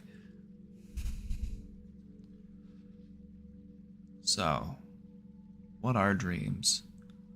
One of the main theories of why we dream is because it's our brain reorganizing information. You have different sections of your brain, different compartments that perform different functions. And one of the main theories of why we dream is that it is the process of your brain relocating information. It's moving things out of the short-term active memory part of your brain, and it's moving stuff into the long-term storage, or it's basically just a time for your brain to tidy up a little bit.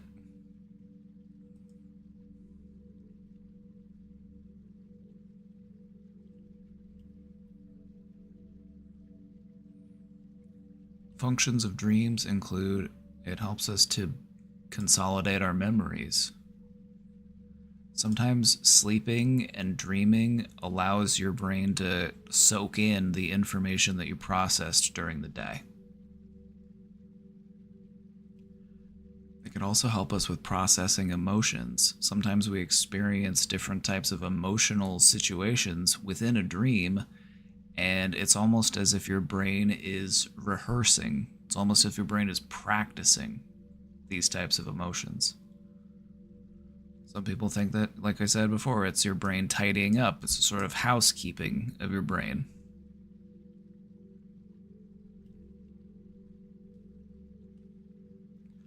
Some people also believe that dreams are just a byproduct of sleep and that don't mean anything. I don't believe that, though. I believe that dreams are your brain actually doing something. And the reason why I say that is because one of the ways that they treat PTSD is through a form of meditation, or through a form of therapy known as EMDR. EMDR involves a light that goes back and forth. A little light on a bar, and you follow it with your eyes. And then while you're following the light with your eyes, you're recalling and talking about your traumas. And the theory here is that there's an association between eye movement and the moving, literally. Like, they think that your trauma is basically stuck in the short-term active memory part of your brain. And that's why you feel like you're still in it, you're still living it. That's why people with PTSD have flashbacks. But by engaging in EMDR, you're basically simulating a dream, and it's helping that information be moved into a different part of your brain.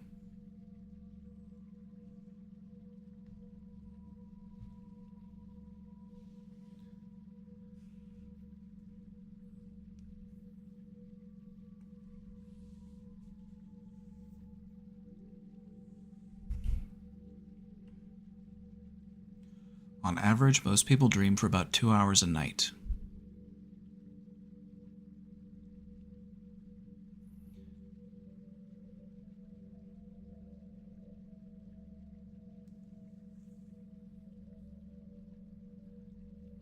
And most of your dreaming tends to be concentrated in the hours before you wake up. This is why you're always like waking up out of your dreams. It's because we tend to have more memorable dreams whenever our brain is more awake. And your brain is at its most awake, at least as far as your sleep cycle, during REM sleep. It's the most wakeful part of your sleep.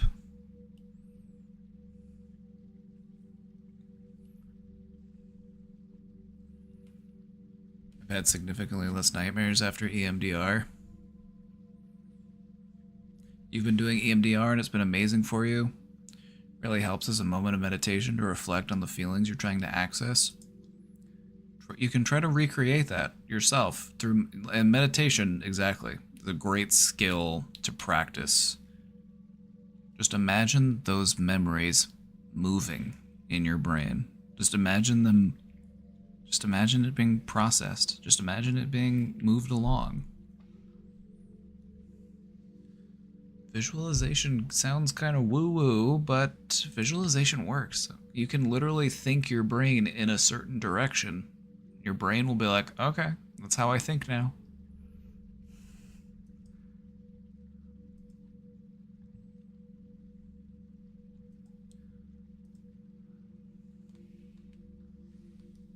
Why does it prevent REM?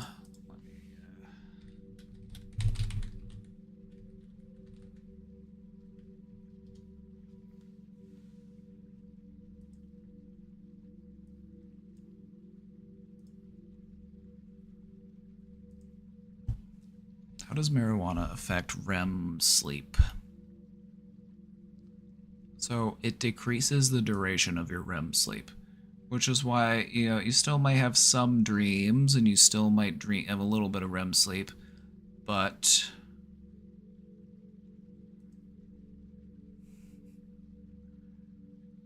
it decreases it. Let's see why. Why does it do it? Does it say? Does it know? Do we know?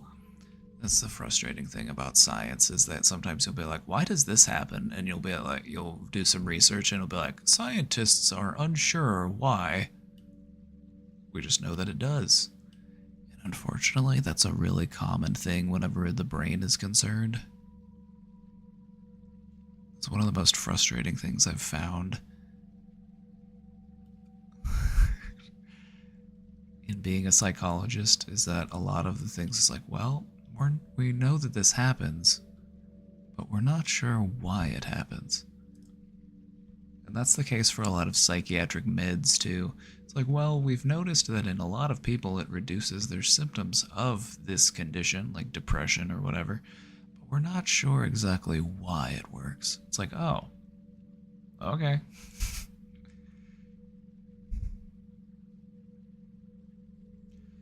THC appears to play the most active role in altering sleep architecture and the time spent in specific stages of sleep.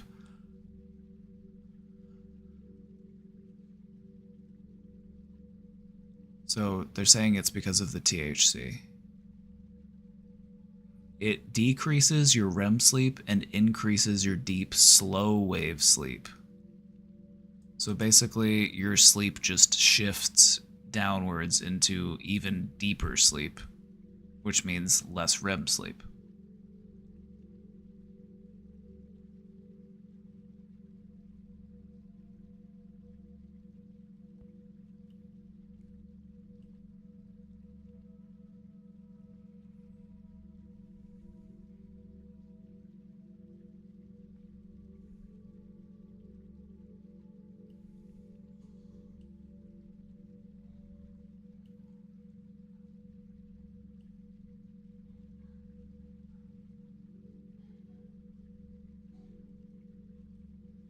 Huh. Huh. Only positive vibe. Thank you for subscribing, and thank you for the positive vibes. We appreciate the positive vibes that you exude. Thank you.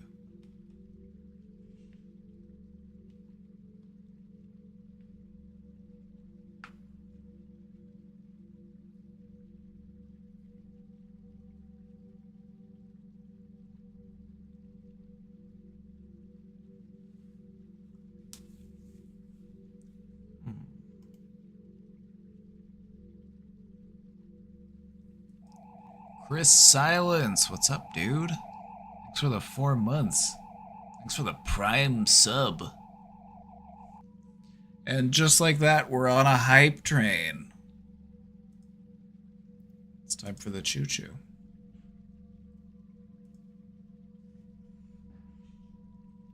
Let's get that train running.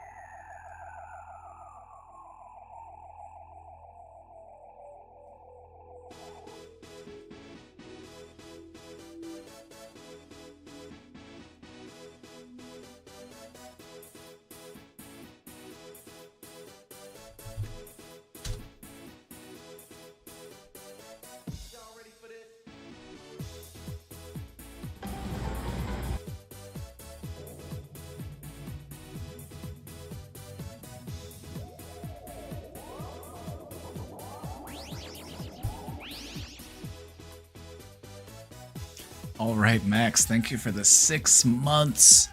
Only positive vibe. Thank you for gifting that sub to Frozen Tulips.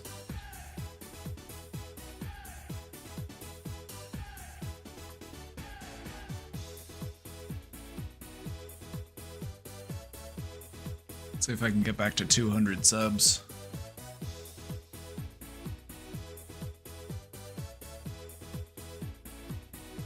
Trying to get back to 300 subs so that I'll stop being such a disappointment to Casey.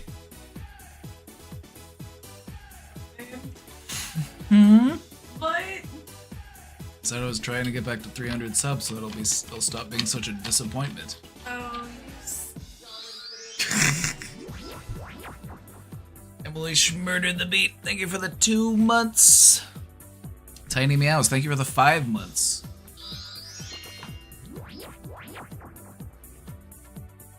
Generic Name Go, thank you for gifting that sub to Recklog. Grace GN, thank you for gifting that sub. Oh snap.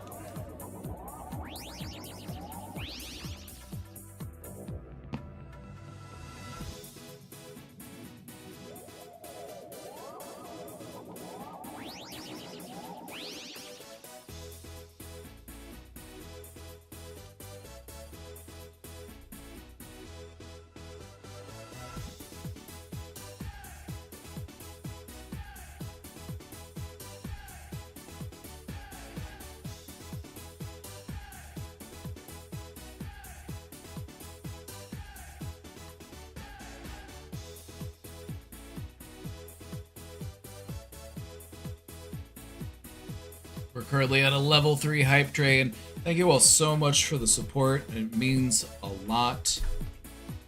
Just seeing so many people come together in support of free mental health. Calm like a Tom. 10 gifted subs.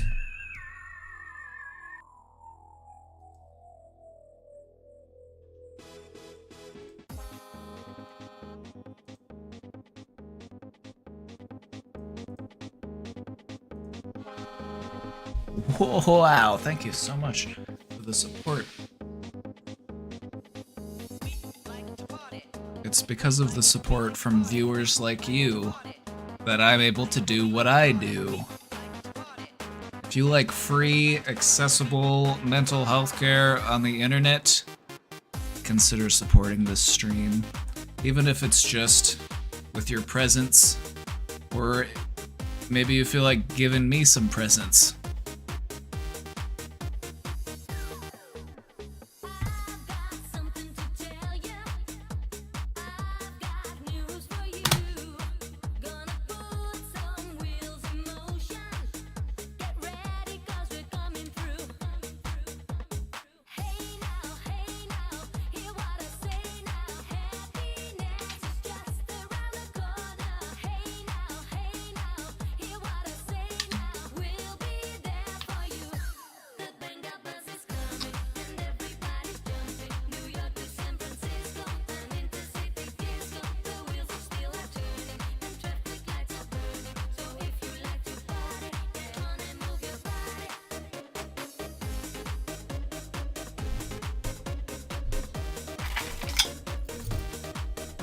Where's Beaver? Let's see if I can get his attention. Let's see if I can get Beaver's attention with this laser pointer. If he hears it jingling. Oh, here he is. He showed up. Here he is. Beaver, come here. Come here. Come here. Come here. Come on, Beav. Come here.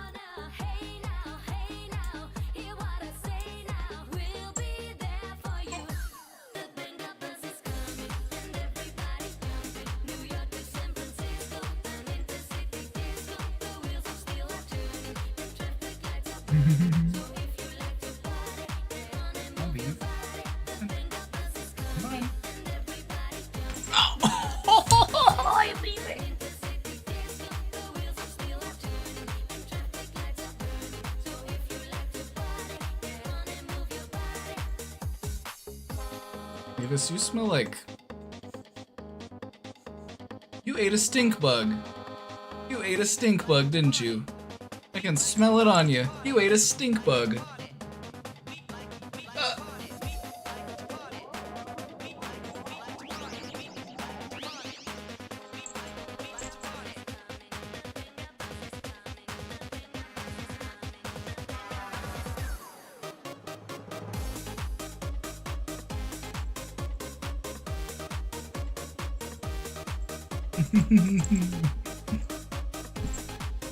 Only positive vibe. Thank you for gifting that sub to Snaily Bear.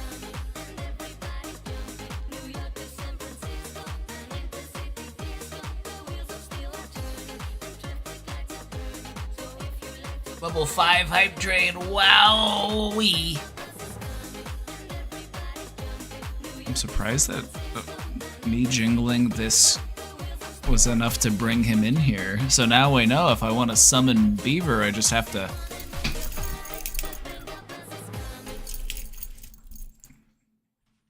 That was Casey. She trained him to come when he hears it. There he is. Come on, buddy. Come here. Come here. Come here, Beaver. Oh, you goofy cat.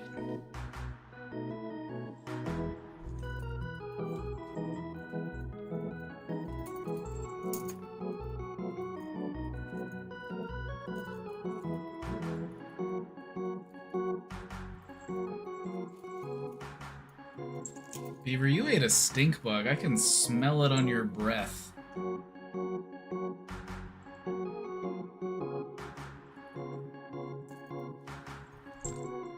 What is this song? This song is not a hype song. Excuse me?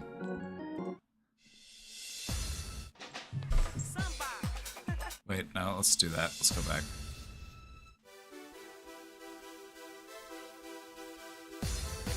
Uh-oh, only 10 seconds left.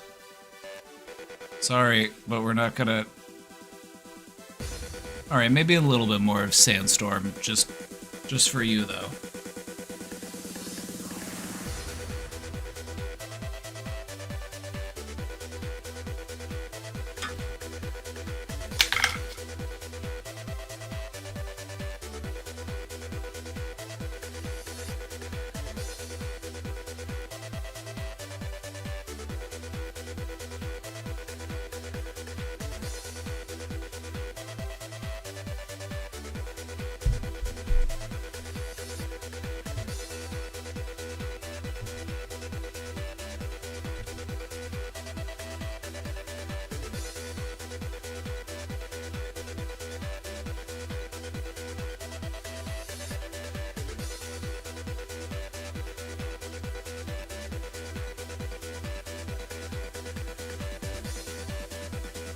Thank you all for the hype train. Thank you for those 19 subs.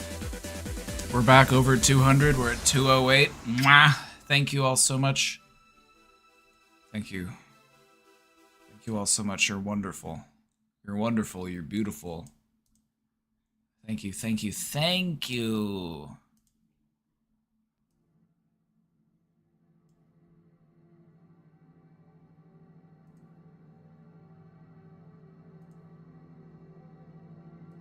Thank you, thank you, thank you.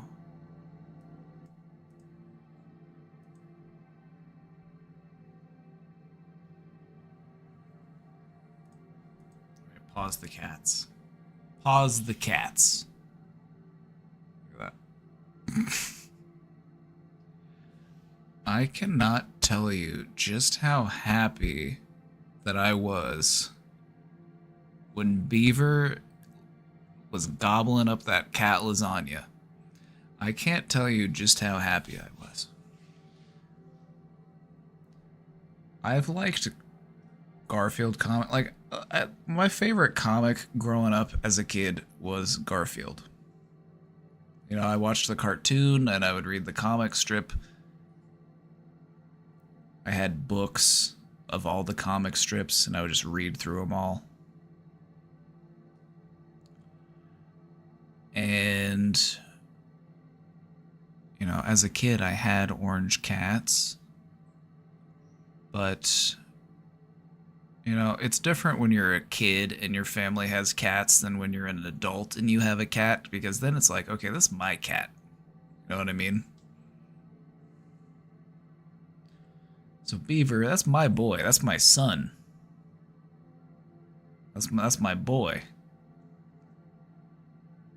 And so, whenever I had him as a little baby, I just remember it was like, one of these days, I want to make him a lasagna. I want to make this orange cat a lasagna, and I planned to do it on his birthday. And his birthday was a few days ago, and we made him a pet-friendly lasagna. We made him a pet-friendly lasagna, and he loved it. He was gobbling it up. He just couldn't get enough of it.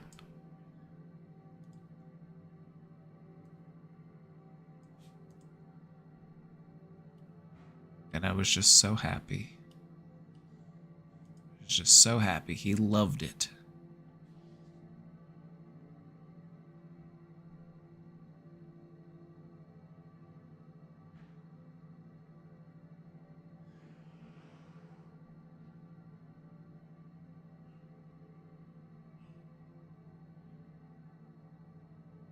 Hold on, I want to show a baby picture. I want to show you a picture of baby B.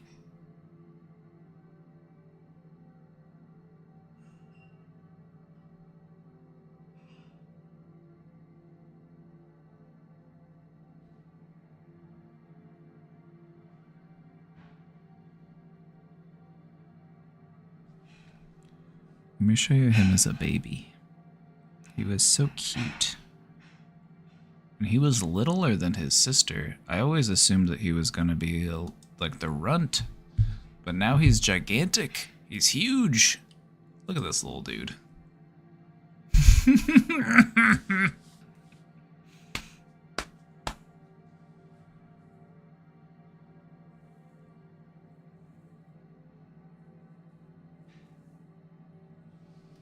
He was so tiny.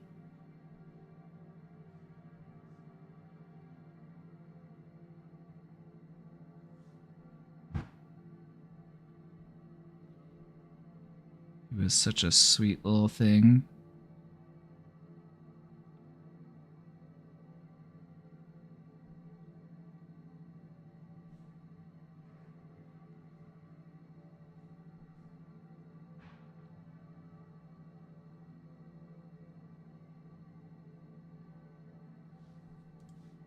Just look at him. He was so tiny. He would fit in my hand.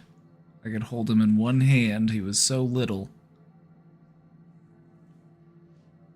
We weighed him and his sister, Miss Poopy. We weighed both of them the day we got them, and he only weighed about a pound, and she weighed like a pound and a half. She had like 50% more mass than he did.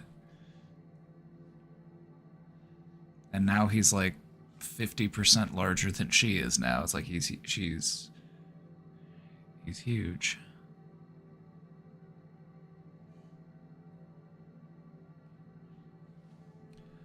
That's my boy. That's my son. That's my beaver. And I finally got to make him his cat lasagna. I was able to achieve a goal that has been lingering in the back of my mind for 30 years.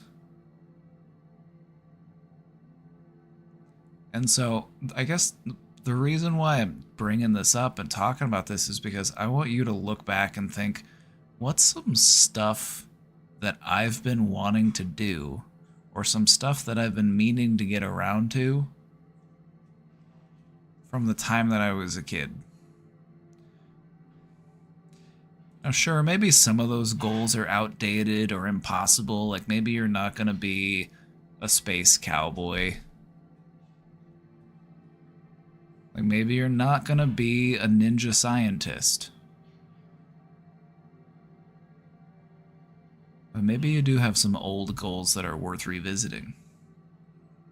Like getting an orange cat and making him a tray of lasagna.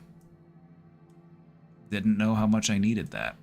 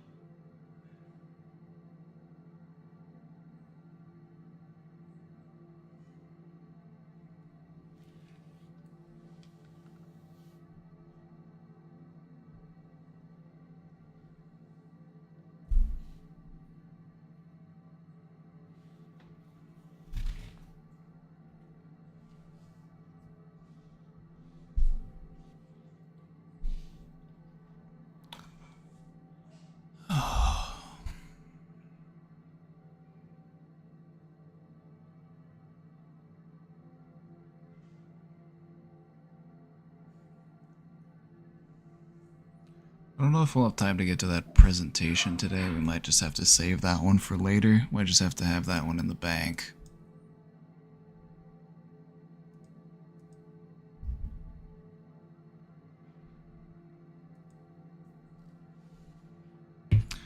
Alright, trigger warning. Trigger warning, mentions of suicide. As I've mentioned before, this isn't a topic that we shy away from. I was just emotionally preparing myself for the moment. This is one of the submissions we had in the question box. I'm breaking. I think I'm going to kill myself. Let me just say, don't. Okay? Don't. Be the biggest mistake and the last mistake that you'll ever make. So don't.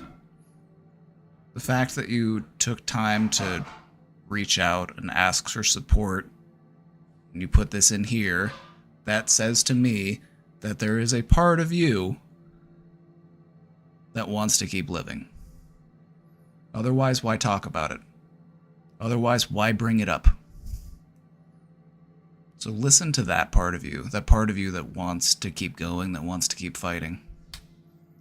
You're not broken yet. So don't give up. Call somebody. Call a support hotline, call a crisis line, call a friend, call a family member. Do it. Don't sit with these feelings by yourself. Okay? Mean it.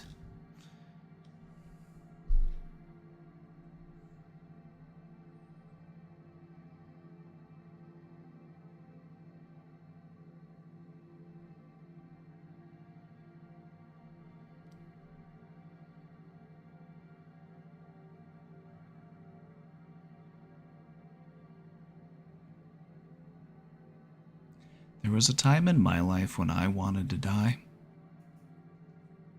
And what I came away from that, what I got from that point in my life, was I realized I'm no longer afraid of dying. And so in that, I felt like I was actually finally able to start living. You got a life ahead of you. Maybe you don't like life as it is right now. You can change that.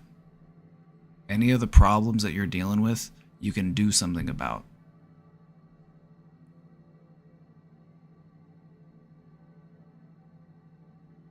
So hang in there.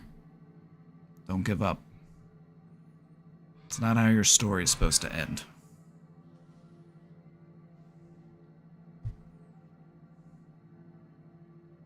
Sorry you're feeling that way today. Just hang on.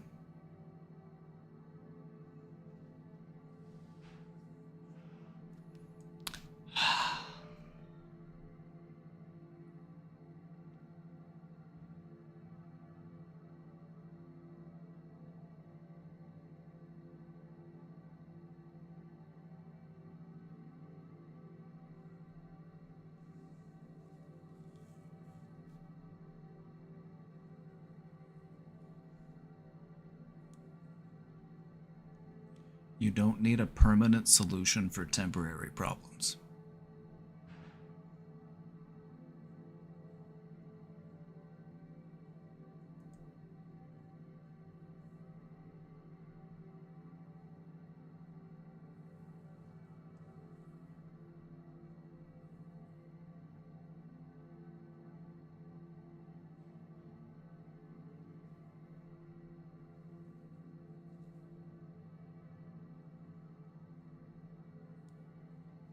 Please, if you're having these types of feelings, please talk to somebody about them. There are people who want to listen. There are people who do care.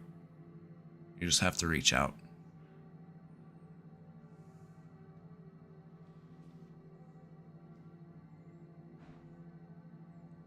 Like the world has so many people who are willing to help. You just have to be brave enough to ask. Just brave enough to let them know that you're hurting.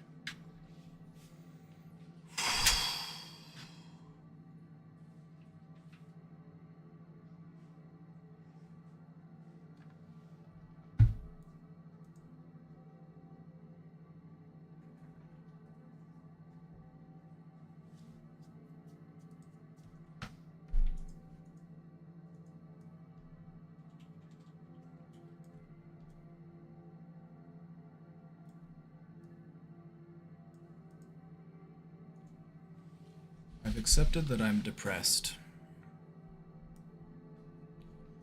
What's the next steps to take on my own? I've been working on a lot. I'm a frequent questioner. I just hate the swings of motivation and depression. I want more stability.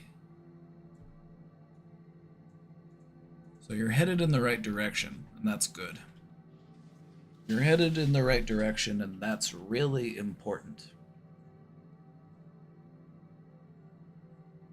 Now, here's the thing. When you're on that road,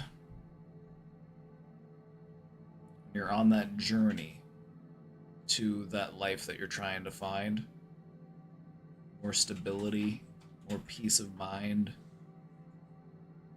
there will be those swings. There will be moments where you feel very motivated, optimistic, and encouraged, and there will be the moments where you feel depressed or hopeless.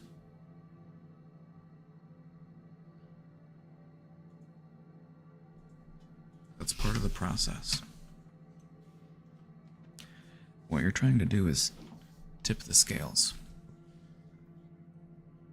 You're trying to inch by inch move into the direction of optimism, motivation, positive affirmations.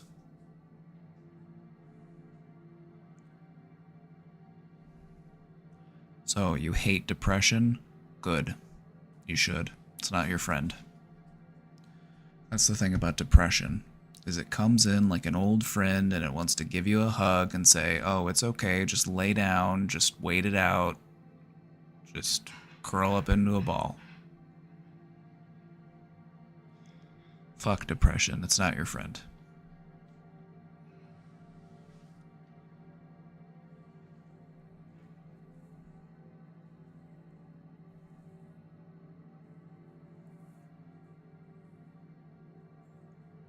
So, what's the next steps to take on your own?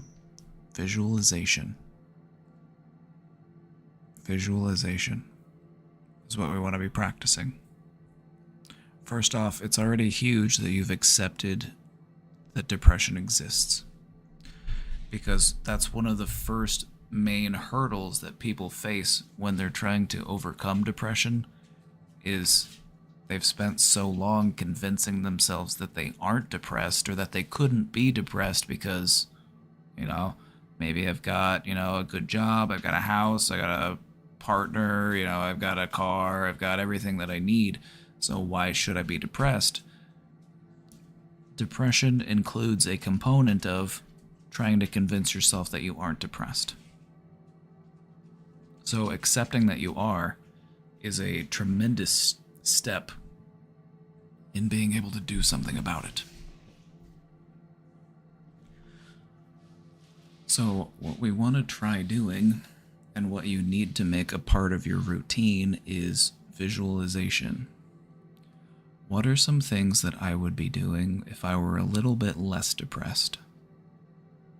We're not trying to figure out what would I be doing if I was not depressed at all, or what would I be doing if my life was perfect, because that's not the reality of the situation.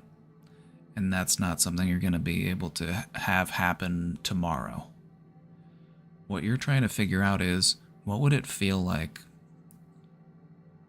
if I were just a little bit happier? What would I be like? What would my thoughts be like? You're trying to become acquainted with a version of yourself in the near future.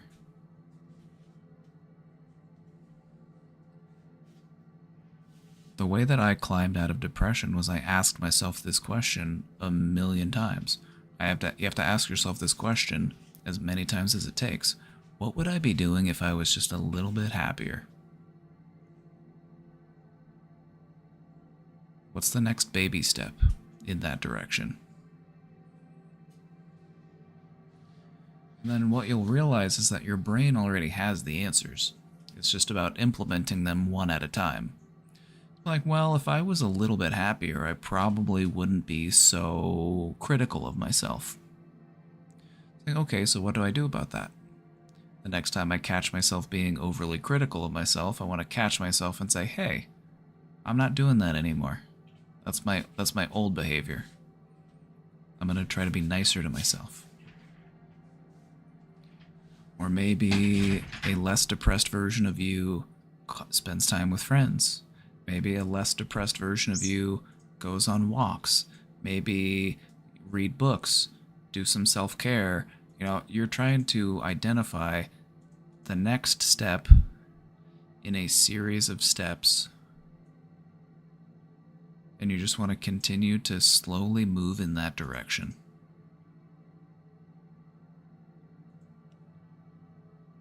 You're building up that stability, bit by bit.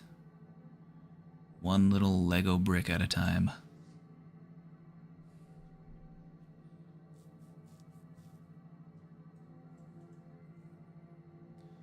But yeah, visualization is key. Because the only way that you're going to become that person that you're trying to be, is if you get to know that person better. You got to learn how they think. You got to learn how they act. You have to become them. So try to be more and more like them every day. And then one day you will be. Or something close. What you'll come to find is that when you start visualizing, things can change. Maybe your goals shift, maybe your priorities shift, but that's okay. That's normal. It's part of the process. You're just trying to get to know yourself better. And you're trying to let go of the things in life that don't serve you. And what you're realizing is that depression no longer serves you.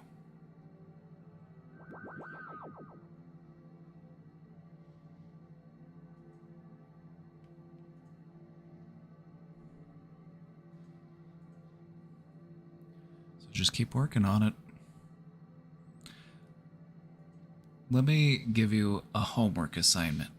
Let me give you a small little assignment. I want you to try to do something today. What is something small that you could do today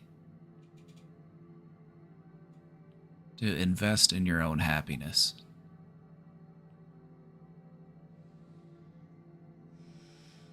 Whether it be reaching out to a friend that you haven't talked to in a while, whether it be doing something nice for yourself that you've been putting off, whether it be, taking a bath. See, baths to me are a nice form of self-care. It's like, oh yeah, I'm lighting candles, I'm putting the bath salts in the water, it's gonna be smelling good. Maybe make yourself a nice dinner. Convey love to yourself through cooking. Whatever it may be. No matter how small the gesture, it's still meaningful. It's just you communicating to yourself, I deserve my own love and compassion. Just as much as anybody else.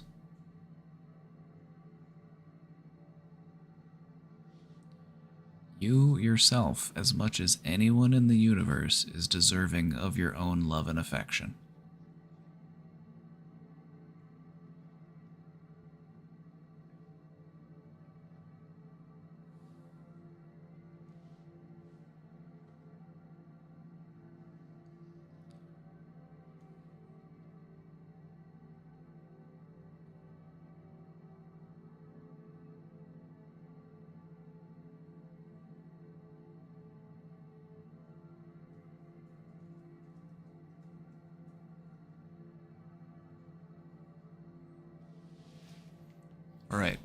All right, I'll do you a solid. Okay? And this goes for anybody in chat. Who wants to take me up on the offer. Do you have any depression or anxiety or any, intrusive thoughts or anything self-defeating that you're willing to let go of? If so, hand it over. Give it. I'll take it. Give it here. Self-doubt? Any angst? Any remorse? Any guilt or shame? Give it. I feel my hand getting a little heavier. I can feel it. I can feel the weight of what you're giving me. Okay, here you go. Thank you. Thank you. More. Give me more. Come on. I got plenty of room. Everybody good? Anybody else? Last call. My arm's getting tired. I'm tired of holding all this up.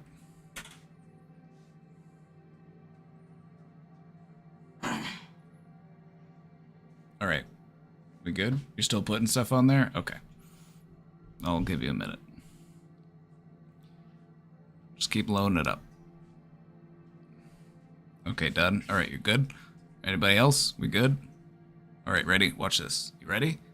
You ready? You ready? See, watch what I'm gonna do with it.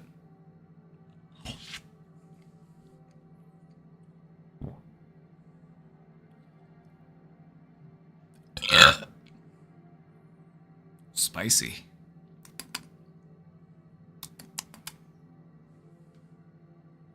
Ooh.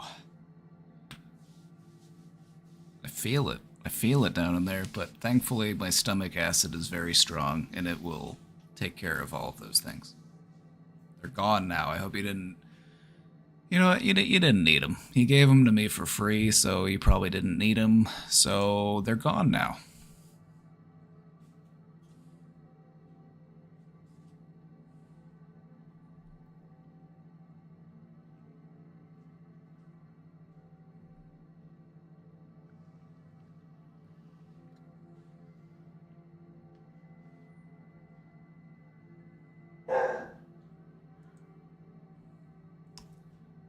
Ooh. Hope that doesn't give me heartburn. But if it does, it's okay. I'll take it.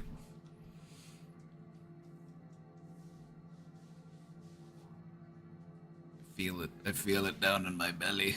It's being digested.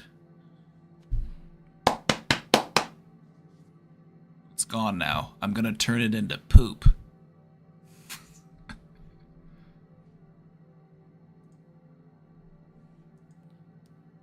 So the next time you find yourself worrying about that thing that you handed over to me, just politely remind yourself, it's poop now. It got turned into poop. I can't take it back.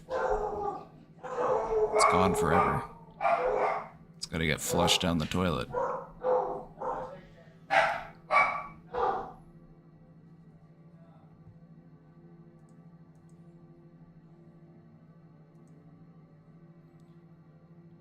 You know the funniest part?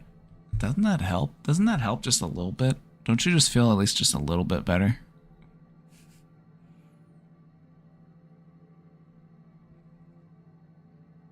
It's making me burp, though. Excuse me.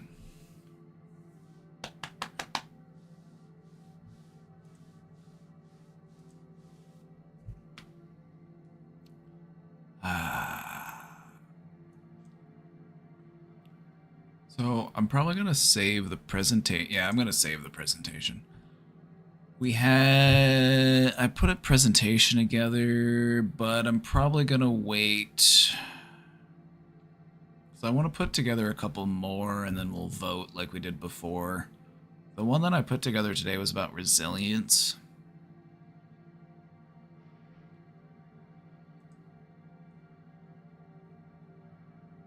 And this one, it's a little different in structure. It's mostly just the factors that contribute to resilience and then some strategies for building resilience.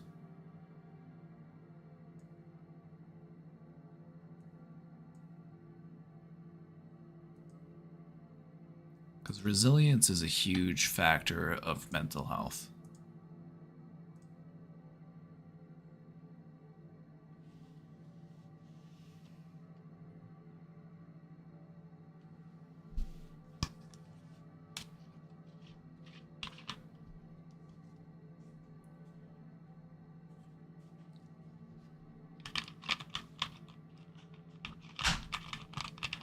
Sheesh.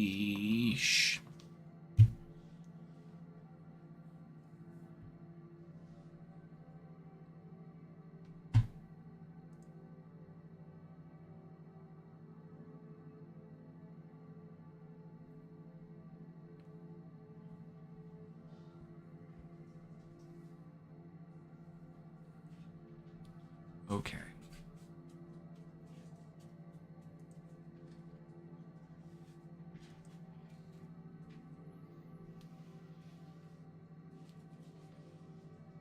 Oh, hey, Penny.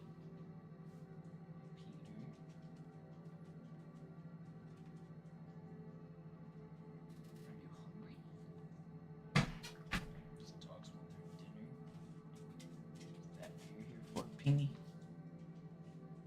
Dog dinner.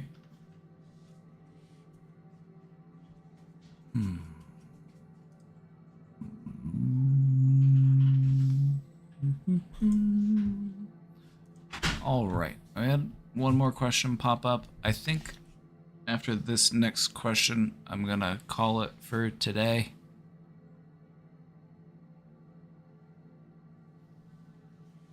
We had a lot of questions come through, which I love. I love those question-heavy days. Answering questions gives me such a sense of purpose. I love feeling useful.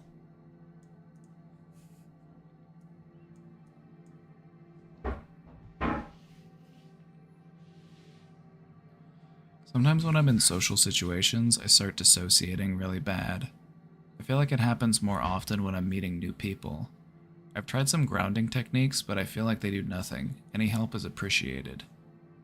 Info that may be relevant: I also have ADHD and pretty significant social anxiety. I got you. I got you. So the thing about grounding techniques is that the more you practice them, the more effective they become. And so if this is something that we're just now trying out, or maybe we've only been practicing it for a little while, they might not be that helpful.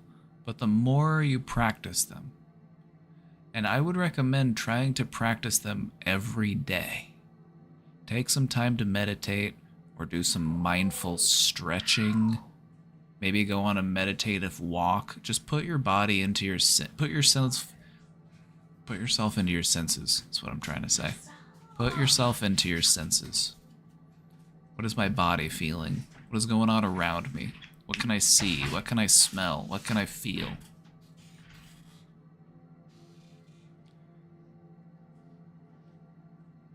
How does it feel to breathe? So, it's something that takes practice. Grounding techniques, it would be nice if they worked immediately, but it's stuff that takes practice to do.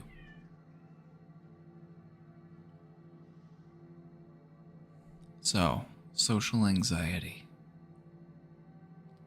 If you have social anxiety, it would make sense that you would dissociate in social situations.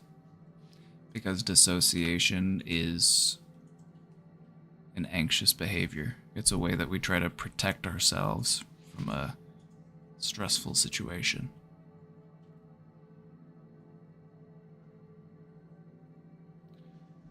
This may sound silly, but this is what I found to be most helpful in dealing with social anxiety. First off, I'm not going to act like I'm the only one here with social anxiety. Imagine that the person that you're engaging with also has social anxiety. Pretend you both have social anxiety, because guess what? You do. Everyone has at least a little bit of social anxiety. You know why? Because we don't know how to read minds. You never know what somebody else is thinking. So there's always going to be a little bit of uncertainty, a little bit of anxiety, because you never know. A person might say all sorts of nice things, but you never know what they're actually thinking. So there's always going to be a little bit of anxiety surrounding social situations. That's fine. That's normal. So, pretend the other person has social anxiety too. Also, my most helpful thing that I've practiced is to treat people as if I am already their friend. Rather than trying to make them like me or worrying about what they think of me, I just treat them as if they're any other of my friends.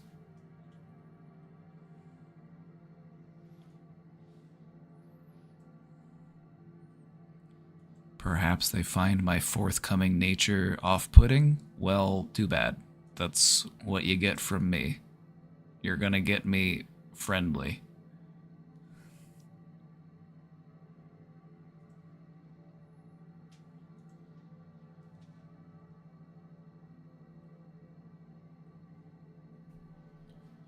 Also, another helpful thing in dealing with social anxiety is change your objective of socializing.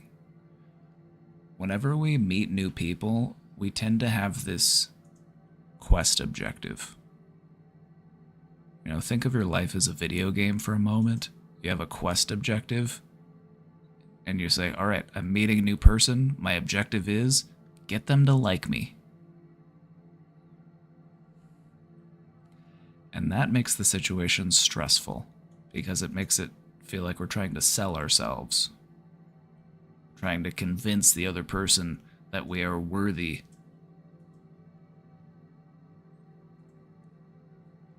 We don't want that to be our quest objective, though. We want to drop that quest and we want to pick up a new quest.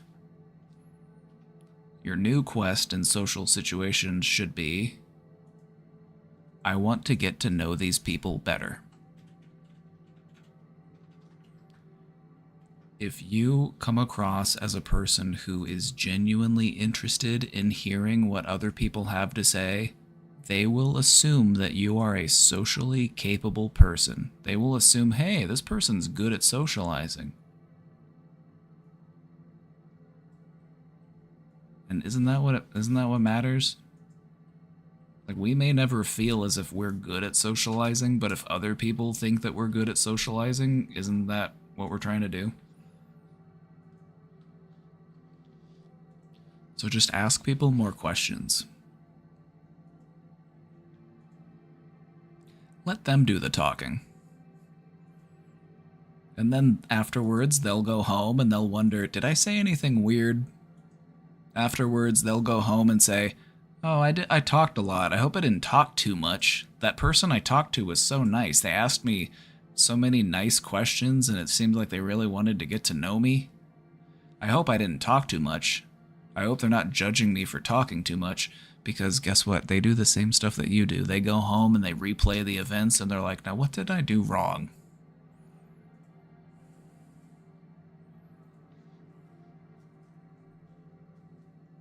So whenever you're meeting someone new, just try to get to know them better. Just ask them questions about themselves. And if they say something or they're talking about something and they start to get like visibly excited, like maybe they start talking a little bit faster and they're like, oh yeah, you can tell that they're actually excited by the way that they're talking. Just, oh yeah, awesome, cool, yeah. Just ask them questions about the stuff that excites them. Like, oh, so you went water skiing. How long have you been doing that for?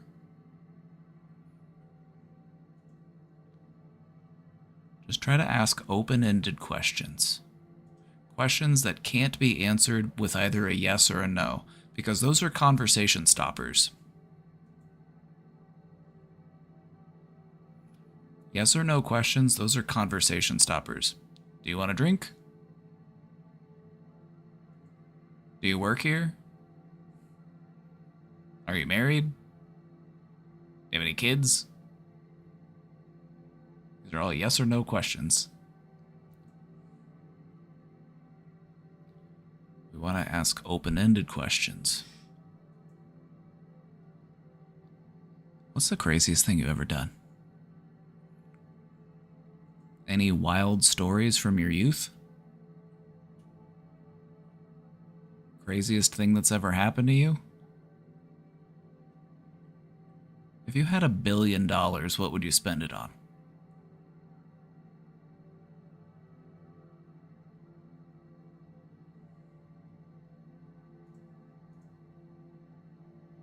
What do you think about aliens?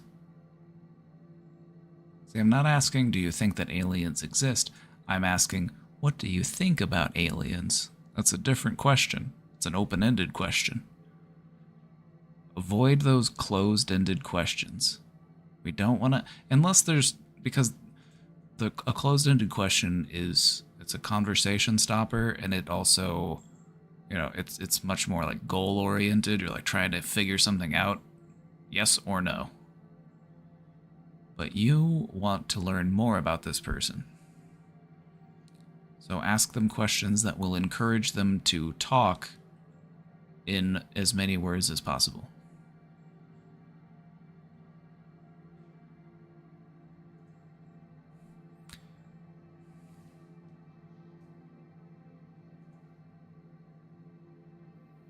I have to go to a networking event this Friday, so this is really helpful. Thank you. I've got more tips for you.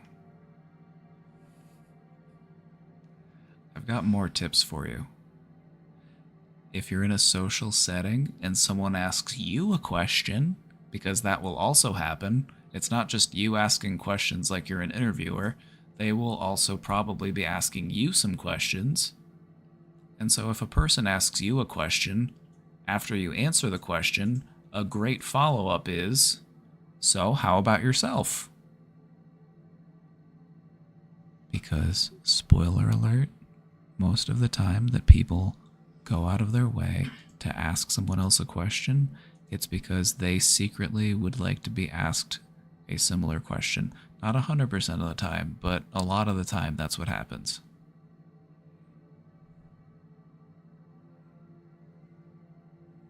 So if a person comes up to you and they say, so where did you go to school? That's because on some level they want you to ask them where they went to school. That's something that they want to talk about, and that's why they bring it up.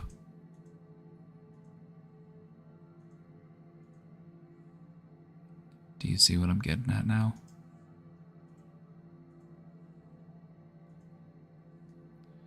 I really wish people didn't get so hung up on social anxiety, because socializing is meant to be easy. And once you get some practice under your belt, you'll realize just how easy it is. It's like, just ask more questions and appear interested and engaged when people are answering your questions. Just be friendly. If you want to make friends, just be friendly.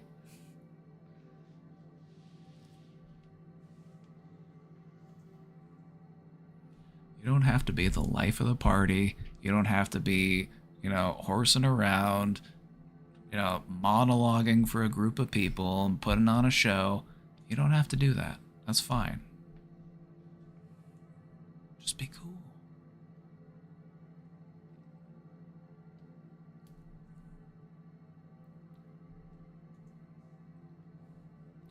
And when you're done talking to somebody, because that'll happen at a social event, you're not just going to stand there and talk to them for the rest of the evening, I assume. Although maybe you will. Maybe you made a good friend. Anyway, when you're done talking to somebody, say, well, it was so nice talking to you.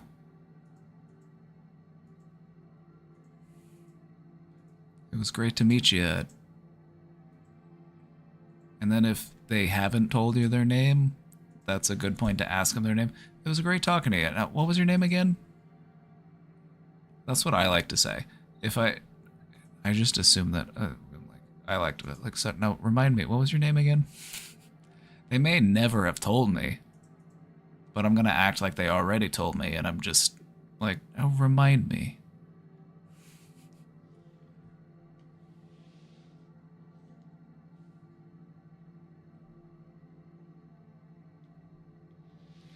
Also, when in doubt, just ask yourself, what would Papa Bragan do? Just channel me. You'll do fine. Like, well, I was at a work gathering and I started to throat sing and everybody was looking at me funny. Thanks a lot, Papa B. I'm like, oh, sorry.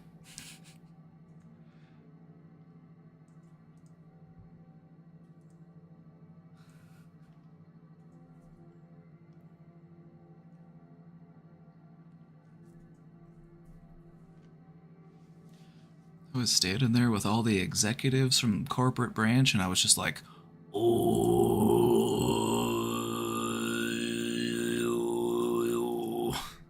And they were like, what's wrong with you? And now they want me to go to HR on Monday.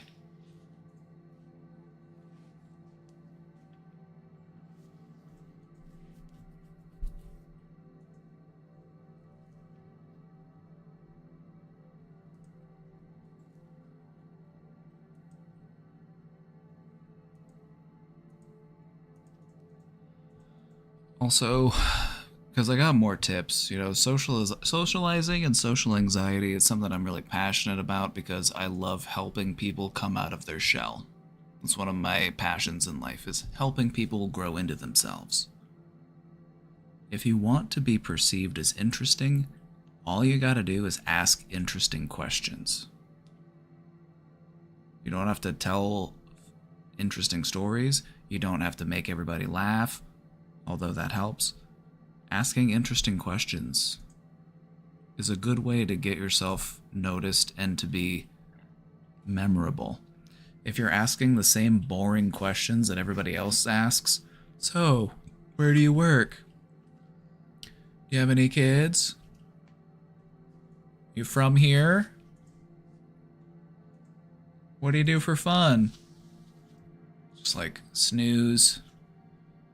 It's like those are the same boring questions that people have been asked 1,000 times.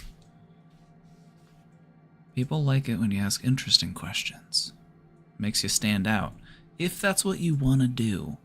If you just want to cruise, then just keep it cool and just ask questions that are just, you know,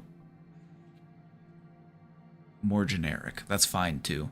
But me personally, I am obsessed with being interesting, so.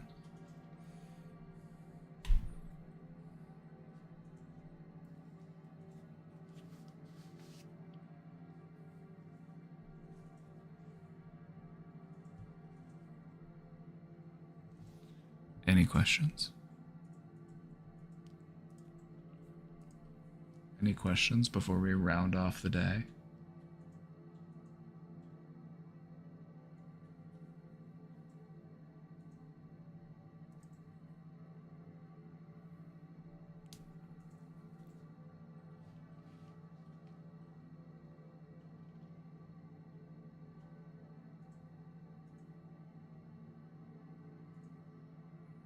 We're cured. No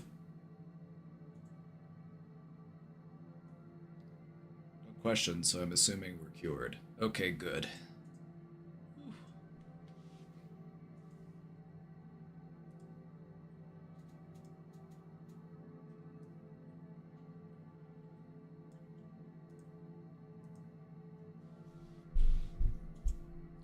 Alright, everybody, we're cured. Mental health is fixed. We did it.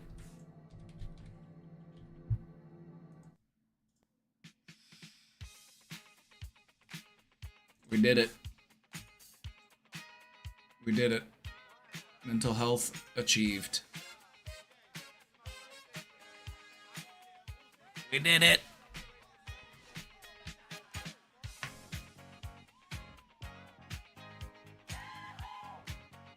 Congratulations.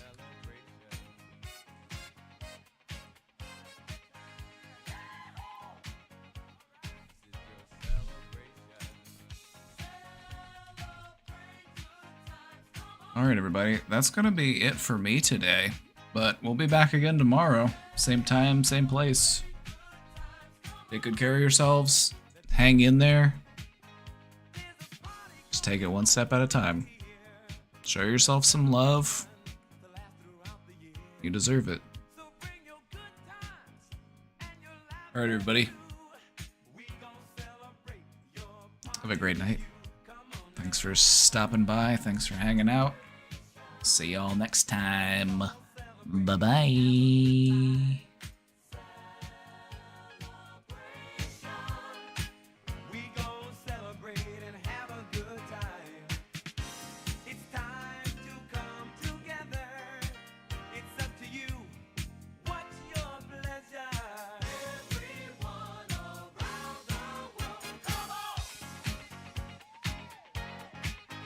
Yahoo!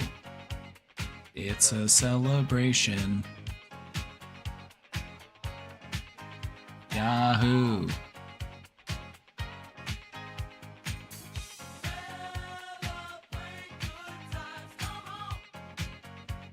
It's a celebration.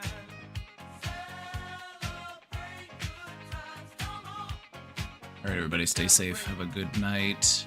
Hang in there, okay? Hang in there, okay? We're gonna make it. you. Bye bye.